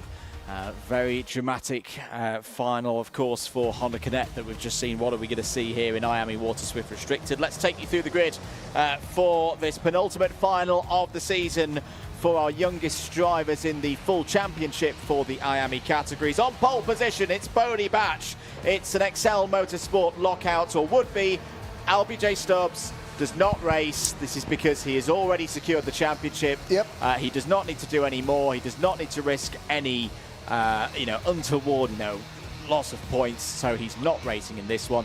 Means that Louis Williams-Mabs on the inside of row number 2 is effectively up to second place on the grid. Arthur Bowers joins him on that second row. On row number 3, we find Ollie West has had a good day so far for Evolve Motorsport, and Logan Hodgetts as well. Corey Lyons in the fight for third place in the championship starts on the inside of row 4. It's joined by Patrick Wood. On row number 5, Toby Biggs and Benjamin Schliever, Freddie Baker and Phoenix Millen Sexton. The field rounded out: Frank Morris, Harry Murphy, Jaden McElhenney. Louis Williams-Mabs has actually moved onto the outside of the front row of the grid. He's been instructed to do that. So they will go around again. What does the absence of LBJ Stubbs mean for statistical analysis of the championship? Like the late, what's her name? Sandy from Greece. Let's get statistical. No, she said something else. But okay, LBJ Stubbs, he will not match Kai Hunter for the most wins in a single season. He already leads all-time Waterswift Restricted with 6 wins in the class. He will not join Alfie Davidson and Chester Fawkes with 8 total Waterswift Restricted podiums. XL Motorsport still have a chance to try and win every round of the championship, a feat only achieved in IAME by Fusion Motorsport in 2021 and 2022. Let's see if XL can excel as Bodie Batch brings them to the line. We're off and racing, and what a start. Oh, there's Frank Morris on the grass. Well, Arthur Bowers for Global Karting. He's got Andy Marlowe on the spanners. He's got Dave Bell-Chambers doing the coaching.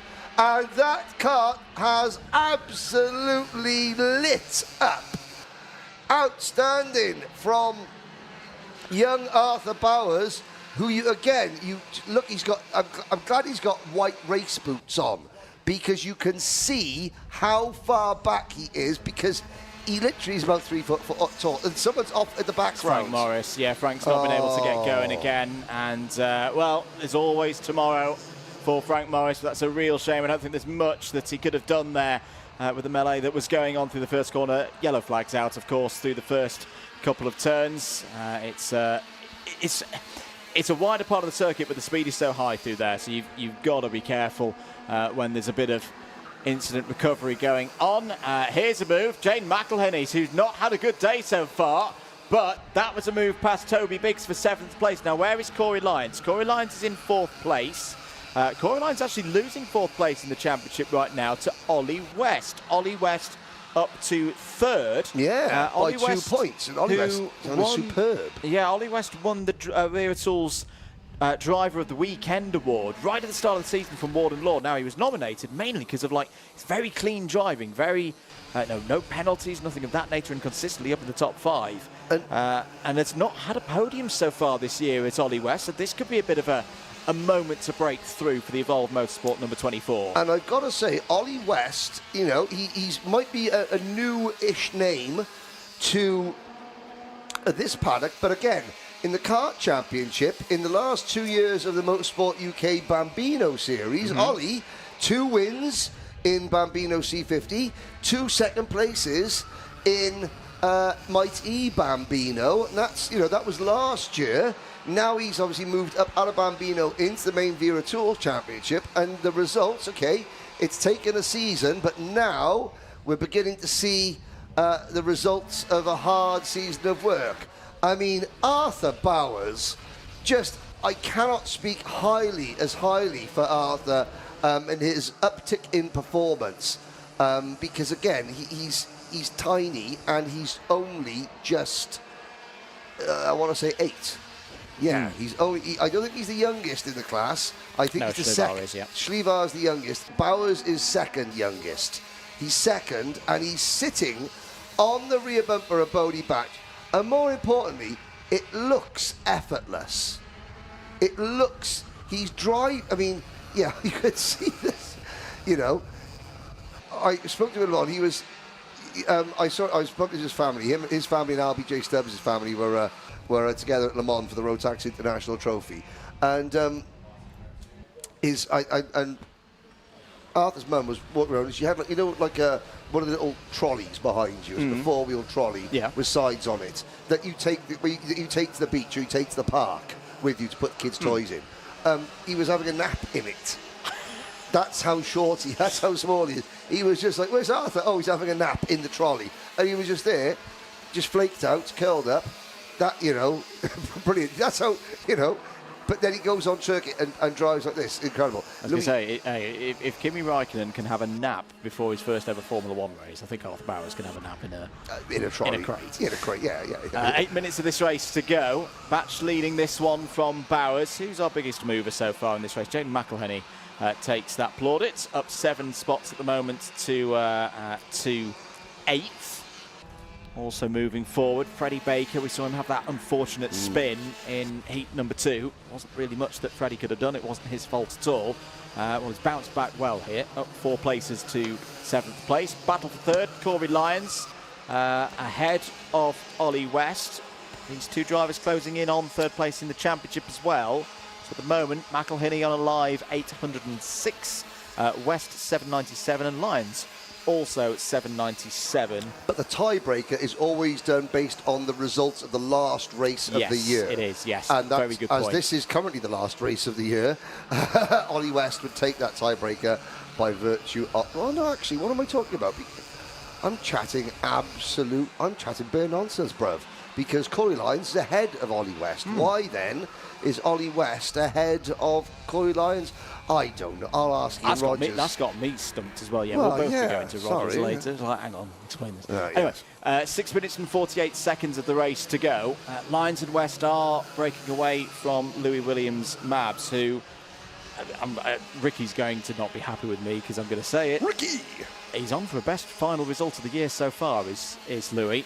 I know it's not a top 3, but hey, it's still a step forward. Oh. That's what this game is all about at times. West has a little think about move down the inside of Lyons. I got to say, but you know, if Ricky's finished his son in the top podium for the first time, would that be Ricky one time? No, wouldn't, would it? Sorry.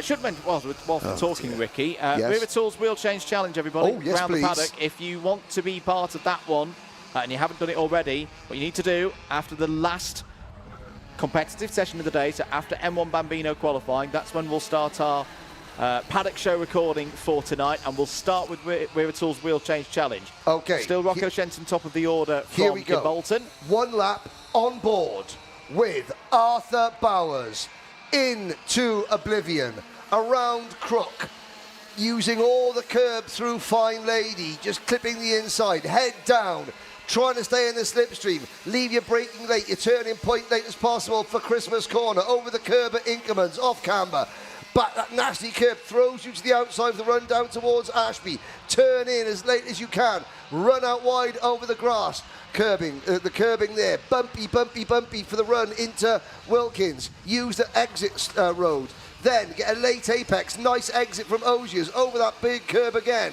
tuck your head down, hard on the brakes now, over the curb, into the boot, try not to let the cart run out too wide, get your line right, clout the curb, straight line that final chicane to complete 1 lap, and that lap from Arthur Bowers was exactly 0.03 of a second slower than the race leader.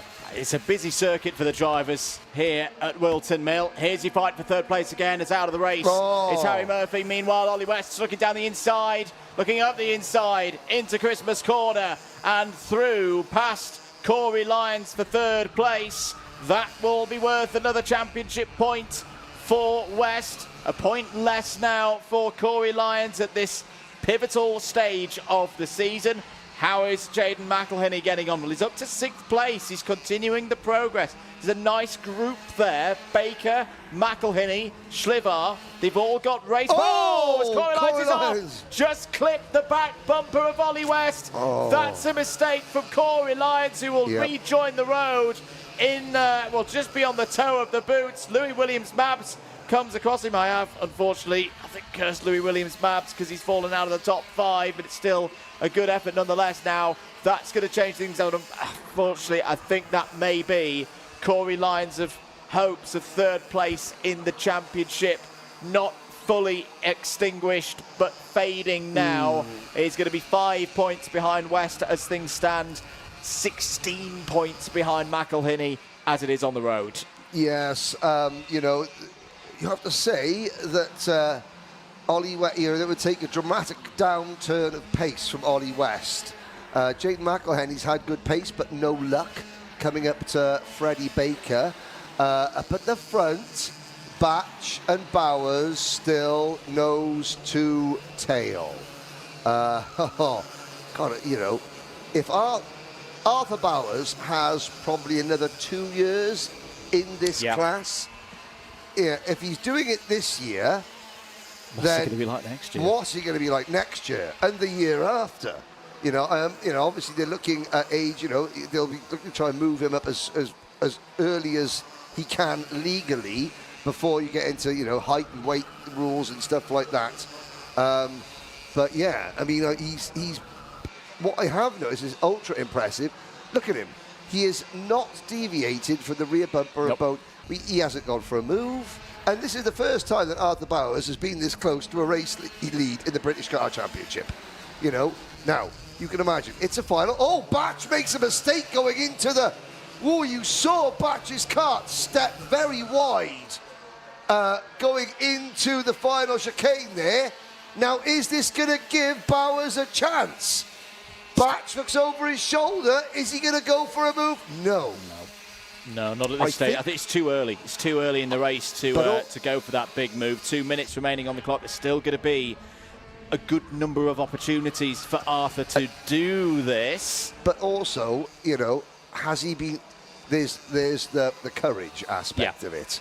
You know, this... I'm not trying to sound in any way defamatory or, you know, belittling Arthur Bowers, but he be little. But he's got to pluck up the courage. And if you're 8 and you're driving at 60 miles an hour and there's the lead of a British Kart Championship final in front of you, to make that move, you've got to pluck up a lot of courage. Be brave. Be bold. Because if it goes wrong, it goes badly wrong.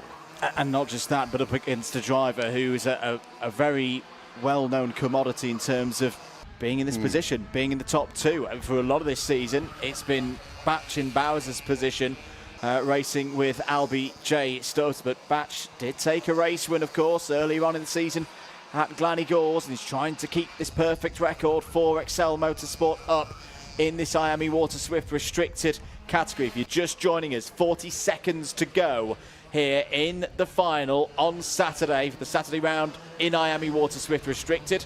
2 more laps. Change for 5th place as well, just to report. Benjamin Schlivar has got through past Jaden McElhinney. Which, again, is such a fantastic performance, Andrew. Now, I've been watching Bodie Batch's kart. It's not happy going into the final chicane. No. He loses time going through the final chicane, which puts Arthur Bowers in prime position at Christmas Corner to make the move. And he's going to have, if the move is going to happen, it's going to happen on the next lap, because the next lap will be the last lap. Now, it's been great. Now, as you watch the change of direction going through the last chicane, you know, Batch's kart steps out. Let's see if it does it here. Nice and tidy to that time. Not as badly. Fair play to Bodie Batch. Here we go then. That corner from Bodie Batch could be critical.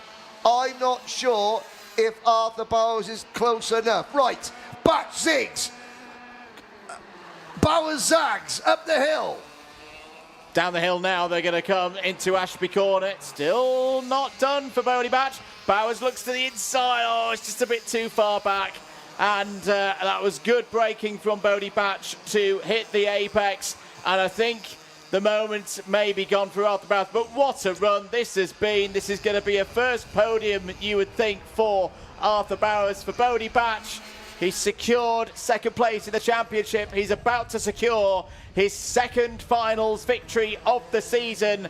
And for Excel Motorsport, their perfect score in finals continues. Yep. Bodie Batch wins at Whilton Mill. A superb second place for Arthur Bowers. And is it going to be Ollie West on the line for third place? Yes, it is. Third for West. That is a first podium of the season as well. Benjamin Schlivar finishes P4, another top 5 for one of the stars of this season. Freddie Baker, P5. That is the best result of the season so far for Freddie Baker. Excel Motorsport have got another driver forming up through the ranks. Jaden McElhinney. It's not been a podium day for Jaden McElhinney as it has been previously on a Saturday, but that's a big fight back to come up 9 positions, biggest mover, P6, gets back ahead of Corey Lyons. Corey Lyons, unfortunately, I think those hopes of third in the championship are a little bit too long now, but 7th for him. Patrick Wood, a solid top 10, P8, Toby Biggs and Logan Hodgetts completed that one. A decent day as well for Louis Williams. Mavs will have learnt a lot here today. Phoenix, Millen, Sexton, the last of the finishers. There's going to be a collective. That's wrong. That's the wrong place. He's got to go into P1. You've got to put the wagon in front of the right place.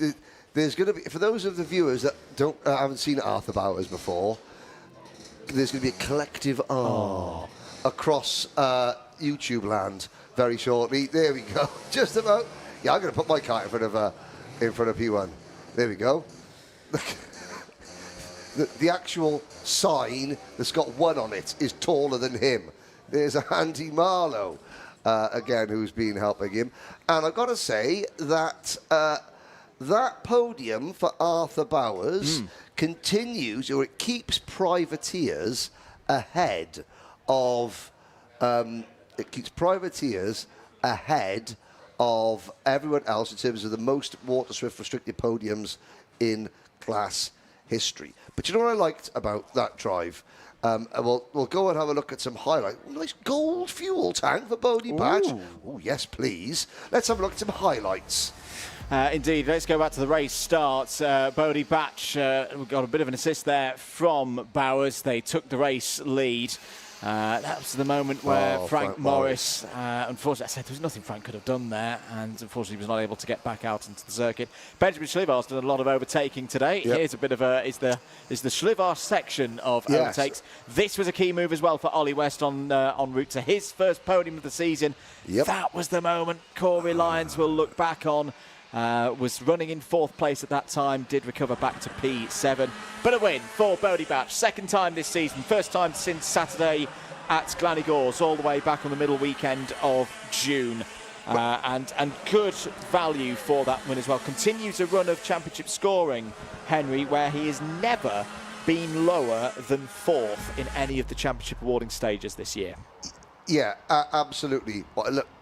Well, Nicole Sutherland is with our race winner, Bodie Batch, now. I absolutely am. Thank you very much, Henry. Bodie, great win there for you. You know, you've secured as well a really good ending to the championship. We've got another day of racing to go tomorrow, so you could be in for maybe another win. But tell us, about your day. Tell us about that win. I mean, that win was very tough, actually. I didn't think he would hang on to me like that for the whole race. But it was good. In the end, he didn't really get a chance to overtake me, so it was pretty smooth. And with Arthur, pushing you around the way he was, what did you really have to do to make sure that you held on to that win? Make sure as well that you didn't make any mistakes under that kind of pressure. But it wasn't too much pressure, but it was. He never actually had the opportunity, so it was pretty simple. Pretty simple then. And then as well, Bodie, you know, this year it's been you and your teammate, Albie J Stubbs, who have really pushed each other around. You secured great endings to the championship for XL. You know, are you happy for the team for today's result and the championship? Yeah, definitely. Bodie, congratulations. It's another great result. We'll see you on the podium later on. That's it for our Waterswift Restricteds for today's racing. Next up are our Waterswifts. We'll hear from our partners, and then I'll see you on the grid.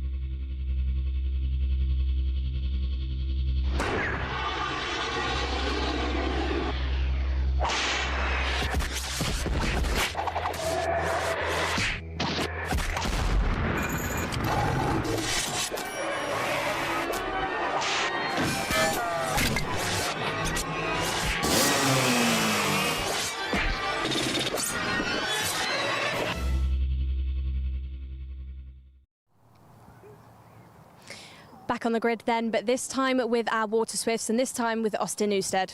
Austin, big weekend, big moment here for you potentially. You know, it's a championship on the line. Tell us, you know, confidence level going into this, sky high?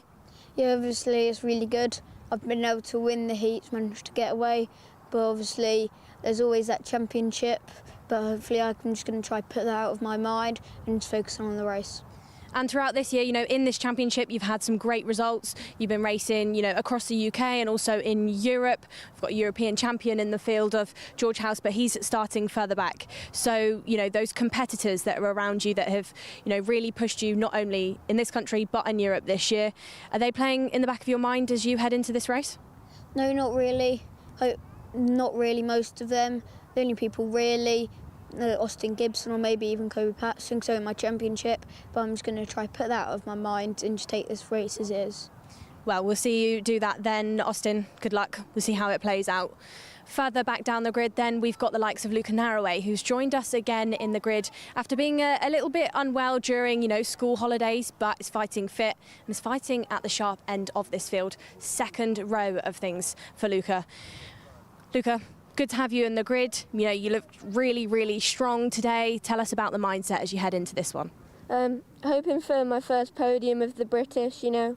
We qualified quite well today, so just keeping it at the front and then hopefully we'll just push away and then fight for it on the last lap.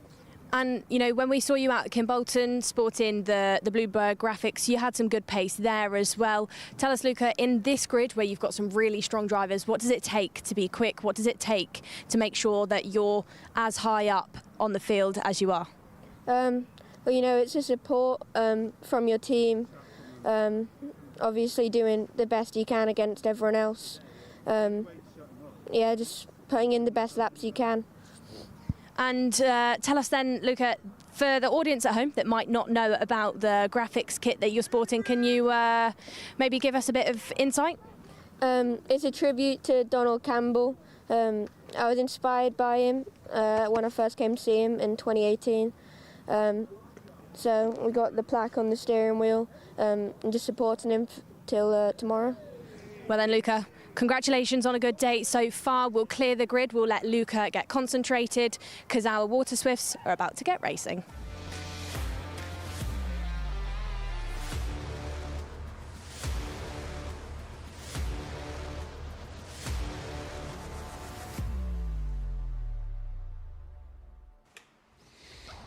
Thank you very much, Nicole. This should be a good one. IAME Waterswift, race number 13 of the day, their first final of the weekend. Plenty on the line here, not just in terms of championship positions. You know, you've got tickets to the IAME Warriors final that still need to be decided between now and the end of Sunday in a grid of very competitive drivers. Let's take you through the grid for this final. Austin Newstead will start on pole position. He's looked imperious so far today. Wants to finish in a flourish. He's got Daniel Ferguson for company on the front row of the grid. George Clark, can he get another podium? Starts on the inside of row number 2 with Luca Narroway starting P4. Third row of the grid, Colby Patterson going for at least second place in the championship. It's got Chester Fawkes for company there. And Margaris Kovetskis in good form. Starts on the inside of row 4 with Alfie Davidson. Row number 5, Austin Gibson and Mason Hibbert. Oscar Kenny and George House are next, followed by Henry Clark, Johnson Stewart, Ethan Owen and Andy Stewart. Rest of the field then, Orion Meta and Alessandro Salas go from row 9. Joseph Davis and Ilias Sami start on row 10, and Ruben Sagu, the last of the 21 finishes. Charlie Clough has withdrawn from the race meeting. A lot of records could have been broken or extended coming into this weekend. A lot of those have already fallen. The one record that still remains is that Fusion still trying to bid to win every race of the season in this category. And Austin Newstead for Fusion leads them up the hill on the inside line. Who's going to be brave and try and go high, wide and handsome? Well, there's 3 wide just in front of our onboard there. And Chester Fawkes loses out. Looks like Margaris Kovetskis was also in that mix. But it's sort of down to the likes of Luca Narroway and Daniel Ferguson to... this is a busy midfield pack there. Kart's going wide, and that was Chester Fawkes. The first lap from hell continues for Chester Fawkes and the OMS team. I have to say, I think that Chester's rejuvenation of form this year has coincided with him moving to the OMS team, I believe. Well, he's one of the, say, with Danny Curl, so big a part of the effort in that. I can see the DK Academy that's not, on the side. Oh, I was going to call it, that's just Danger. Danger Fawkes, DK. Danger. Oh, and there's Davidson and Hibbert having a little bit of friendly inter-team tyre rubbing going on there. Now, Newstead leads Clark. Clark has not won a race this year. Nope, not yet.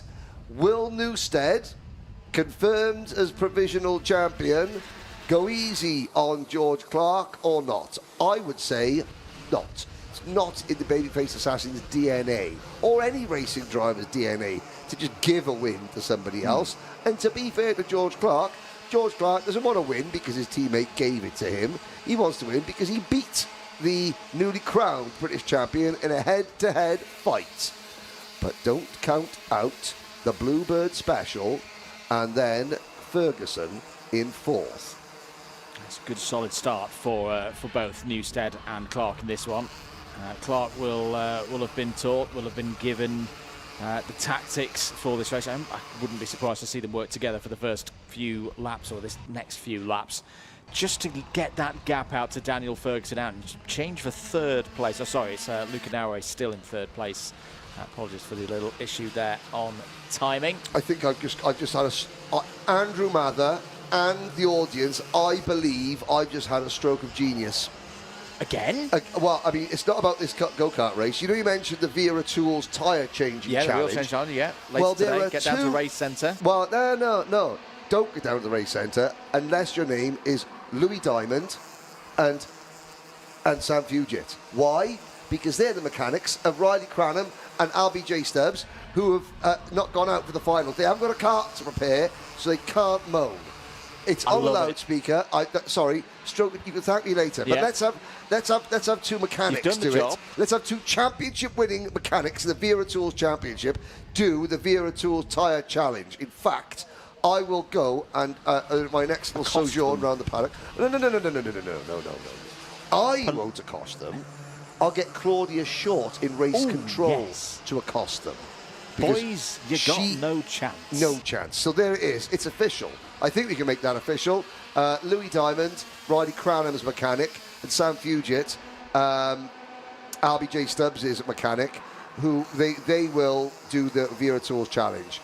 And if they don't, then you know, well, if you do, they're big girly, they're big girls' blouses and scaredy cats. There's a move for third place. That was Daniel Ferguson. Yes. There we go.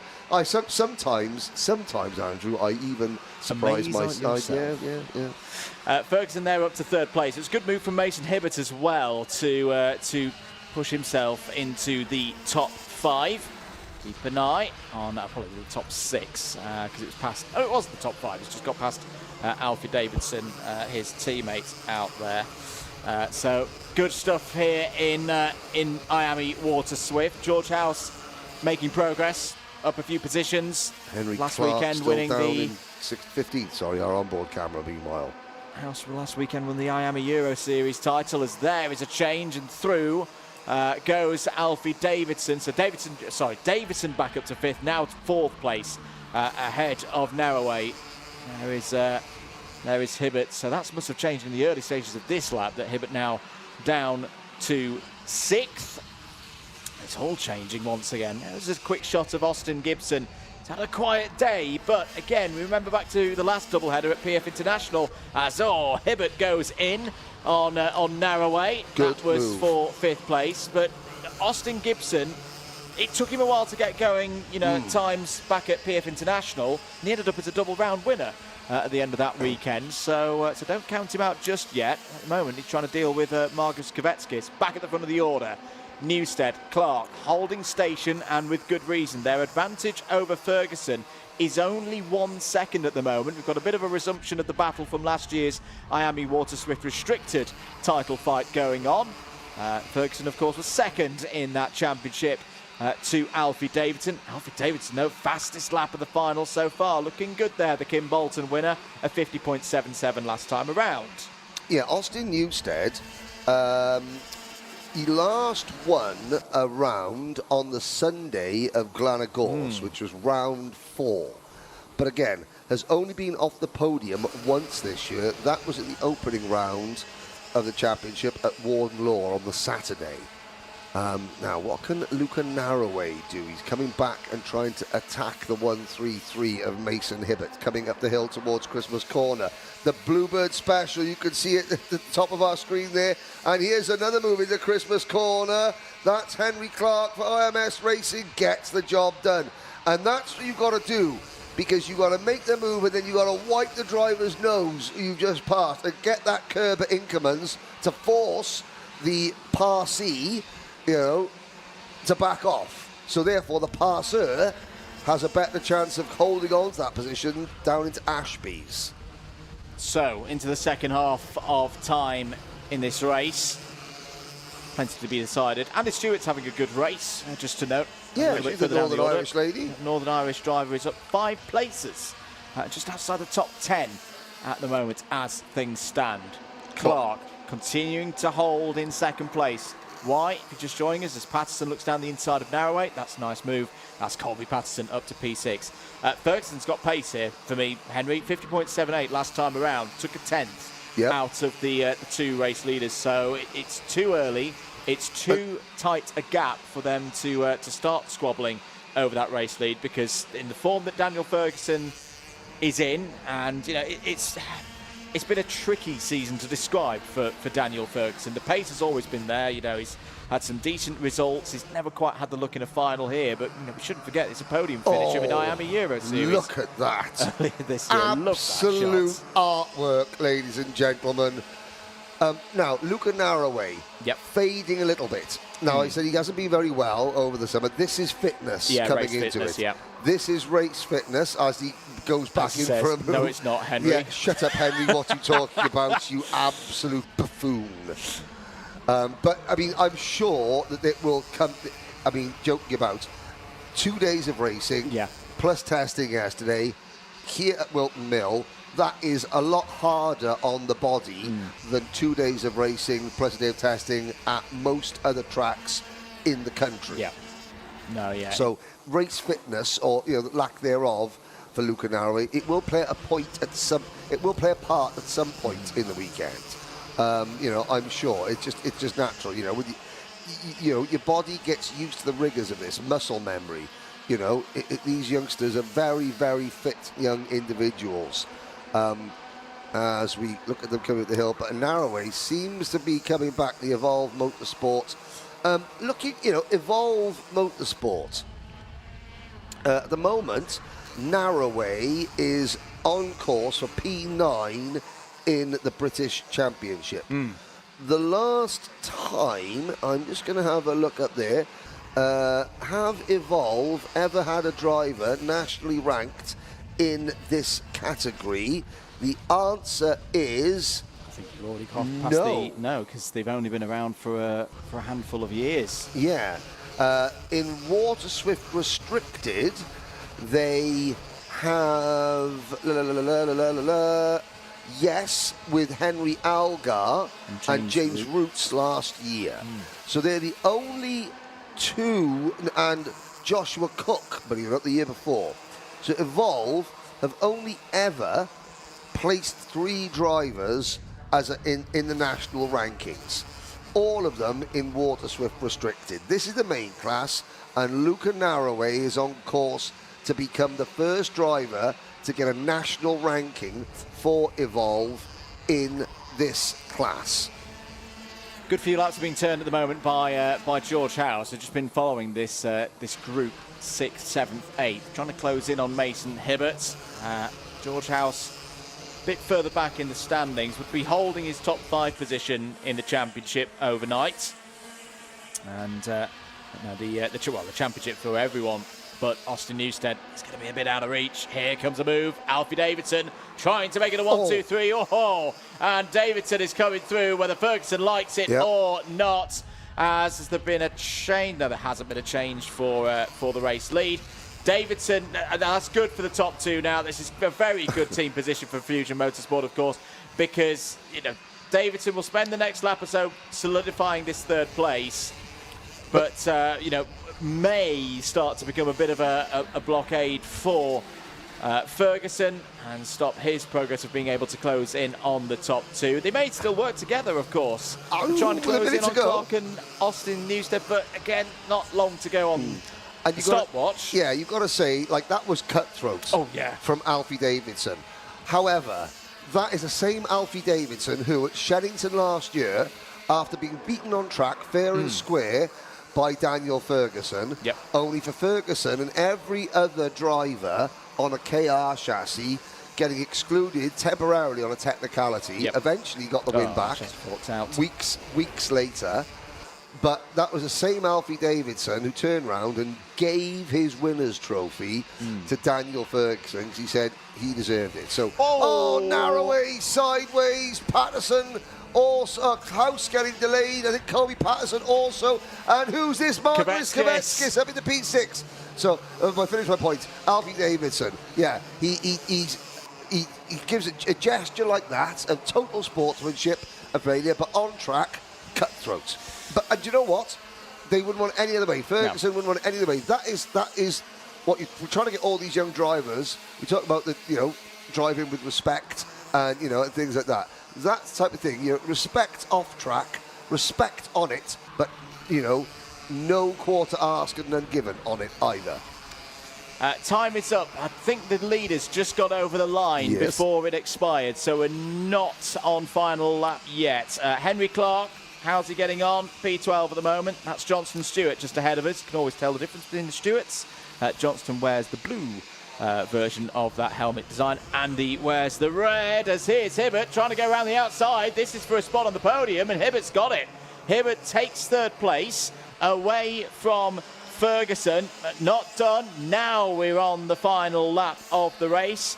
In terms of podiums, well, Hibbert could be on for back-to-back podiums here. Meanwhile, battle for the race lead is on. Austin Newstead and George Clark have done their work. Ferguson trying to go down the inside. Oh, brave attempt. Davidson tries to get through, has the door shut. Here's the battle for the race win. George Clark down the inside has got it. There's a brilliant chance here for George Clark to take another step in this championship. Austin Newstead didn't let him have it. George Clark took it. And that move could, should, and will seal a maiden victory in the Wera Tools British Championship for number 142, George Clark. But the celebration of your champion takes place just a couple of cart lengths behind as Austin Newstead seals British title number 2. And the dream is still on for Fusion Motorsport. That is 8 wins out of 8 this year for Fusion Motorsport, and they have come with 4 different drivers. It's not been a cakewalk for one driver. It has been a complete team performance from Fusion, and you saw their teamwork at Kartmasters getting Alfie Davidson and Harry Williams back out. There's George Clark. He gave me a thumbs up as he walked past the commentary box earlier. He's going to be giving us a big thumbs up when he speaks to Nicole Sutherland very shortly. 8 wins for Fusion from 4 different drivers. And do you know what? You could well have a 9th win for a 5th different driver for Fusion tomorrow. What price you say someone like, Mason Hibbert, you know, taking a win for Fusion. But there were tears at Kartmasters for different reasons. I'm not sure. Well, we're not going to get tears now. He's the baby-faced assassin. He takes it all in his stride, the winning side of things. And there is Daniel Ferguson, who comes home in 4th place. Right,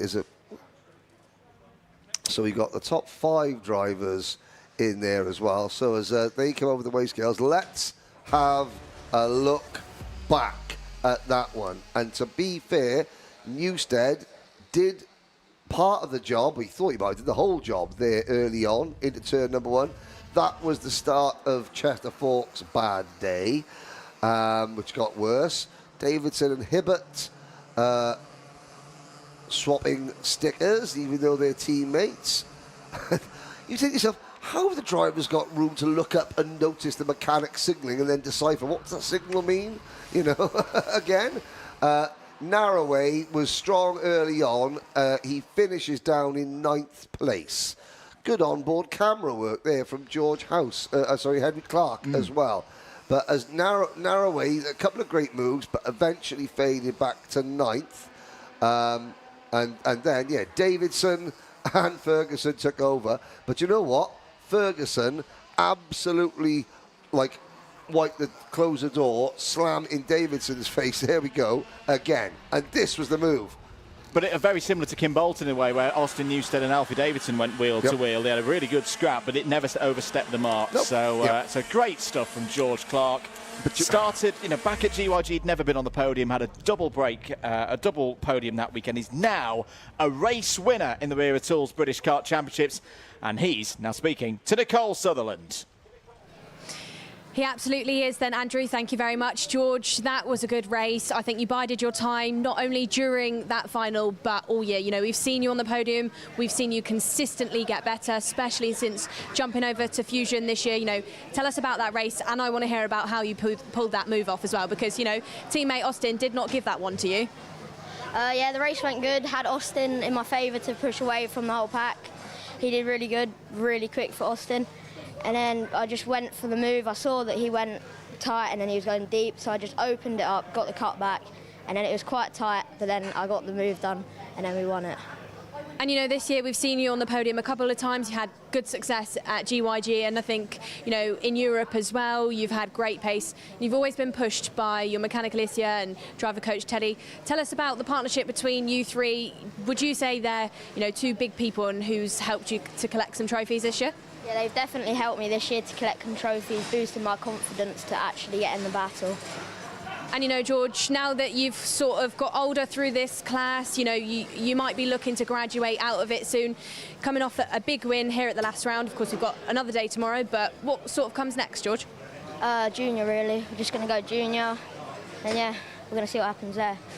Well, congratulations for today's result. We'll see you on the podium later on. The next driver we're going to grab then is the driver that looks like they provisionally just grabbed the championship, Austin Newstead. Austin, you know, you've worked really, really hard this year. You know, it's not always been easy. You've not been given it. You've really had to pull out all the stops. Tell us about how happy you feel. Yeah, I'm over the moon completely. As you say, the end of the year has been really good now. Beginning of the year, second round, first round, we've really struggled, and we've struggled a bit, but I managed to keep it up. And to become, you know, a provisional British champion throughout the year, what's that really taken in the hard work? What's it actually looks like, Austin? Yeah, obviously it's really hard, like really hard. And basically the whole year I've just been having to take it one race at a time, and especially in going into this last round, not be thinking about the championship and other drivers, just thinking about my own race and trying to get as high up in the race as I can, not worrying about the championship. Well, Austin, there's a lot for you to celebrate about today. You know, we'll see you again tomorrow in the paddock, but congratulations. Thank you. That's it then from our Waterswifts for today's racing. We'll head up for a quick message and then we'll see you for our juniors.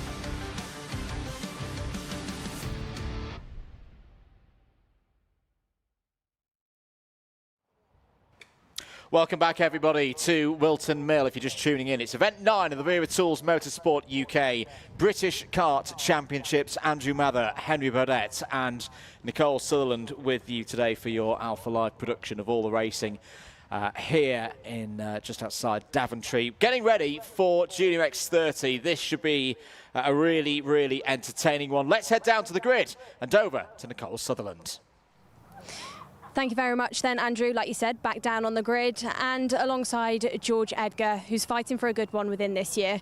You said it on the commentary earlier on, Riley Cranham has grabbed this Junior X30 champion 2 years in a row then for Fusion. Last year we had Mackie, this year we had Cranham. But Edgar looks in for a good one in the championship standings as well.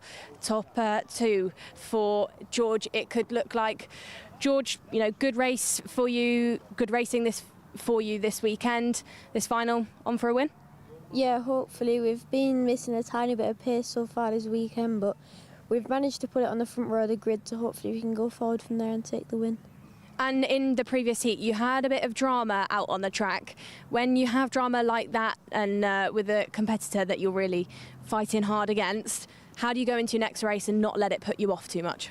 Yeah, I think obviously even though we had a bit of contact in the last race, we then got our head down after that and still managed to come through and finish P4, and we've just got to keep doing that and just not think about that. And, you know, we've seen Riley now is our provisional British champion. It's a great result for him. You headed into this weekend maybe looking for a championship win as well, but it has been secured. Do you feel despondent at all because of that, or is, you know, top 2 result good enough for you?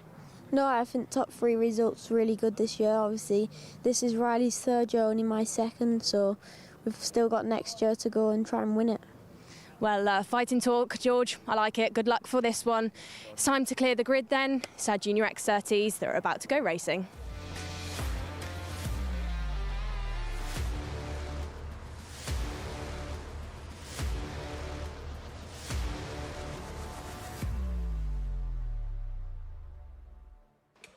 Thank you, Nicole. Ready then for the Junior X30 final, penultimate race of the day.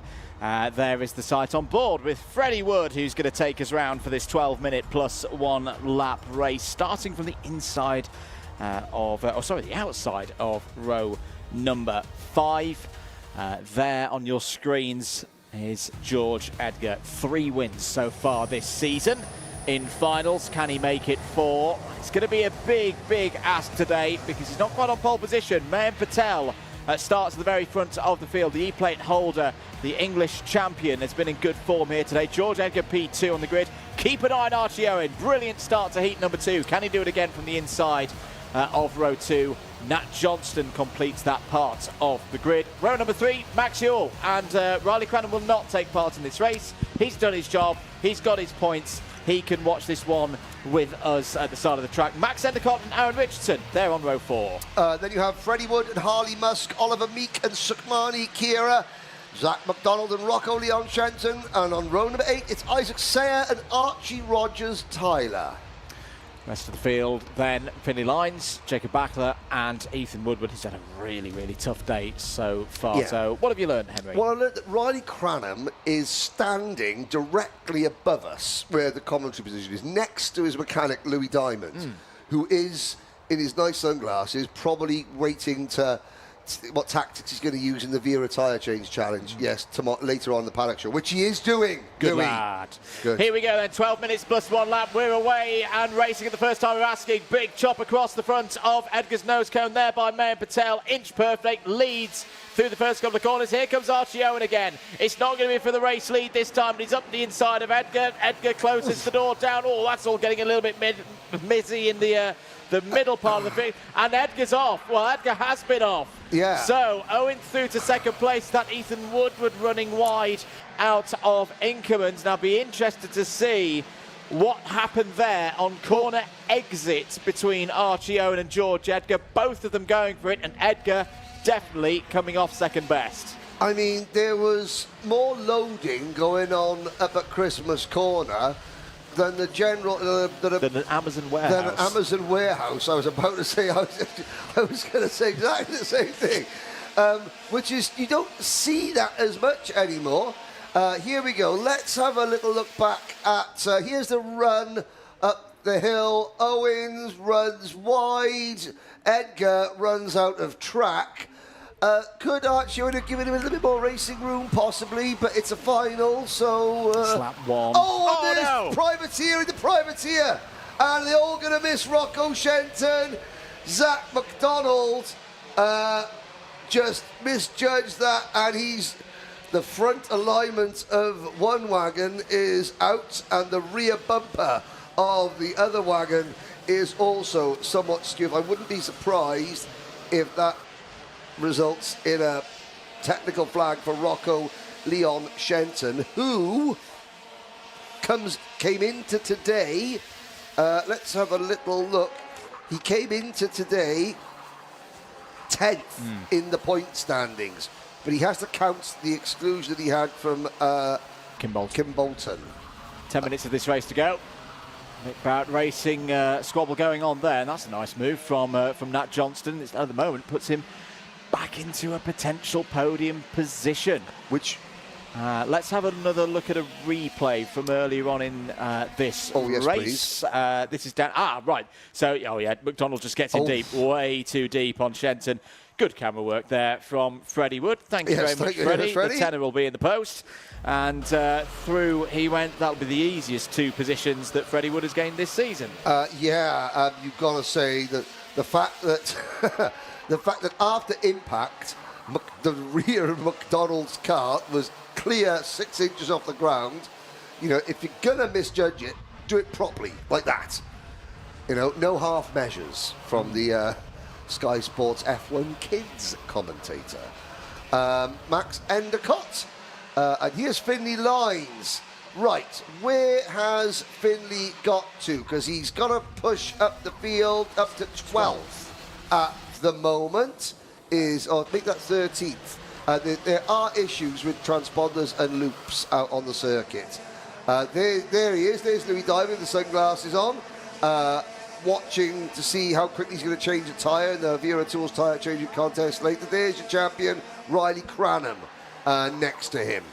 A little bit of an update. Under investigation, Kart 240. That's Archie Owen. I would imagine that was for the first lap. Yep. It's down the inside. Lines having a squabble there with Ethan Woodward, and through goes George Edgar as well.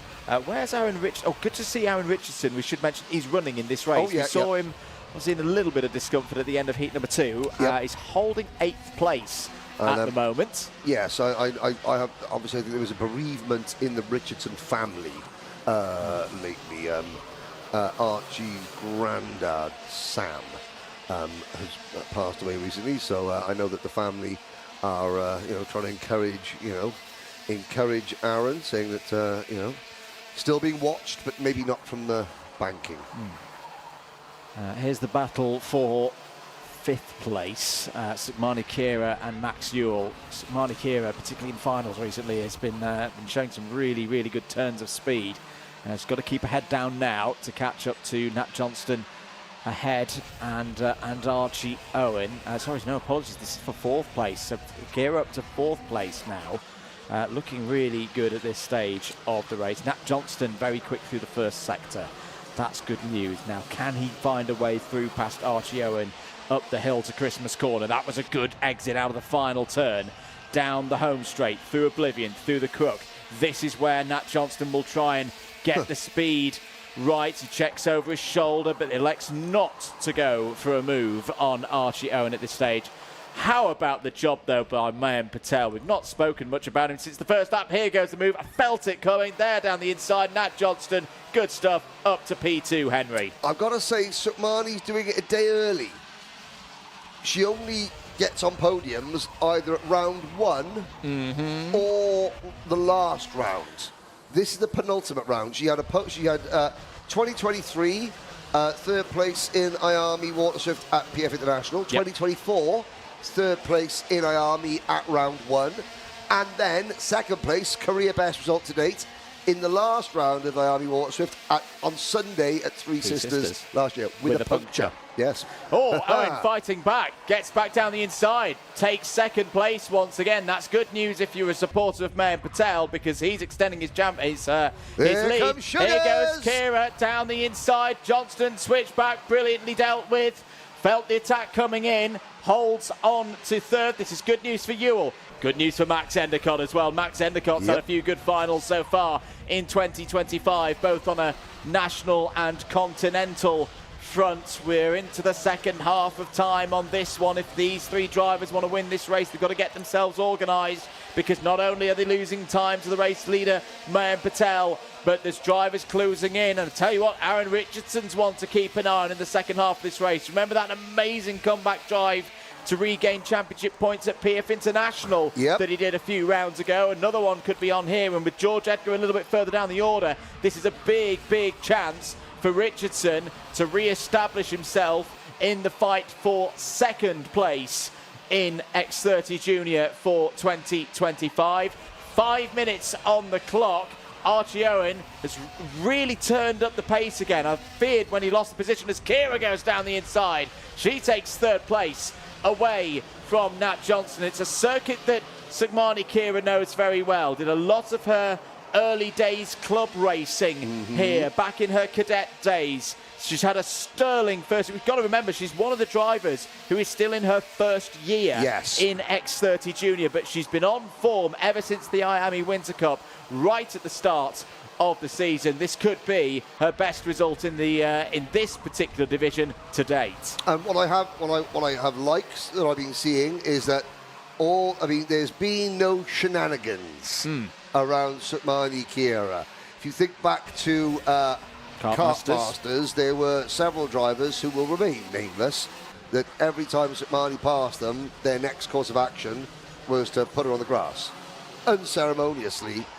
We don't like to see that. This is good stuff. This is good racing, where every driver is raced exactly the same, regardless of gender. I shall say, gotta say my bit, and this is what you want to see. Yeah, good, hard, clean racing amongst everybody. Big lap this, I feel, for this trio. As Johnston back down the inside, that's a clean move. Back into the, Freddie Wood's out. Oh dear. Oh, Freddie Wood is out, and the rear frame of that kart has taken quite a hit. Now that's up at Christmas corner. Freddie is okay and walking to the marshal post. That's the most important thing. But that's a real shame. Freddie Wood was on for a top 10 here today.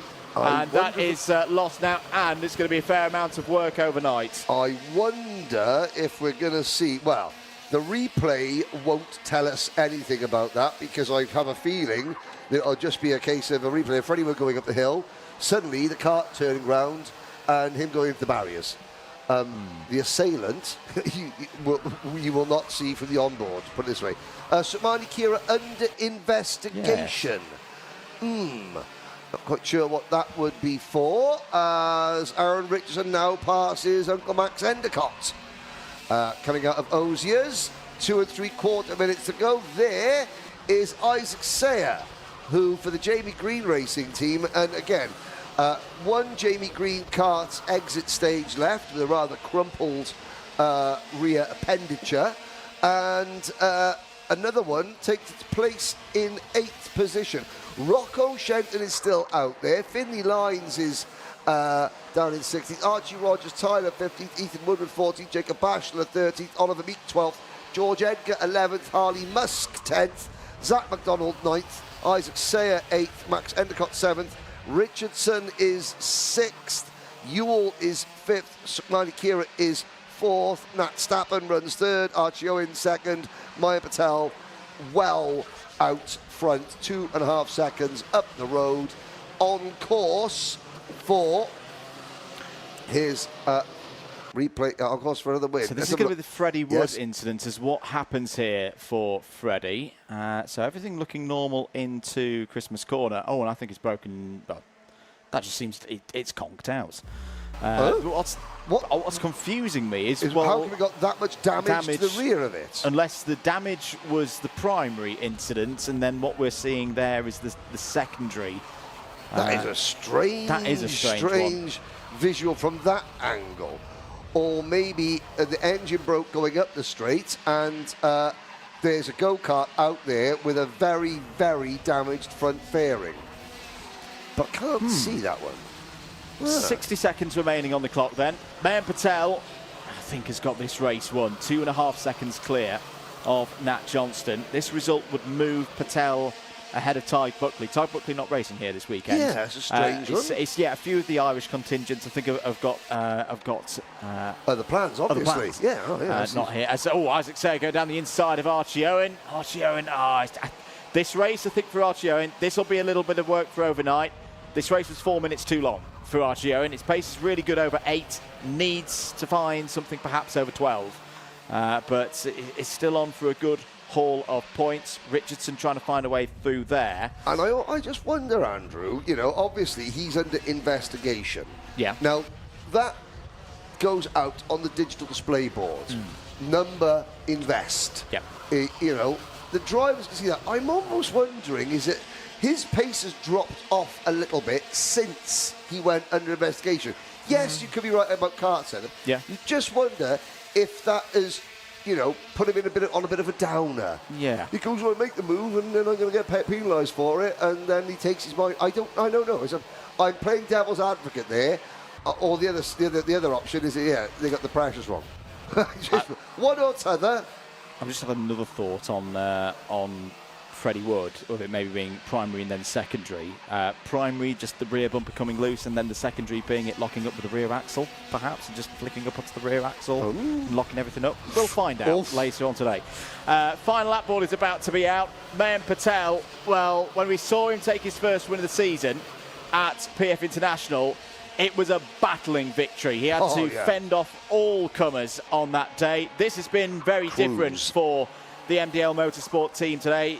Exactly the right word, Henry. It has been a Saturday night cruise. The lights haven't quite gone down yet, but you know what I mean. 2.5 seconds clear of Nat Johnston. Sukmani Kira on for a potential podium here. This is showing once again that there's going to be a lot of competition tomorrow. The championship may be done, But all of these drivers want to claim those plates at the end of the year. For Mayan Patel, this is going to be a second win of the year, his most dominant to date. Mayan Patel wins at Whilton Mill, takes it in Junior X30 in style. Nat Johnston on the podium. That is the first time we've said that this season. It's been knocking on the door. He's had great pace all season. He was a contender in the O-Plate here back in the spring. He's second here today. Sukmani Kira as well. As things stand, is under investigation, but that's a first podium. Saying that a lot today, Henry, of drivers making breakthrough results in their respective classes. That was a comprehensive win by Mayan Patel. Why is the word comprehensive important? Because you look at the opposition and, you know, Riley Cranham not racing but standing. Yeah. The question is, would anyone have beaten Mayan Patel in that race? No. I don't think so. And that is the pleasing. Yeah, the races you win as a team, the races you win in a massive bun fight are one thing. The races you win by simply walking away from the opposition, those are the wins that gives the team, you know, even more reason to be happy. Because, like, yep, we showed up, put her down, got our shopping and checked out. You know, and those are the ones that for a team are very pleasing, because yeah, it wasn't a case of, you know, just rough and tumble, you know, and passing. It was a case of, yep, I'm going to disappear off in 12 minutes. I'm not going to see another go-kart. I'm not even going to hear another go-kart, and I'm going to be, you know, miles in front. If the season was another 4 or 5 weekends long, then Mayan Patel would be a major player for the overall championship. Sukmani Kira, she gets her first podium around early this year. Yeah. So if she did it the penultimate round, what's going to happen tomorrow? I wonder.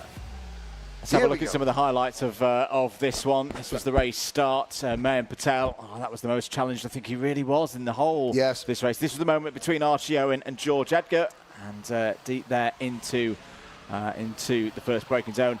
A moment between McDonald and Shenton as well. That was really the end of any hopes for Shenton to come through the field. Yeah, McDonald will look back at the replay on that. All I can think of is that computer game Worms. Incoming, wee! George Edgar was trying to find his way back up through the order. Now, and he's got to recover points in the second place battle in the championship with Aaron Richardson. Owen went for the move on Nat Johnston. This was an entertaining battle for second place. Kira getting involved as well. Johnston, really wise reading of the situations around him. Didn't overfight this one today. That was his move for second place. Decent drive as well from Isaac Sayer. More like it from the driver flying the flag for Singapore on his way to a top 5. But it was Mayan Patel's day. A second win of the season. Goes up to 5th place in the championship. We'll do the maths overnight. I think it still could get better for Mayan Patel if he continues that form tomorrow on Sunday. Let's head down once again, though, to Parc Ferme and over to Nicole Sutherland. Thank you very much then, Andrew. As you can see, man just having his driver photo taken for social media. Mine, great result. It's the second win here for you this year in the Virtuals British Kart Championship. You know, 2 results, but that one was a bit different. You had a nice, steady Saturday drive. This time you weren't under the pressure of Rocco Shenton. Yeah, no, definitely. This morning we were in warm-up and we just sort of seemed to find our pace again. And then in the heats, we just really took off, to be fair. We were gaining positions and then we were always catching and fighting for the wins. And then in the final, obviously starting pole, we just, you know, had a great start, and then I was just had my head down from there, try and make no mistakes. So like you just said then, you know, you feel like you found some pace as the weekend has gone on. When you head into a weekend and maybe you don't feel as strong as you think you could be, did you start to panic in the early stages? No, we just every practice sort of just get better and better, and plus everyone's on different tyres, so it's just you have to wait till the racing really happens to see where you're at. And like we just mentioned then, that's the second win you've had this year in the championship. We've got another full day of racing again tomorrow. You think you could be on for a third? Hopefully try to replicate today, and that would be a fantastic weekend. Well then, Mine, we're going to see you on the podium later on. Congratulations, another win and another trophy for you. We'll head up then to hear from our championship partners before we see you on the grid for the last final of today's racing.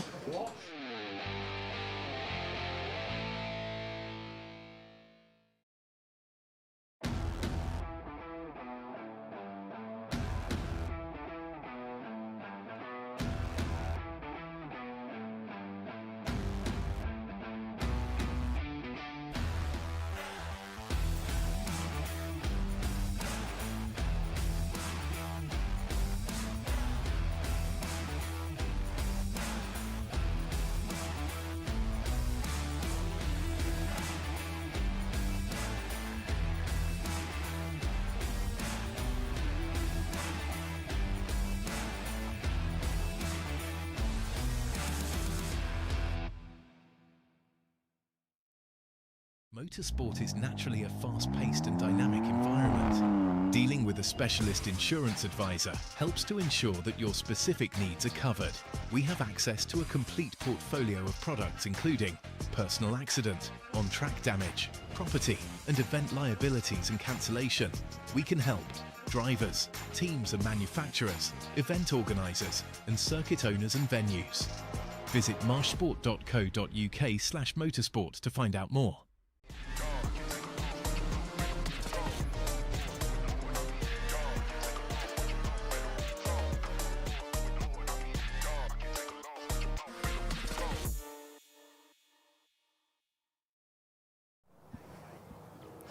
Back on the grid then, and back in the wind as well by the looks of my hair, I'd say. Seniors are up next, and I'm starting alongside Gabe Still. Gabe, you've been man of consistency today. You know, this is a home track for you. Would you say that's coming into play and why you've been so strong so far?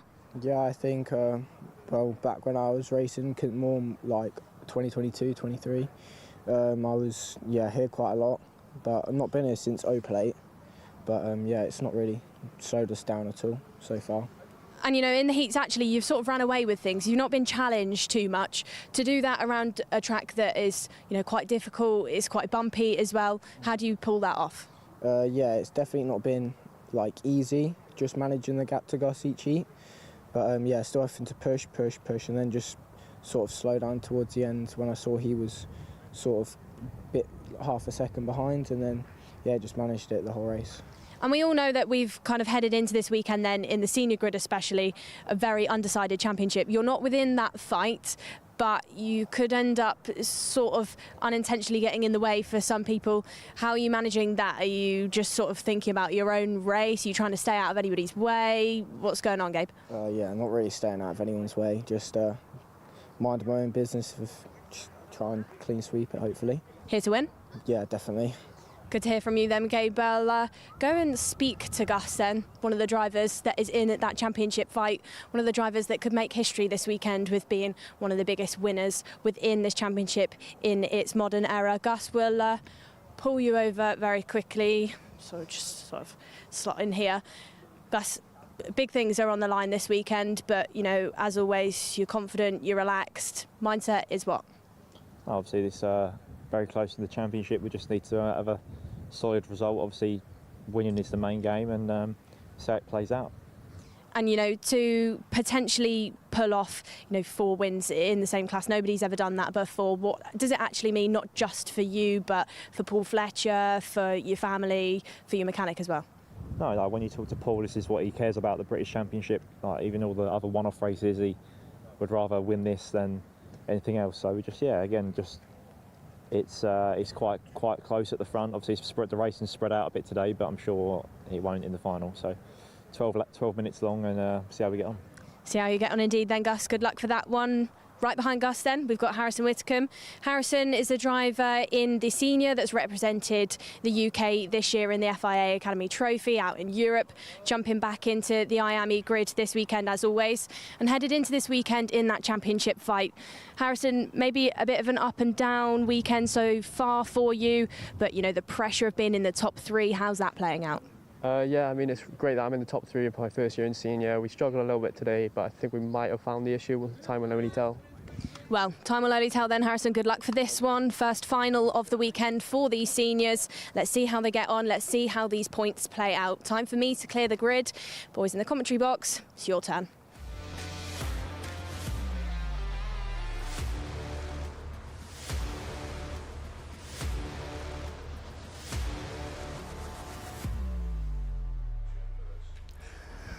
Yeah, we'll clear the commentary box, go and watch this run from the sidelines, yeah? Yeah?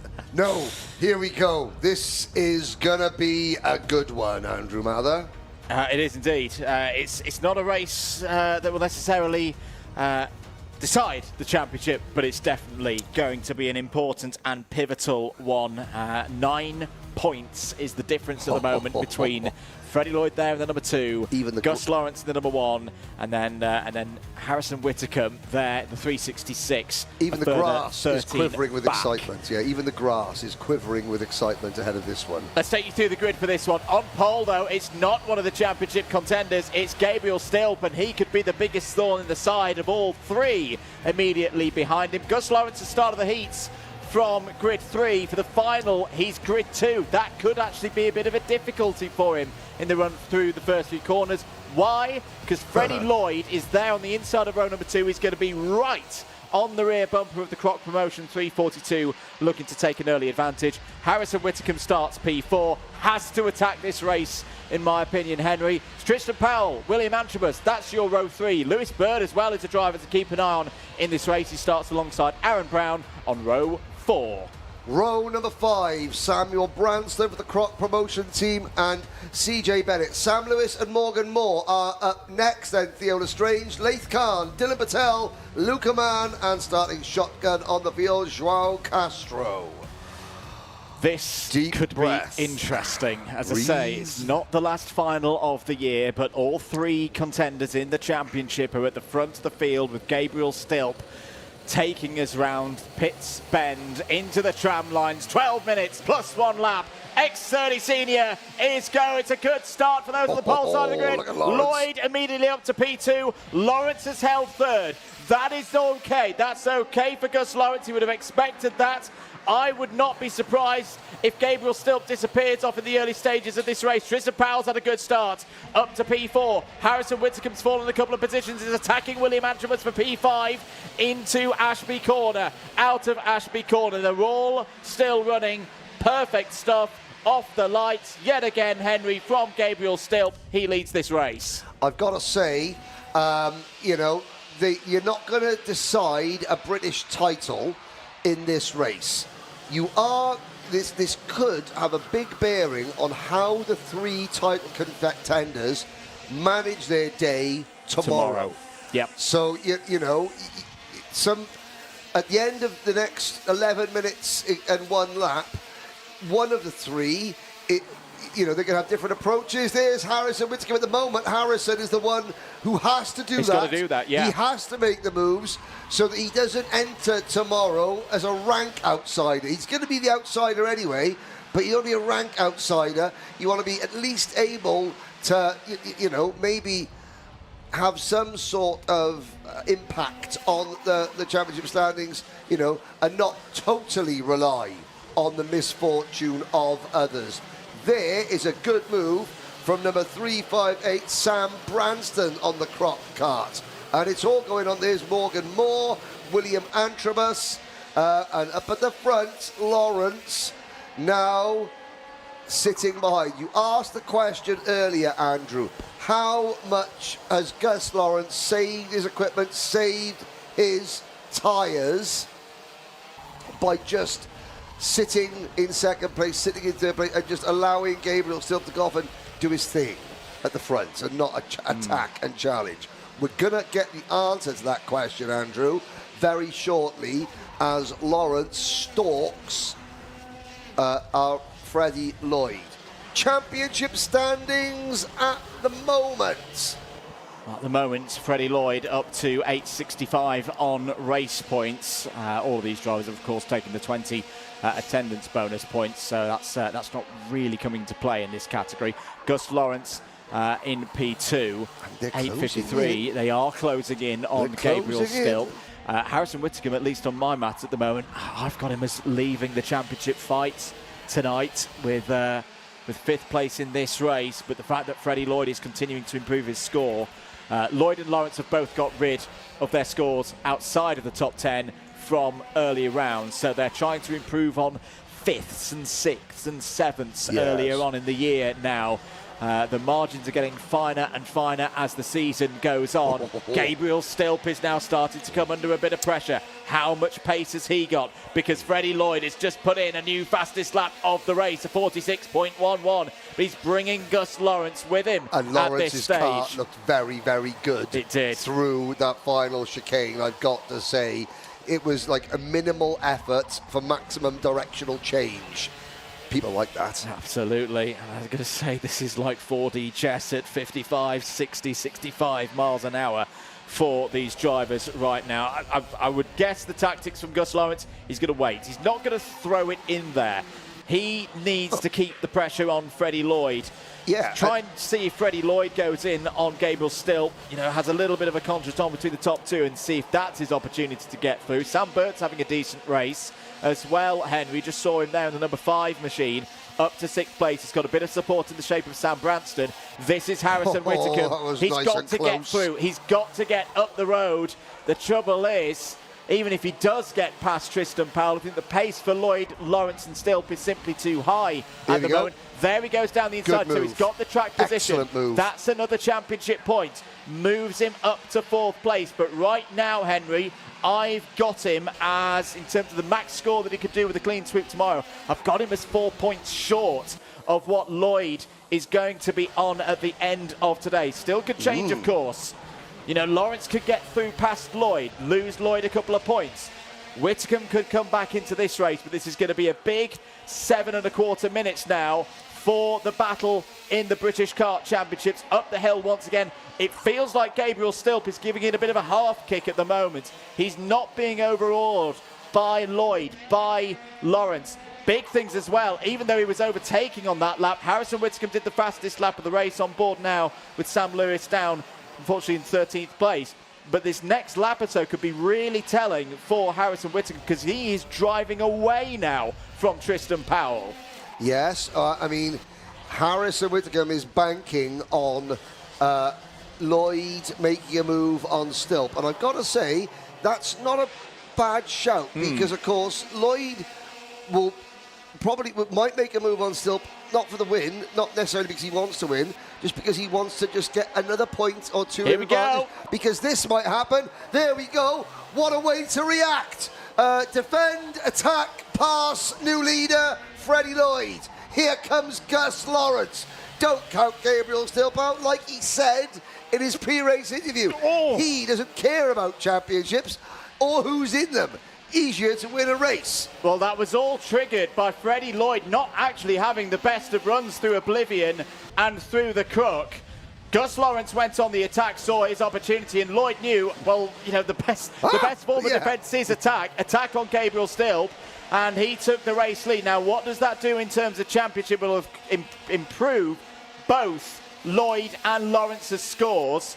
Lawrence is still in this, but the gap is narrowing now. Right now, Freddie Lloyd would move up to 868. Gus Lawrence moves up to 855.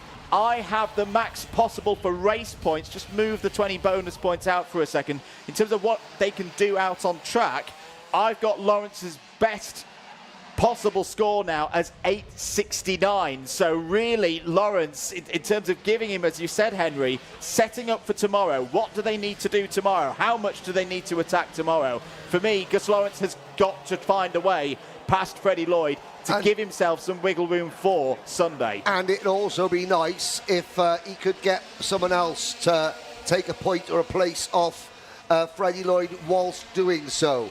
Unfortunately for Gus, Gabriel Stilp is now fading a little bit, and Harrison Whittaker, he may be pulling away from Tristan Powell, but he is not closing in on the leader. This is the next group. This is 6th place back to 6, 7, 8, 9, about 10th, or is that 11th? 6 back to 11th. This is Moore, Bird, Branston, Antramus, Brown and Bennett. All gunning for big points here. 4 1/4 minutes to go.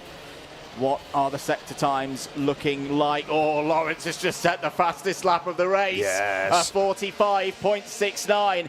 He was only 4 hundredths quicker than Freddie Lloyd, but we're going to have a potential another classic battle between these two.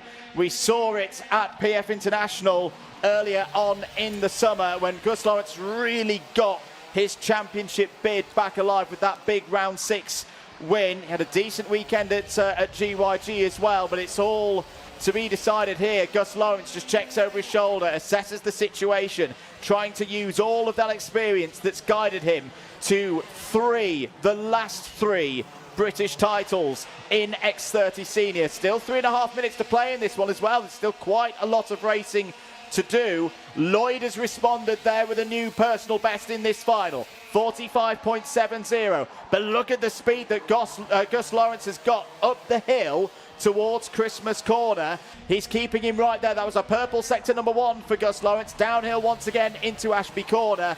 This is really, really tense stuff. One mistake for either of these drivers could have costly consequences. Trying to swap numbers for next year.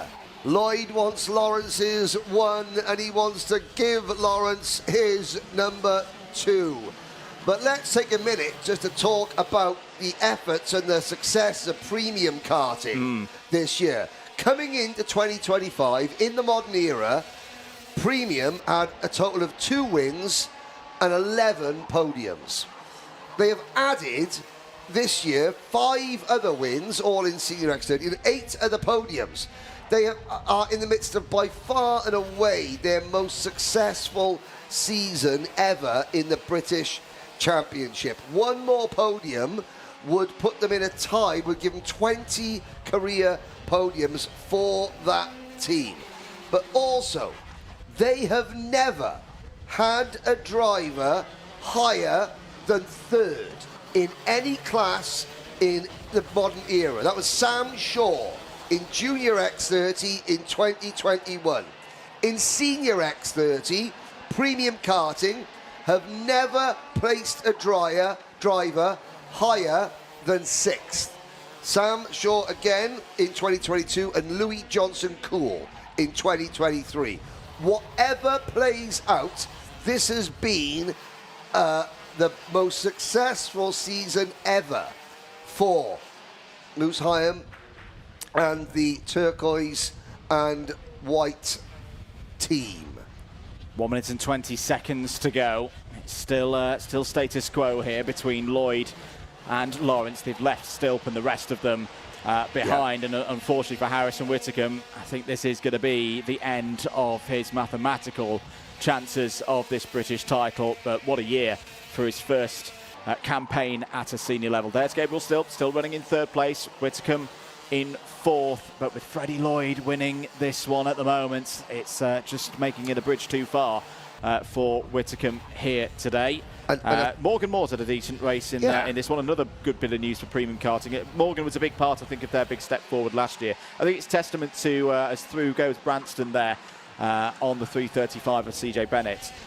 It's testament for me, Henry, to the likes of Gus Lawrence, Paul Fletcher, Pod, and all the work that he does on the Spanners, Fusion, all these teams that have been at the front of senior X30 over the last few years, because Premium for me took the big step last year, but they did it on the continental stage. They did it with the likes of Morgan Moore, Marcus Luzio as well, taking race victories in IAME Euro Series. That's how hard it is at this level here in the Wera Tools British Kart Championships, that they cut their teeth in terms of taking that next step. And in terms of the ladder, the next step up, the continental ladder, they've taken that experience here. They've hooked up here with Freddie Lloyd, who of course made the change, wanted to be on an OTK piece of machinery for this season, stepped away from Fusion Motorsport. Time is up. We have 1 more lap to go. Right now, the championship is going to tomorrow, but a 6-point swing. It's a 6-pointer. It's a big battle here on the final lap. Lloyd's got a first couple of corners right. Gus Lawrence up the straight. He's not going to really be within striking distance into Christmas Corner. He's got to get the run down to Ashby right. But Freddie Lloyd This is what he's been doing all weekend, metronomically fast through every single lap, every single corner. He's ticking the corners off. This isn't a race that will give him the British Championship, but it could be one tomorrow. He kicks himself on out of Ozier's corner. Freddie Lloyd into the boot for the final time here on Saturday. He's going to win the first final of the weekend, and that's how much it means to Freddie Lloyd to beat Gus Lawrence in a straight 1v1 fight. He extends his championship lead ahead of tomorrow's final round to 13 points. You know, that he just held off. Like, we talk about Gus Lawrence as, yes, one of the most successful drivers in the history of the British Championship. A 3-time defending champion, but it's not just here. Other people in the world of karting, they think Gus Lawrence is so talented that they pay Gus to race for them all in the United States. Okay? Freddie Lloyd, and that's because he is that good. That's because Gus is that good. Freddie Lloyd has just taken everything Gus can throw at him, and then some, and not put a wheel wrong. And that's the difference this year. You know, it's the consistency. And Gus won't have a problem with that, because I was speaking to Gus about Kim Bolton. He goes, you know what, I just got beaten on the day. Yeah. I got beaten. And he goes, don't mind that. Sometimes you get beaten by the better driver. That is one of those races that Gus will concede. You know what? Freddie was the best on that day, because Gus didn't put a wheel wrong. No, absolutely not. Gus didn't put a wheel wrong, and it boiled down to Freddie Lloyd starting on the inside of row 2, Gus Lawrence starting on the outside of the front row. That gave Freddie the advantage. He never, ever lost it. And, you know, cannot say how impressive that drive was from Freddie Lloyd. The stakes that were up, you know, the stakes were so high, the opposition, and everything like that. Yeah. All credit to that young man. Fair play to him. And as I say, the step up for premium karting this year, and I remember when we turned up to Warden Law, and you know the word was going around that Freddie's changed teams. Freddie stepped away from Fusion. That raised a lot of eyebrows at the start of the year.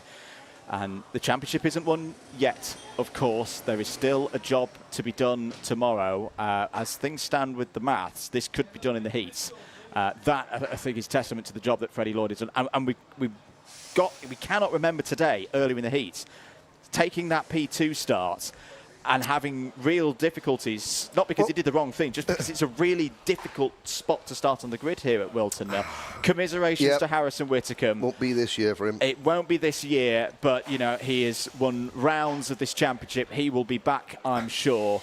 Well, still very much on for a top 3 spot in the championship. You know something? It's very, very rare in karting that you say drivers left Fusion and as a promotion. Yeah. Because if Fusion on the top, Freddie Lloyd has made that move a promotion.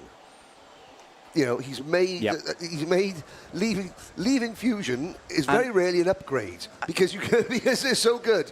Freddie Lloyd has made that move an upgrade. You know, he's not a man of many words, as I'm sure. Well, he is. He is. There's just very few of them are printable. But you know, it's the meticulous detail that Freddie Lloyd has gone about his racing this year, and that team change being a key one. He knew for him to get 110% Freddie Lloyd performance. That's the machine that he needed to be on. That was the team that was, in his opinion, running them to the best of their abilities. And as I say, it's still not won yet, but you know, he's managed it today to beat Gus Lawrence by 1/3 of a second. I mean, my personal Freddie Lloyd highlight came here 2 years ago after a bad day on the paddock show. I said, right, describe your day in 1 sentence. He went, binned it in the wall. He didn't bin it in the wall. This time, he won, and he's speaking to Nicole Sutherland. He absolutely is then, Henry. Fred, great race out there for you. Maybe a bit of a deja vu weekend compared to what happened last year at Three Sisters? Oh yeah, I mean, obviously me and Gus have been battling for the past like 2 years, it felt like, but I enjoy it doing it with Gus. It's clean racing, it's fair racing, and yeah, I've been enjoying it, but to come out with the win then is going to be definitely some relief going into tomorrow, but yeah, I'm happy with it. Yeah, you know, what you've just done out there, it was a great drive, it was a controlled drive, and you've, you know, put more points on the board for yourself going into tomorrow.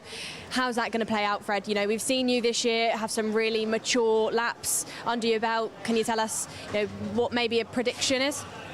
I can't really say a prediction, but not sure. Really, just do the same as today. Just some chilled drives, sensible drives, no crashing. No, just doing anything stupid like I would usually do a couple of years ago, but you know, we don't know. Just see what happens.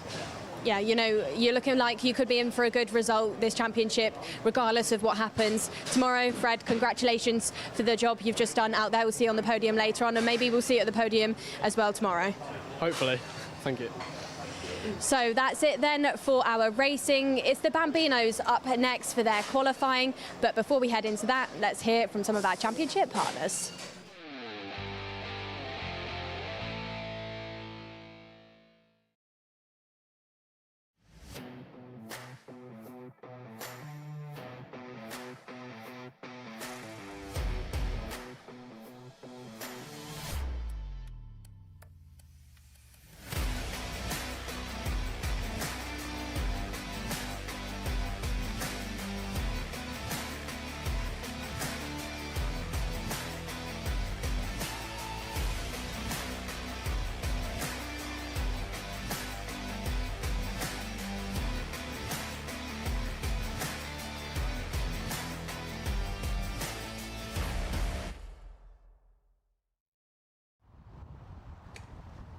Thank you once again for joining us here at Whilton Mill. Henry, getting ready for M1 Bambino qualifying. We are indeed. They got just one round. Now, this is the M1 Cup. I've sat on the M1 many times, but not as a lot slower. These Bambinos are going to go. So again, this could is this the final farewell for Bambinos using internal combustion power units at the Wera Tours British Kart Championship? Who knows? Tomorrow you will see them there, and of course we're going to round out the broadcast with this today. We go from the final of the Premier Class of British Karting to a Bambino qualifying session. Let's just calm down a little bit. But, ladies and gentlemen, as you're watching this qualifying session, which will set to take place shortly, please keep your eyes and ears peeled to the Alpha Live YouTube channel, to the Karting UK YouTube channel, because in addition to today's broadcast, you could go and watch the build-up show that Andrew hosted last night. You can do that on what YouTube channels, Andrew? On the Alpha Live channel and the Karting UK channel. Tonight, there will be the Paddock Show, which we are going to film. You will be able to see. Now, if you watch the Paddock Show and Lewis Diamond and Sam Fugit aren't doing the Wera Tours challenge, then you could all mock them greatly, because it's a bit of fun. We thought, why not? Let's see if two of our championship-winning mechanics can do that. It's a bit of fun. So if they don't join in, then yes, mocking may commence. This will be a 6-minute qualifying session, so it's the same format that all of the older classes went through this morning to set the grids for their 2 heats. The reason why we're doing this at this point is the Bambinos just race on Sunday, so it gets their qualifying done, and then you can think overnight of how they're going to tackle the heats. There on your screens is Vinny Wright, if I'm not mistaken. Yes, the number 7 Kart there. Was doing pretty well earlier, 4th in the last practice session. Can I just say, the driver in front, that is superb T-shirt to wheel rim coordination. Oh, yes. That's Briella Stevens. Excellent. Briella Stevens. Well done. There you go, sir. Yeah, he's stretching out on the Alpha banners there with his purple T-shirt, and Briella's got her purple wheel rims on. Yeah, purple and black. Again, that's great work. Great work there from Briella Stevens and her dad. And yeah, Briella was one of the drivers that we saw at PF in the other Bambino competitions earlier on in the season. 1 minute board in the air then for the start of this time qualifying session. Mechanics and helpers instructed to clear the dummy grid, head through the gate there, to the left-hand side, just leave the drivers with themselves, their thoughts and their machines. There is the sight on board with Shay Downey. He's definitely a potential for this pole position. Was second in free practice earlier on this afternoon. Top 3 covered by 0.04 of a second in that session. Now, obviously, that is the camera position for a Bambino car. Yes. I am thinking, if anybody tomorrow comes out with a sponsor sticker or an Alpha logo or a Wera logo on the underside of the seat, then they get a gold star and possibly one of my chocolate wafer rolls, which I'll save for them. You know, because that's a head. That'll be a heads-up move. You know, again, all these drivers and all these teams, you know, they need sponsors. You know, whether it's now or whether it's in a couple of years' time, if they want to make a move to cars, or whether they just want to carry on in karting. You know, they need peoples to pay for it. With the onboard cameras now, yeah, the first person that thinks, right, where's the camera go, and volunteer, say, yes, please, Mr. Alpha, we'll have the onboard camera, because they got a sponsor logo right where the camera is positioned. That's a heads-up move. Oh, hello. That's our room. That's the behind-the-scenes shot. That's behind the scenes. Oh, that's assistant producer Ryan going behind the scenes. Reese, sorry. 5 minutes. I say there's not going to be that many laps for the drivers in this one because they set lap times over 60 seconds. There may be a bit of racing in this one, proper racing. There's Welsh flag alert. Number 27, my favourite driver, Oisin Owen. Of course it is, Oisin. Of course it is. My favourite. Not allowed to have favourites, but he's my favourite. Got to remain impartial, but he's Welsh, so he's my favourite. So I think every single lap's going to count here because it's I say they're going to get 4 or 5 timed laps in. This is a qualifying session. I know it looks like a race, but trust me, it is a qualifying session. Have we had our RCE media booklets this weekend? I'm not sure we have. It might just have not arrived in my email. We'll sort that out overnight. Yeah, because RCE, they usually send us a comprehensive media booklet of all their drivers, and they have many of them. But it's not the main. There's no RCE drivers in the main British Championship classes. Maybe not that's this why. Weekend. Yeah. So Oakley Woodman currently at the top of the timesheets. That's based off the first lap, but of course that includes them rolling out because the transponder, the time line. Relation to Maisie Rudman, kart driver. We'll find out. Because of course, you know, you look down, and of course some of these.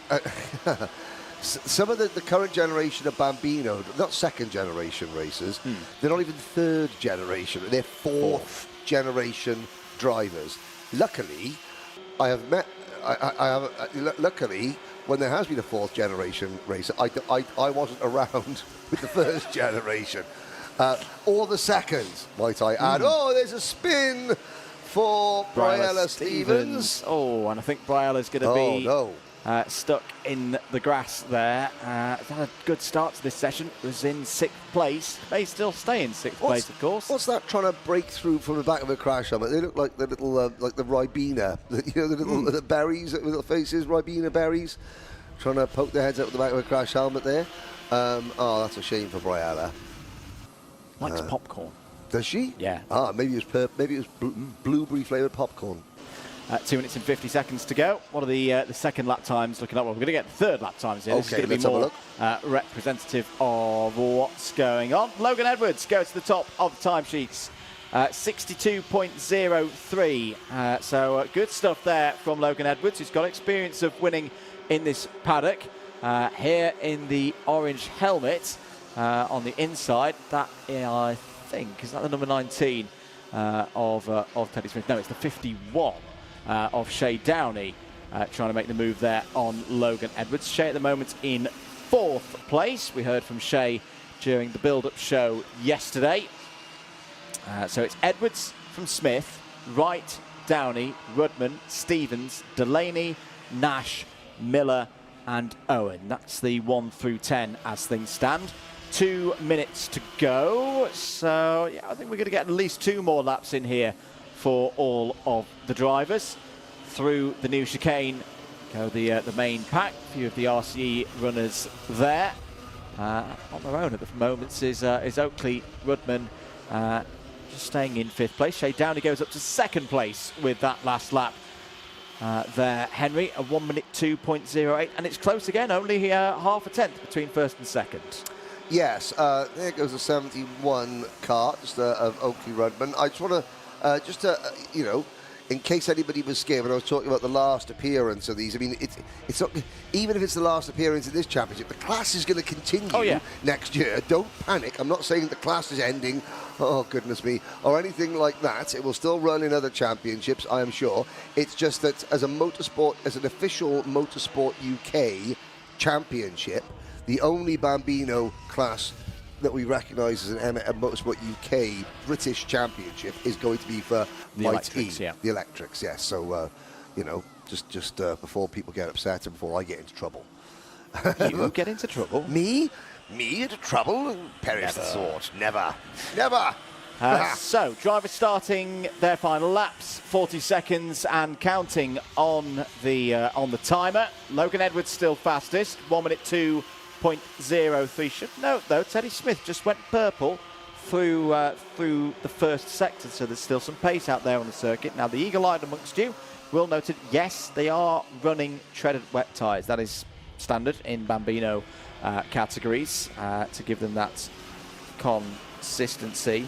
So they don't have that change of tyres in wet conditions, not wet conditions today, of course. Let's just think as safety. Well, the money is budget is one thing. Yep.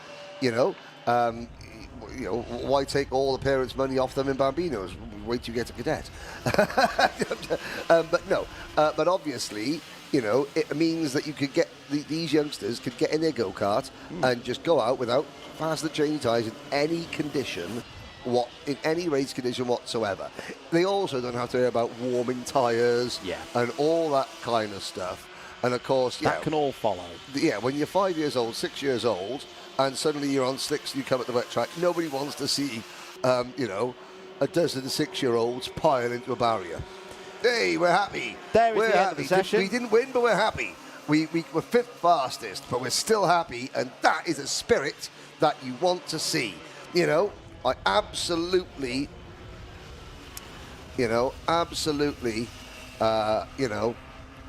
love to see the unbridled, just the joy of being lucky enough to race a go-kart.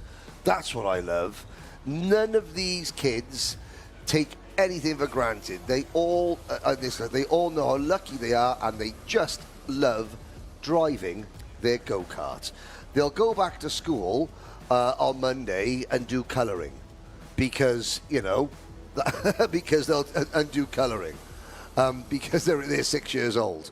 It's like, what we're doing this morning, class, we're learning how to tie our shoelaces. And yeah, this is, and they've been doing this on weekend. So there we go, ladies and gentlemen. Logan Edwards on pole position for tomorrow then. Took it by half a tenth of a second ahead of Shay Downey. Vinnie Wright, Teddy Smith, that'll be row 2 for the heats tomorrow. Oakley Rudman and Bryla Stevens, despite having that problem, stays on the 3rd row of the grid. Teddy Delaney and Ocean Owen on row 4. Jules Nash and George Miller complete the 10 runners for tomorrow's IAME M1 Bambino Cup. Well, that brings to a close here today. Don't go away. As usual, the wizards here at Alpha Live have got a very special video to close us out. But don't go anywhere. Keep the Alpha Live and the Karting UK channels open. The Paddock Show will be on later on tonight. Tomorrow, we crown our final champion. We've had 3 crowned today, but the big one, the main event, Senior X30, that is going right down to the wire. So, on behalf of everyone here at the Wera Tools British Kart Championship, all our partners, him and me, good night, see you tomorrow.